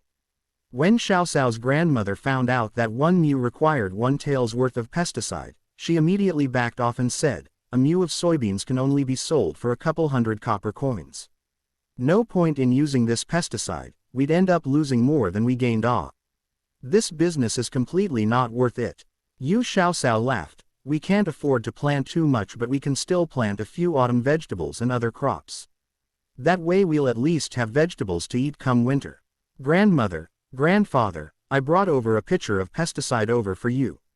You can take a few drops out every day and dilute it in water and use that to water the plants. I guarantee that all of the locusts that come over will die in spades." Madame Han's youngest daughter, Lu Feiyan, exclaimed in admiration as she looked at the pitcher in Yu Xiaosao's hands. She then quietly said, "Is it that powerful? Mother, can we go prepare the vegetable gardens now? The earlier it's done, the faster we'll be able to plant vegetable seeds." Madame Bian, who had a gentle and sweet personality, lightly shook her head. "We can't plant them in our vegetable garden. Just think, no one else is able to grow food at this point. If our family is able to, we'd end up attracting thieves. In my opinion, we should prepare the rear courtyard and plant some radishes and cabbage. With the addition of our dried vegetables, we should be able to get through winter." Second maternal uncle's youngest daughter, Lu Feiyan, blinked her large eyes and said, "Anyway, all of our chickens were slaughtered earlier, so we should tear down the chicken fence and plant some green vegetables there. That way we'll have green vegetables to eat during autumn." Eldest maternal uncle, second maternal aunt, youngest maternal uncle and second maternal uncle's eldest son, Lu Jiwei, were all out working and not at home. Other than the people who were missing, the rest of the Lu family surrounded Xiaosao and started a lively discussion on what vegetables they should plant. Madame Yao pushed aside some people and rescued Xiaosao from within. She rebuked them all with a smile, "Whatever you all need to do, go do it now. We can all discuss what vegetables we need to plant in the evening. Cower, come inside with grandmother so you can wash your face with some nice cool water." Xiaosao's 2 maternal aunts took their children back to where they were previously sitting and continued to rub the green wheat. Second maternal uncle, Lu Han, went along with Yu Hai and carried all of the grain from the cart into the family's cellar. Lu Kunjin and his wife watched them as they repeatedly said, "Why did you give us so much grain? You're not going to have enough at home. Maybe you should take half of this back home. Madame Lu pulled both her parents into the room and laughed. "Father, mother. We, your daughter and son-in-law, are showing our filial respects to you too. Can you just take the gift as it is? If there still aren't any fairly priced grain available in a couple of months, I'll bring more over." The 2 men in their prime only had to go back a few times to move all of the grain into the cellar. Lu Han rubbed his hands and spoke to Lu Kunjin. "Father, younger sister only gave us fine grains. There are 7 bags of white flour and 3 bags of well-polished rice. Just look." Yu Xiaosao hurriedly interjected before her grandfather could speak. "Grandfather, the young royal prince only gave us fine grains. If you want to ask if we have any coarse grains, I'm afraid my family really doesn't have any." When Lu Kunjin heard this, he swallowed down the words he was about to say. His entire face was wreathed in smiles as he looked at his daughter, son-in-law, and grandchildren as he said, "Then I won't bother saying polite gratitudes. In the future, if your family has more work than you all can handle, just remember us. Our family doesn't have much, but we definitely have lots of bodies to do hard work. Even that youngster, Jamin, is almost able to do half a grown man's work." At this time, he suddenly recalled his son-in-law's 10 mu of corn that they had planted for the imperial court. He asked, Dahai, how was the harvest of your corn? Did you lose any of it? Aish, who would have thought that right before it was ready to harvest, we'd encounter a plague of locusts? If it wasn't for the old immortal warning us, there absolutely wouldn't be any corn left, and then the court would blame you. The heavens are looking after us. They truly left us a living road. Yu Hai sheepishly smiled. Our corn's output was quite good and the royal prince was quite pleased. He came over earlier and took away more than a dozen carts full of corn. He even said that he would ask for a reward for us. Lu Han was an expert at farming. He calculated silently. More than a dozen carts full of grain, and each cart had to be at least 500 to 600 caddies. That meant that his younger sister's husband's family had to produce at least 10,000 caddies of grain from their 10 mu. A shocked expression spread on his face. More than a dozen carts. Then, each mu must have produced at least 1,000 caddies. Corn is such a high-yielding crop. 1 mu of corn produces as much as 6 to 7 mu of our regular crops. Yu Xiaosao grinned in delight. Second maternal uncle, if corn becomes a widely planted crop, it could only be considered a coarse grain. It'll be very similar to millet and won't be very expensive. Lu Han caught on to the main point very quickly. The price of coarse grains is usually a half or a third of the price for fine grains. Judging from that, planting corn is still quite profitable. Furthermore, wouldn't planting a high-yielding crop mean that we no longer have to worry about starving?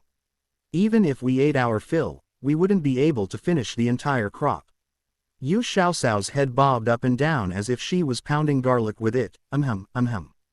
If we can't finish it, we can even use it to feed chickens and pigs. Once the animals get plump, we can slaughter them for meat. In the future, we won't have to wait until the New Year's to eat a meal with meat in it anymore. Lu Jimin's eyes glistened with light as he stared at Xiaosao. Younger cousin, from what you're saying, our family will be able to eat meat at least a couple times every week. Madame Bian laughed as she tapped her son's head and said, "You're such a gluttonous little cat that you're not afraid of your younger cousin laughing at you. Haven't you eaten enough meat in the past year?" The Lu family's circumstances were now considered one of the best in all of Qishan village. The two eldest brothers of the Lu family had followed their younger brother-in-law in selling watermelons and earned a whole lot of money. The third son was a skilled craftsman and had been hired by Prince Jing's estate to build their manor on the West Mountain. Every month he had a salary of 20 taels, so he had quite an income after a year. The family's meals and conditions continued to rise. Although they couldn't eat meat every couple of days like the Yu family, they were definitely able to eat meat a few times a month. At lunch, Madame Lu's two sisters-in-law had used the dried duck and preserved meat that Xiaosao had brought over to make a few dishes. They also used all of the eggs that were left over in the house for a stir-fry. In the end, they crafted an entire table full of food. There were a lot of people at home, so the adults sat at one table while the children had their own. Everyone ate and chatted happily. When the Yu family of 4 was about to leave, Lu Kunjin, who knew his daughter liked to eat porridge made with green wheat, gave all of the 30 caddies of green wheat that they had finished rubbing to them. Yu Hai repeatedly declined the offer and the old man became angry. "Do you dislike my family's gift as not being presentable? If you don't take it, then take all of the grain back as well." Madame Lu was very familiar with her father's crabby character. She hurriedly pulled at her husband's sleeve and smiled. "This is the gift that father is giving me. You don't have the right to refuse. Father, you still remember that I like to eat green wheat porridge?" "Of course I remember, why wouldn't I remember?" Lu Kunjin's expression relaxed quite a bit when he saw his daughter placing the green wheat in the horse cart. Madame Yao chuckled from the side. "Dahai, don't lower yourself to that old man's level.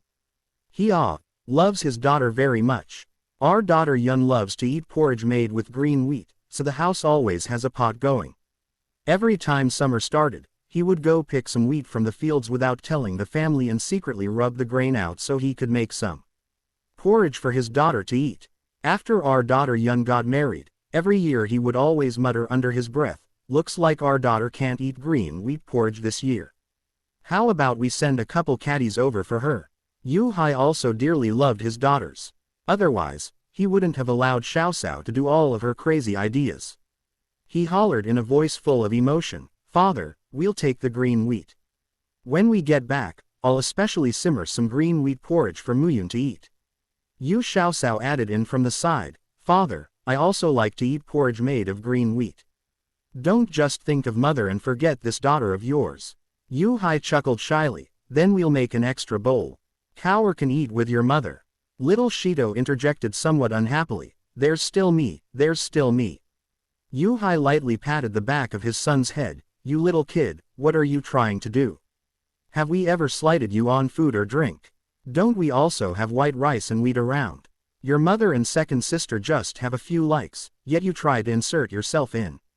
Little Shido deflated and looked for comfort from his grandmother. "Grandmother, father is biased. Shido is so pitiful as I have no one who loves and cares about me. I'm just like an abandoned little cabbage in the fields." Madame Yao laughed as she hugged him closely and comforted him. "Don't cry, Shido, grandmother loves you. We have a lot of green wheat at home, so you guys can't be harsh on your children. If you finish it, just ask your second older brother to send some more over." Yu Hai leveled a glare at his son and then smiled. "Mother, don't be fooled by this little guy. He doesn't actually love eating green wheat porridge. He's just trying to worm himself in." The phrase, "worm himself in," was a term he had learned from his daughter. Lu Kunjin looked at the color of the sky and then spoke to Madame Lu, "It's getting late and roads here are a bit rough. Don't rush too quickly back home. If there's nothing going on the next few days, your mother and I will come over to see you. Don't flaunt any wealth and keep an eye on the grain at home. Don't be too generous and don't forget what your roots are." After he finished speaking, Madame Lu nodded her head in assent. Although her father's words were a bit crude, every word he said was for her sake. The horse cart quickly left Chishan village. When she turned her head back to look, she could still see her white-haired parents waving towards her in fading light. Madame Lu felt a burst of sadness within her heart and vowed to visit her parents more often in the future so they wouldn't have to worry so much about her.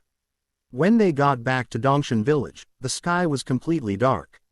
Luckily, other than the stretch of road just outside of Chishan village, the rest of the roads were wide and smooth. The horse was able to pull the cart at a steady pace in the dark. When they got home, Old Yu told them that Junsho restaurant's assistant steward, Qian Xiaoduo, had come by today under the orders of third young master Zhou with a cart full of grain. When he saw the courtyard full of vegetables, he was so moved that he insisted on placing an order. However, after finding out that Yu Hai and his family members had gone to Chishan village, he knew no one was around to make a decision, so he stated he would come by tomorrow to discuss this. "Dahai, Junsho restaurant treats us quite well. We should just give them some of the vegetables we're planting here."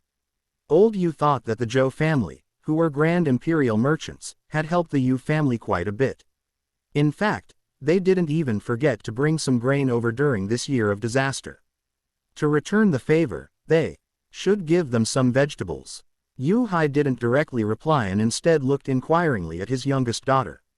Yu Xiaosao thought a bit and then said, "Our vegetable garden in the courtyard has at least 3 to 4 mu, so we definitely can't finish all of the vegetables in there.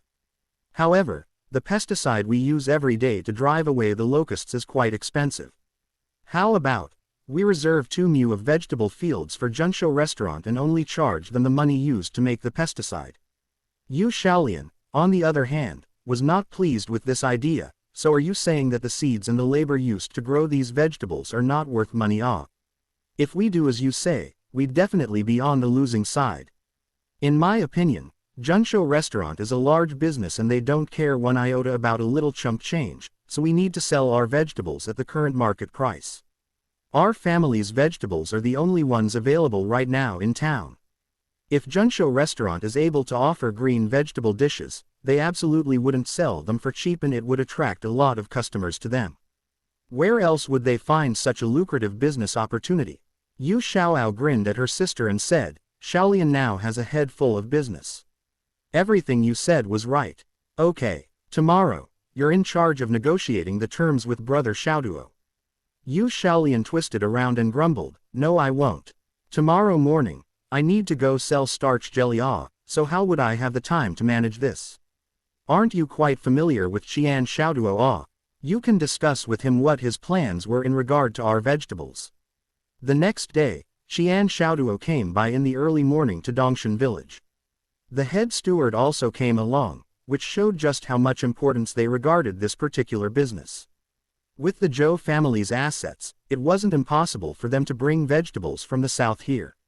However, the amount of money it would take to buy and transport all of the vegetables was also not a small sum. That being said, could vegetables transported from afar be as tasty and fresh as vegetables just picked from the ground? All of the rich people in town had picky tongues and they could tell with one bite if something was fresh or not. With Qian Xiaoduo leading, the head steward came into the Yu family's courtyard. The expansive courtyard was planted completely with fresh and tender green vegetable sprouts. There were a mixed variety of plants. Some had just come out of the ground in tiny sprouts while others had already grown about an inch above the ground. The leaves on the plants were a soothing green and seemed to be full of water. There wasn't a single sign that any of these plants had been nibbled on by any insects. Yu Xiaosao was currently in a field spraying pesticides. She waved in welcome at the head steward. Head steward uncle, why did you personally come over? Please go sit in a room and I'll pour some tea for you. The head steward waved a hand and replied, no need, you can continue with what you were doing. He walked down a thin walkway that was between the vegetable fields to Yu Xiaosao. He noticed the spray can full of pesticide that was a faint brown color and asked, is this the pesticide that can destroy locusts? Yu Xiaosao nodded and said, this pesticide not only can kill locusts but it can also drive them away. My family's courtyard is quite big, yet there aren't a lot of locusts flying over. The ones that do fly in don't end up going around for long before they die. They don't even have the chance to defile any of our vegetables here. The head steward looked in the direction that Xiaosao was pointing. Sure enough, a locust had just landed on a vegetable sprout. Right after it landed, it only managed to walk a few steps before it fell down and stopped moving. He couldn't help but exclaim in surprise, not bad. If this pesticide could be spread to everyone, wouldn't we be able to exterminate all of the locusts? Yu Xiaosao sighed. This pesticide has a few ingredients that are a bit hard to find and some of the ingredients are quite expensive. Most commoners wouldn't be able to afford it. A normal Mu could produce enough food to make 100 copper coins.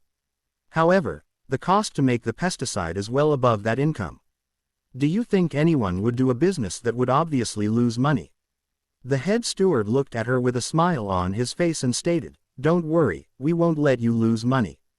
There's no need to hint at me about the costs of growing your vegetables. Yu Xiaosao let out a couple of dry laughs and then continued, then I'll just tell the truth to you. 1 mu of vegetables from start to finish requires 3 taels worth of pesticide. For vegetables such as these, 1 mu can produce around 3,000 caddies or so. What I'm trying to say is that 1 caddy of vegetables now is going to cost around 3 to 5 copper coins more than the usual price. The head steward waved a hand and said, don't worry, we absolutely won't have you guys lose money. I'll increase the price by an additional 10 copper coins per caddy, what do you think? Yu Xiaosao lifted the pot full of pesticide and a bright smile appeared on her face. She gave a thumbs up at the head steward and said, very generous. You are truly the head steward of Junsho restaurant. However, we don't have a lot of vegetables for sale here.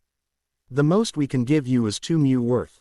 2 mu worth meant 6,000 caddies of green vegetables. Junsho restaurant usually used that many vegetables in a dozen to 20 days. However, this season was different. Green vegetables, especially fresh green vegetables such as these, were much more valuable now. They could naturally sell them at the restaurant for a much higher price. The head steward slapped his hand down, okay. I hope that after we harvest the first batch that you'll be able to plant another round very quickly and continue to grow them until autumn. Furthermore, you guys absolutely cannot sell your vegetables to a second buyer. Not a problem. That's absolutely not a problem. Yu Xiaoxiao was able to make a decision on her own. She nodded her head. My family's courtyard is only this large, so even if we wanted to sell to more people, we wouldn't be able to. Oh right, we also planted some autumn vegetables next to this. We can also reserve some for you as well. The head steward pointed a finger at her and laughed. You have a natural talent for business. Okay, Junshou restaurant will take all of the autumn vegetables that your family can't finish. The price will also be increased by 10 copper coins per caddy. Before an hour had passed, their cooperative business had been set up. The price they agreed upon was the price they used for the early spring plus an additional 10 copper coins per caddy. This meant that lettuce was 30 copper coins a caddy, romaine lettuce was 35 copper coins a caddy, spinach was 25 copper coins a caddy, Indian lettuce was 28 copper coins a caddy. Although this wasn't the season for growing spinach, Yu Xiaoxiao had her cheat item, so what kind of vegetables couldn't she raise? Although the prices for these green vegetables didn't seem very high, the price of pork was usually around 30 copper coins a caddy. Selling a caddy of green vegetables at the price for a caddy of pork was an astoundingly expensive prospect for the average commoner.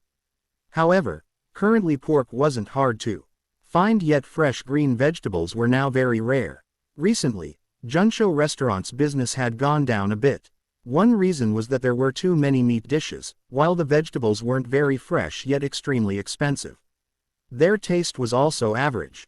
Luckily, their signature dishes were still able to bring in customers. Otherwise, they would also have to be like the other restaurants in town and close for this season. After finishing the talks to seal the deal with the Yu family, the head steward contentedly left Dongshan village with Qian Xiaoduo, who had recently risen to an assistant steward. When Yu Xiaoxiao's family heard about this business deal, they were all quite pleased.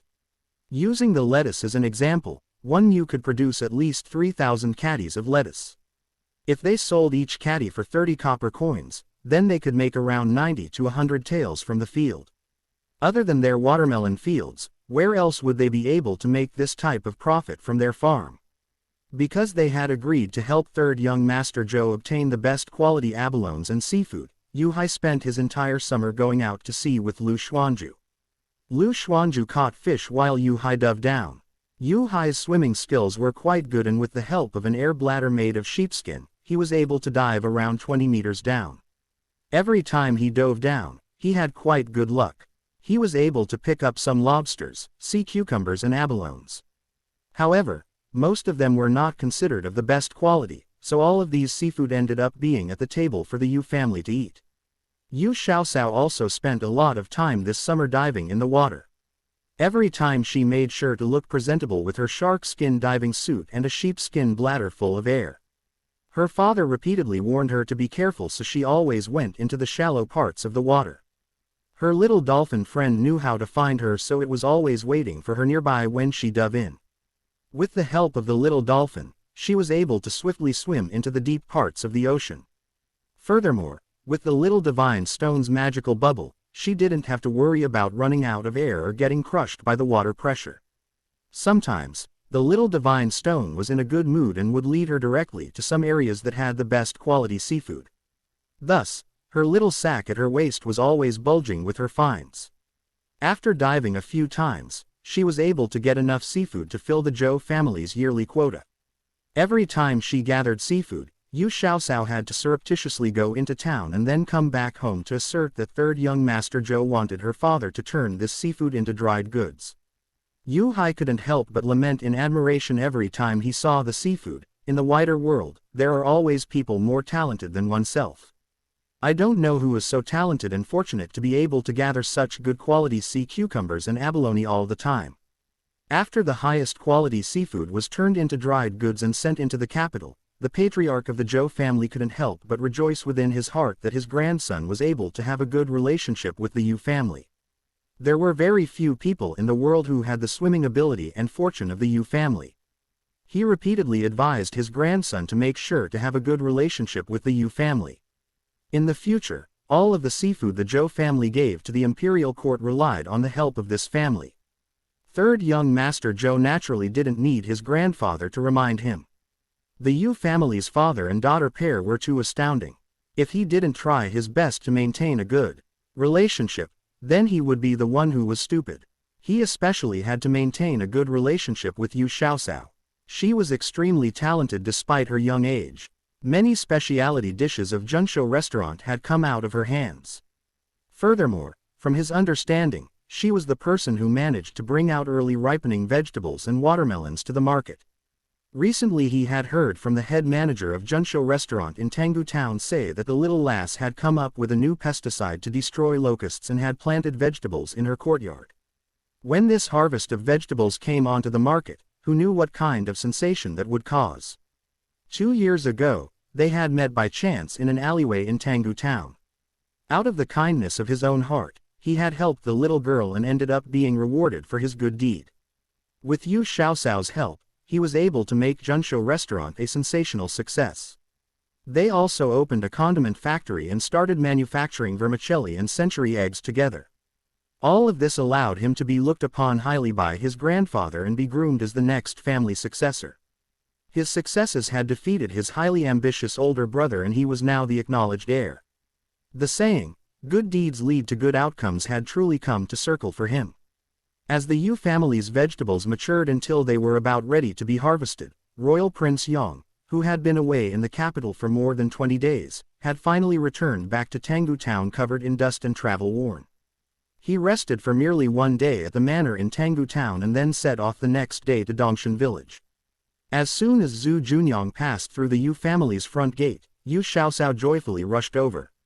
When she saw that there was nothing valuable in his hands, she curled her lip and turned around to leave as she muttered, "Didn't you say you were going to get a reward for my family? Ah, where's the reward?" One absolutely cannot believe a man's words.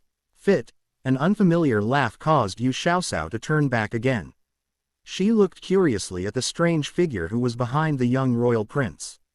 The stranger had a tall and imposing figure, pale luminous skin, and a dazzling pair of dark eyes that seemed to be able to see into the depths of a person's soul. When he laughed, he looked as bright as the moon, and when he was serious, he looked as austere as a cold star. He had a straight nose bridge and dark red lips. His face seemed gentle when he smiled and foreboding as ice when he was stern. The profile of his face seemed to be perfectly sculpted by a sharp knife and he was stunning without looking like a gentle beauty. In essence, he was a perfect example of an extremely handsome man. And Yu Xiaoxiao felt a bit embarrassed by her earlier petty actions. She gazed at that man who was more handsome than any of the actors or idols of her previous life and asked in a somewhat hesitant tone. Zhu Junyang naturally didn't miss the flash of astonishment that had gone through her eyes. His face became ice cold and he frowned as he turned around to look at the man behind him. He seemed not to know how to properly introduce this person. The emperor was seriously too much. He actually had so much free time that he wanted to travel incognito among his people and insisted on coming with him to Dongshan village. He really didn't know what he was thinking. The man smiled slightly and calmly replied, ahem. I am Junyang's eldest brother. You can call me older brother Junfan. The young royal prince's eldest brother. Oh right, Prince Jing had 3 sons. She had already seen his second and third sons, so the only one she hadn't met and only heard about was his heir. Yu Xiaoxiao hurriedly bowed and delicately said, "Greetings to the heir of Prince Jing, may you have much fortune." Ahem. The heir of Prince Jing seemed to have choked on his own saliva. After coughing a bit, he hurriedly replied, "No need for such courtesy. Us brothers all tend to have easy-going temperaments. Miss Yu doesn't need to act so politely." The person who was pretending to be Zhu Junyang's eldest brother was the current emperor. Since the two of them were cousins, he technically wasn't lying. Calling him older brother was something that Zhu Junyang should do. Why did the emperor decide to come to Dongshan village? It was quite simple. He was very interested in the Yu family. When he saw the corn and potatoes that Zhu Junyang sent back, as well as the booklet containing pages and pages of potato recipes, Zhu Junfan was certain that one member of the Yu family was also a transmigrator like him. From what he was able to pry out of his younger cousin's mouth, he was pretty sure that his fellow transmigrator was probably the clever and interesting, talented at cooking, Yu family's youngest daughter. In order to confirm his hunch, he traveled along with his younger cousin to Dongshan village while incognito. As soon as they met, this little girl used a phrase that was out of turn. Wasn't it one of those sappy phrases from those historical dramas in his previous life? This era didn't have anyone saying, "And may you have great fortune," as a greeting. When he saw the entire courtyard filled with verdant green vegetables without a single locust on any of them, Zhu Junfan was quite surprised. Despite his astonishment, he didn't reveal any of it on his face. He grinned slyly and pointed towards the green vegetables with the fan in his hand as he said, "Did you spray pesticides on these vegetables?" Yu Xiaosao nodded her head. "My lord is wise." This commoner girl followed the precepts of traditional medicine and, with the help of Dr. Sun from Tongren Medicine Hall, created a pesticide that could destroy locusts. "I spray some on the plants every morning and evening, and it protects the vegetables from being eaten by the insects. Since this pesticide can kill locusts, that means it has a bit of poison in it, right? Would there be any adverse effects to the people who end up eating the vegetables then?" When Zhu Junfan found out that this pesticide could kill locusts, he thought further ahead. If this could be mass-produced and disseminated, wouldn't the people be able to plant a crop before the start of autumn and harvest something? However, if this was similar to the pesticides in his previous life and had bad effects on the body, then he would forget about it. Yu Xiaosao proudly smiled and explained, "Although my pesticide does have some poison in it, the poison is volatile and completely dissipates within 12 hours of being sprayed. As long as I don't spray any on the vegetables about 12 hours before we harvest, there won't be any harm to a person's body. Furthermore, even if someone accidentally ate some vegetables with the pesticide still on it, it's not a big deal. The poison isn't very strong. Those with strong and healthy bodies won't feel any effects. As for those who are weaker, they'll just end up going to the bathroom to relieve themselves a couple of times. As long as they drink enough water, they should be fine." Volatile. Zhu Junfan repeated this term a few times as a mysterious smile flickered on his lips. "Aha, I've caught your little tale." He was willing to bet the head on his shoulders that the Yu family's youngest daughter was a transmigrator. Yu Xiaosao thought he didn't understand what the term, volatile, meant and hurriedly gave an explanation. Volatile means that it dissipates quickly. The pesticide's poison has a time limit for how long it is effective. When enough time passes, then the poisonous effects will disappear. It doesn't go into the air and actually truly disappears. It won't have any polluting effects on the air or soil around it. Pollution. Ha. Miss Yu Xiaosao, the more you say the more mistakes you make. It is you. You are my fellow transmigrator. Zhu Junfan was calculating the possibilities within his mind and didn't beat the grass to scare the snake. If he had to choose between Yu Hai and Yu Xiaosao being the transmigrator, he would rather Yu Xiaosao be the transmigrator. Why? The reason was simple. Men tended to have ambitious thoughts. After all, didn't his current grandfather, who was previously a general in his past life, snatch an opportunity during the chaos of the previous dynasty and became the emperor who established the great Ming dynasty? Although he wasn't very attached to being the emperor, he also didn't want the hard work that his grandfather had done in establishing this dynasty to be destroyed by someone else. If this little girl, Yu Xiaosao, was the transmigrator, then he didn't have to be worried. From his taciturn younger cousin, he could tell that this little girl had either been a farmer or a small restaurant owner in her past life. Otherwise, how could she come up with methods in growing vegetables and watermelons early as well as be able to cultivate potatoes and corn so well? If his hunch was correct, then he didn't have to worry that the little girl was someone like Wu Zetian. Today he was finally able to meet this weak, delicate, and adorable little girl. He could tell in one glance that she wasn't someone who had raging ambitions. This made him relax even more. When Zhu Junyang noticed that all of Yu Xiaosao's attention was on the emperor, he immediately felt as if he had been coldly abandoned. He dryly coughed a couple of times and stated, "Yu Xiaosao, I want to eat pork stewed with vermicelli and savory and spicy river snails." Yu Xiaosao turned around and rolled her eyes at him. "We don't have any river snails today. We only have potatoes stir-fried with potatoes, green vegetables sautéed with green vegetables, and locusts fried with locusts." Locusts. You can also eat locusts. Zhu Junfan had been born and raised in a city in his previous life. Thus, he had only seen locusts as illustrations in books. Yu Xiaoxiao turned back to face the heir of Prince Jing, and immediately changed her aggressive expression into one filled with smiles. Although locusts look quite scary, they are actually very tasty. Furthermore, locusts are very nutritious, so they don't harm the body and only strengthen it. My lord, do you want to try some at noon? Zhu Junfan was just about to agree when his younger cousin with the stiff face interjected, if you don't have any river snails, you can go gather some. There's still some time between now and noon. If you gather some now, you'll still have time to clean them of their dirt. If you want to eat them, go gather some yourself. The back courtyard has a gate that leads to the lakeside. I'll have little Shido show you the way. Yu Xiaoxiao rolled her eyes at him again and replied in a voice full of impatience. Savory and spicy river snails. I've heard that they are quite good. I would also like to try some. Zhu Junfan started reminiscing about his college days. At that time, he had gone out with 3 of his buddies and they had ordered a plate of river snails and a few bottles of beer. It was the summer, so they were shirtless as they sat next to the small food stall as they ate food and drank beer leisurely. Those were the times that he missed the most. Unfortunately, it was highly unlikely that he would ever see those buddies of his again. Since our honored guest who has traveled from afar has a request, as the hosts we will do our best to fulfill it. Little Shido, find Fangping and grab that bucket. We are going to gather river snails. Yu Xiaoxiao naturally treated this stunning beautiful man, whose every elegant motion spoke of royalty, with great importance. Who knew what type of temperament the heir of Imperial Prince Jing had? Although he always had a smile on his face, she felt deeply scared of him. There was a type of person in the world that could be called a smiling tiger.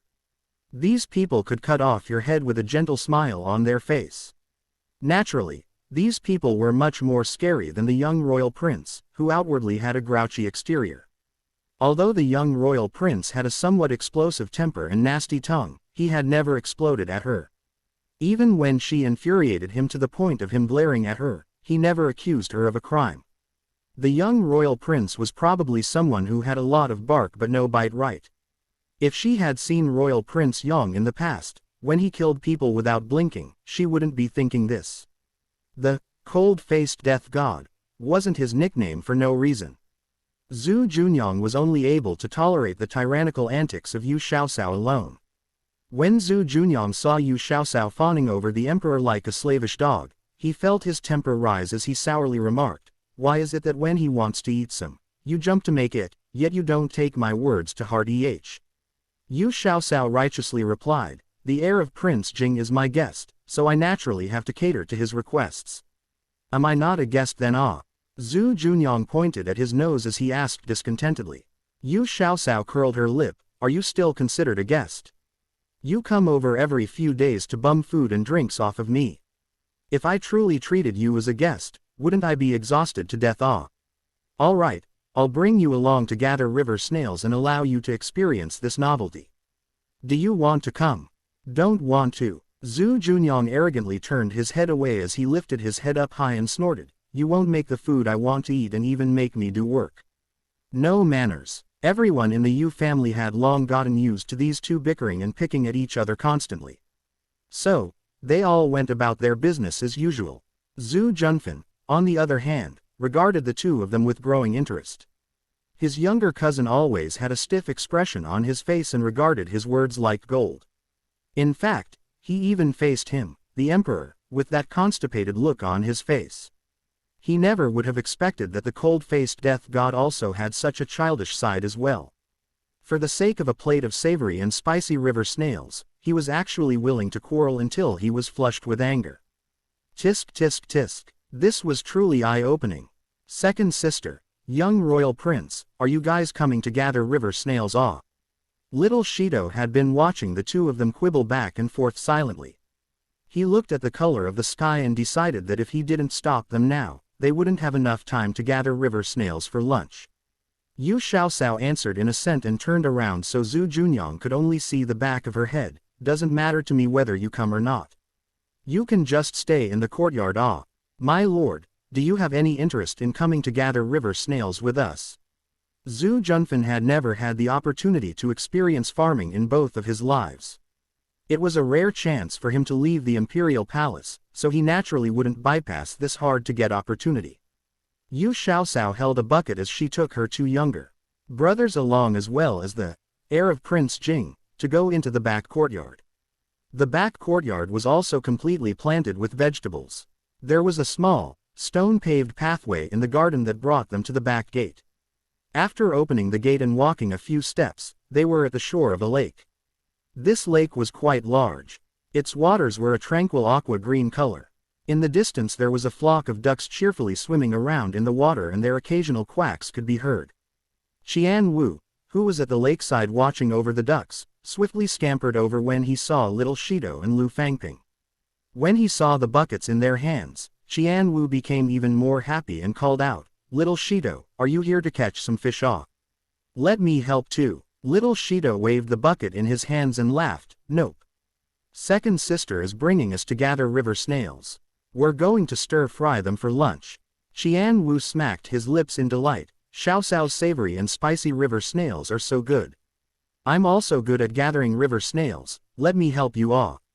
The three little boys grouped up together and ran into the shallow waters of the lake together to gather river snails. Perhaps it was because of the drought, but the lake waters were quite low right now. The children rolled up their pant legs and stepped into the mud at the shore. They carefully put their hands in the water to find river snails. I found a big one. Little Shatu's shout of pure glee broke the silence as he thrust his hand into the air. He had managed to find a river snail that was the size of a pigeon egg.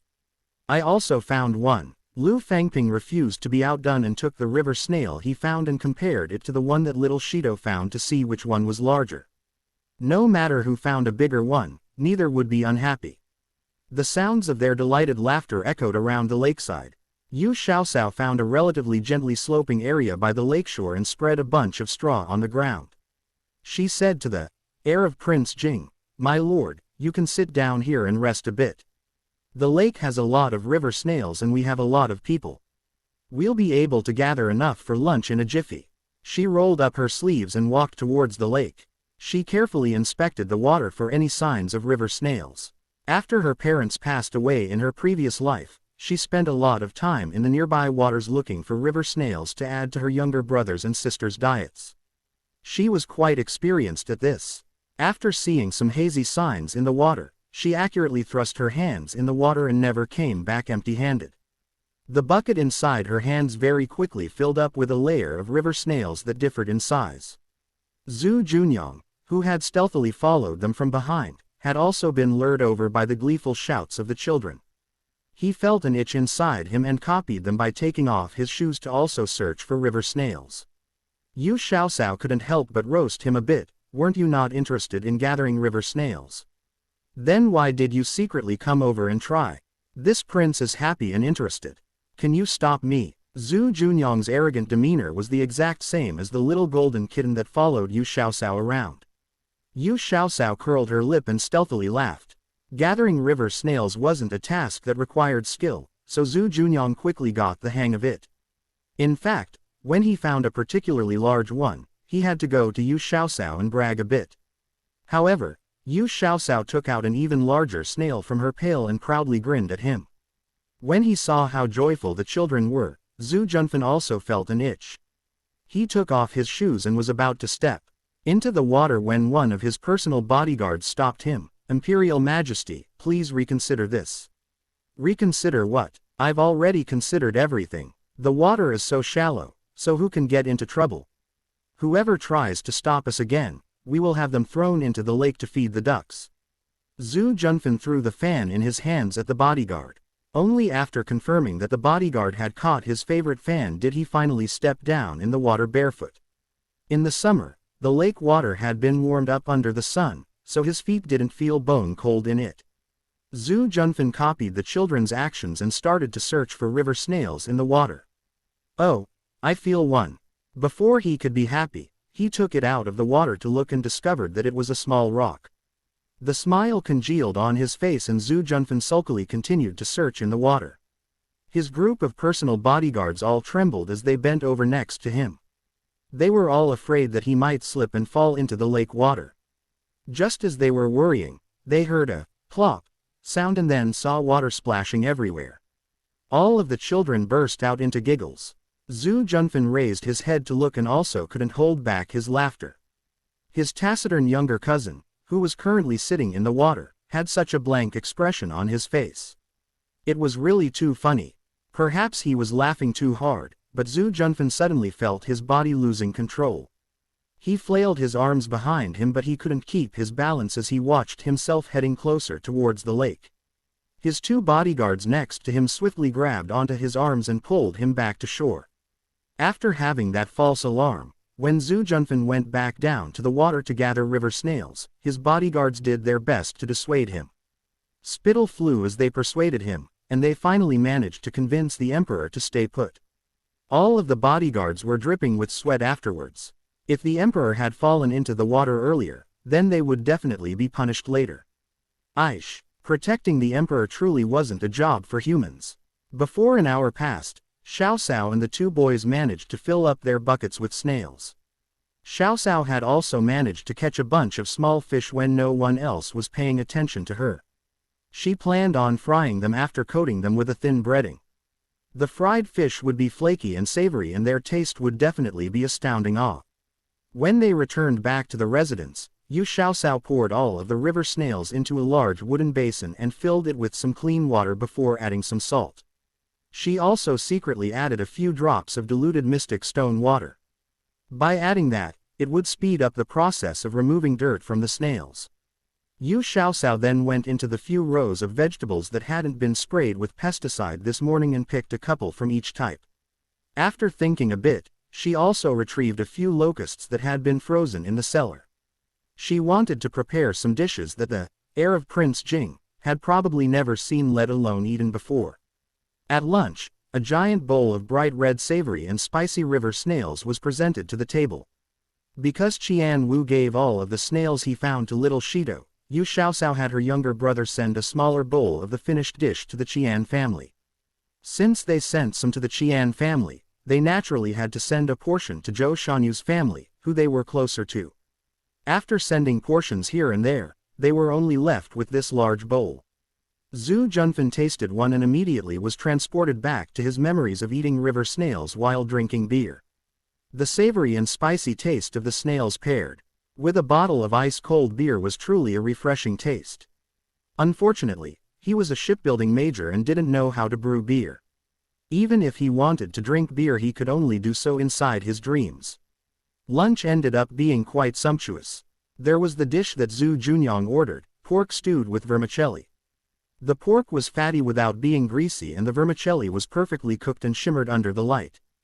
Just looking at it raised a person's appetite. There was also a plate of fried fish. Yu Xiaocao had especially gathered fish about the size of a finger.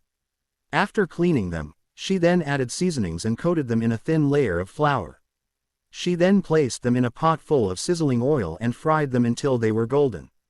All of the bones in the fish had been cooked until they were soft. The fish was flaky and crispy and incredibly tasty. There was also a plate full of pig ears seasoned with chili oil and a plate of pig head meat.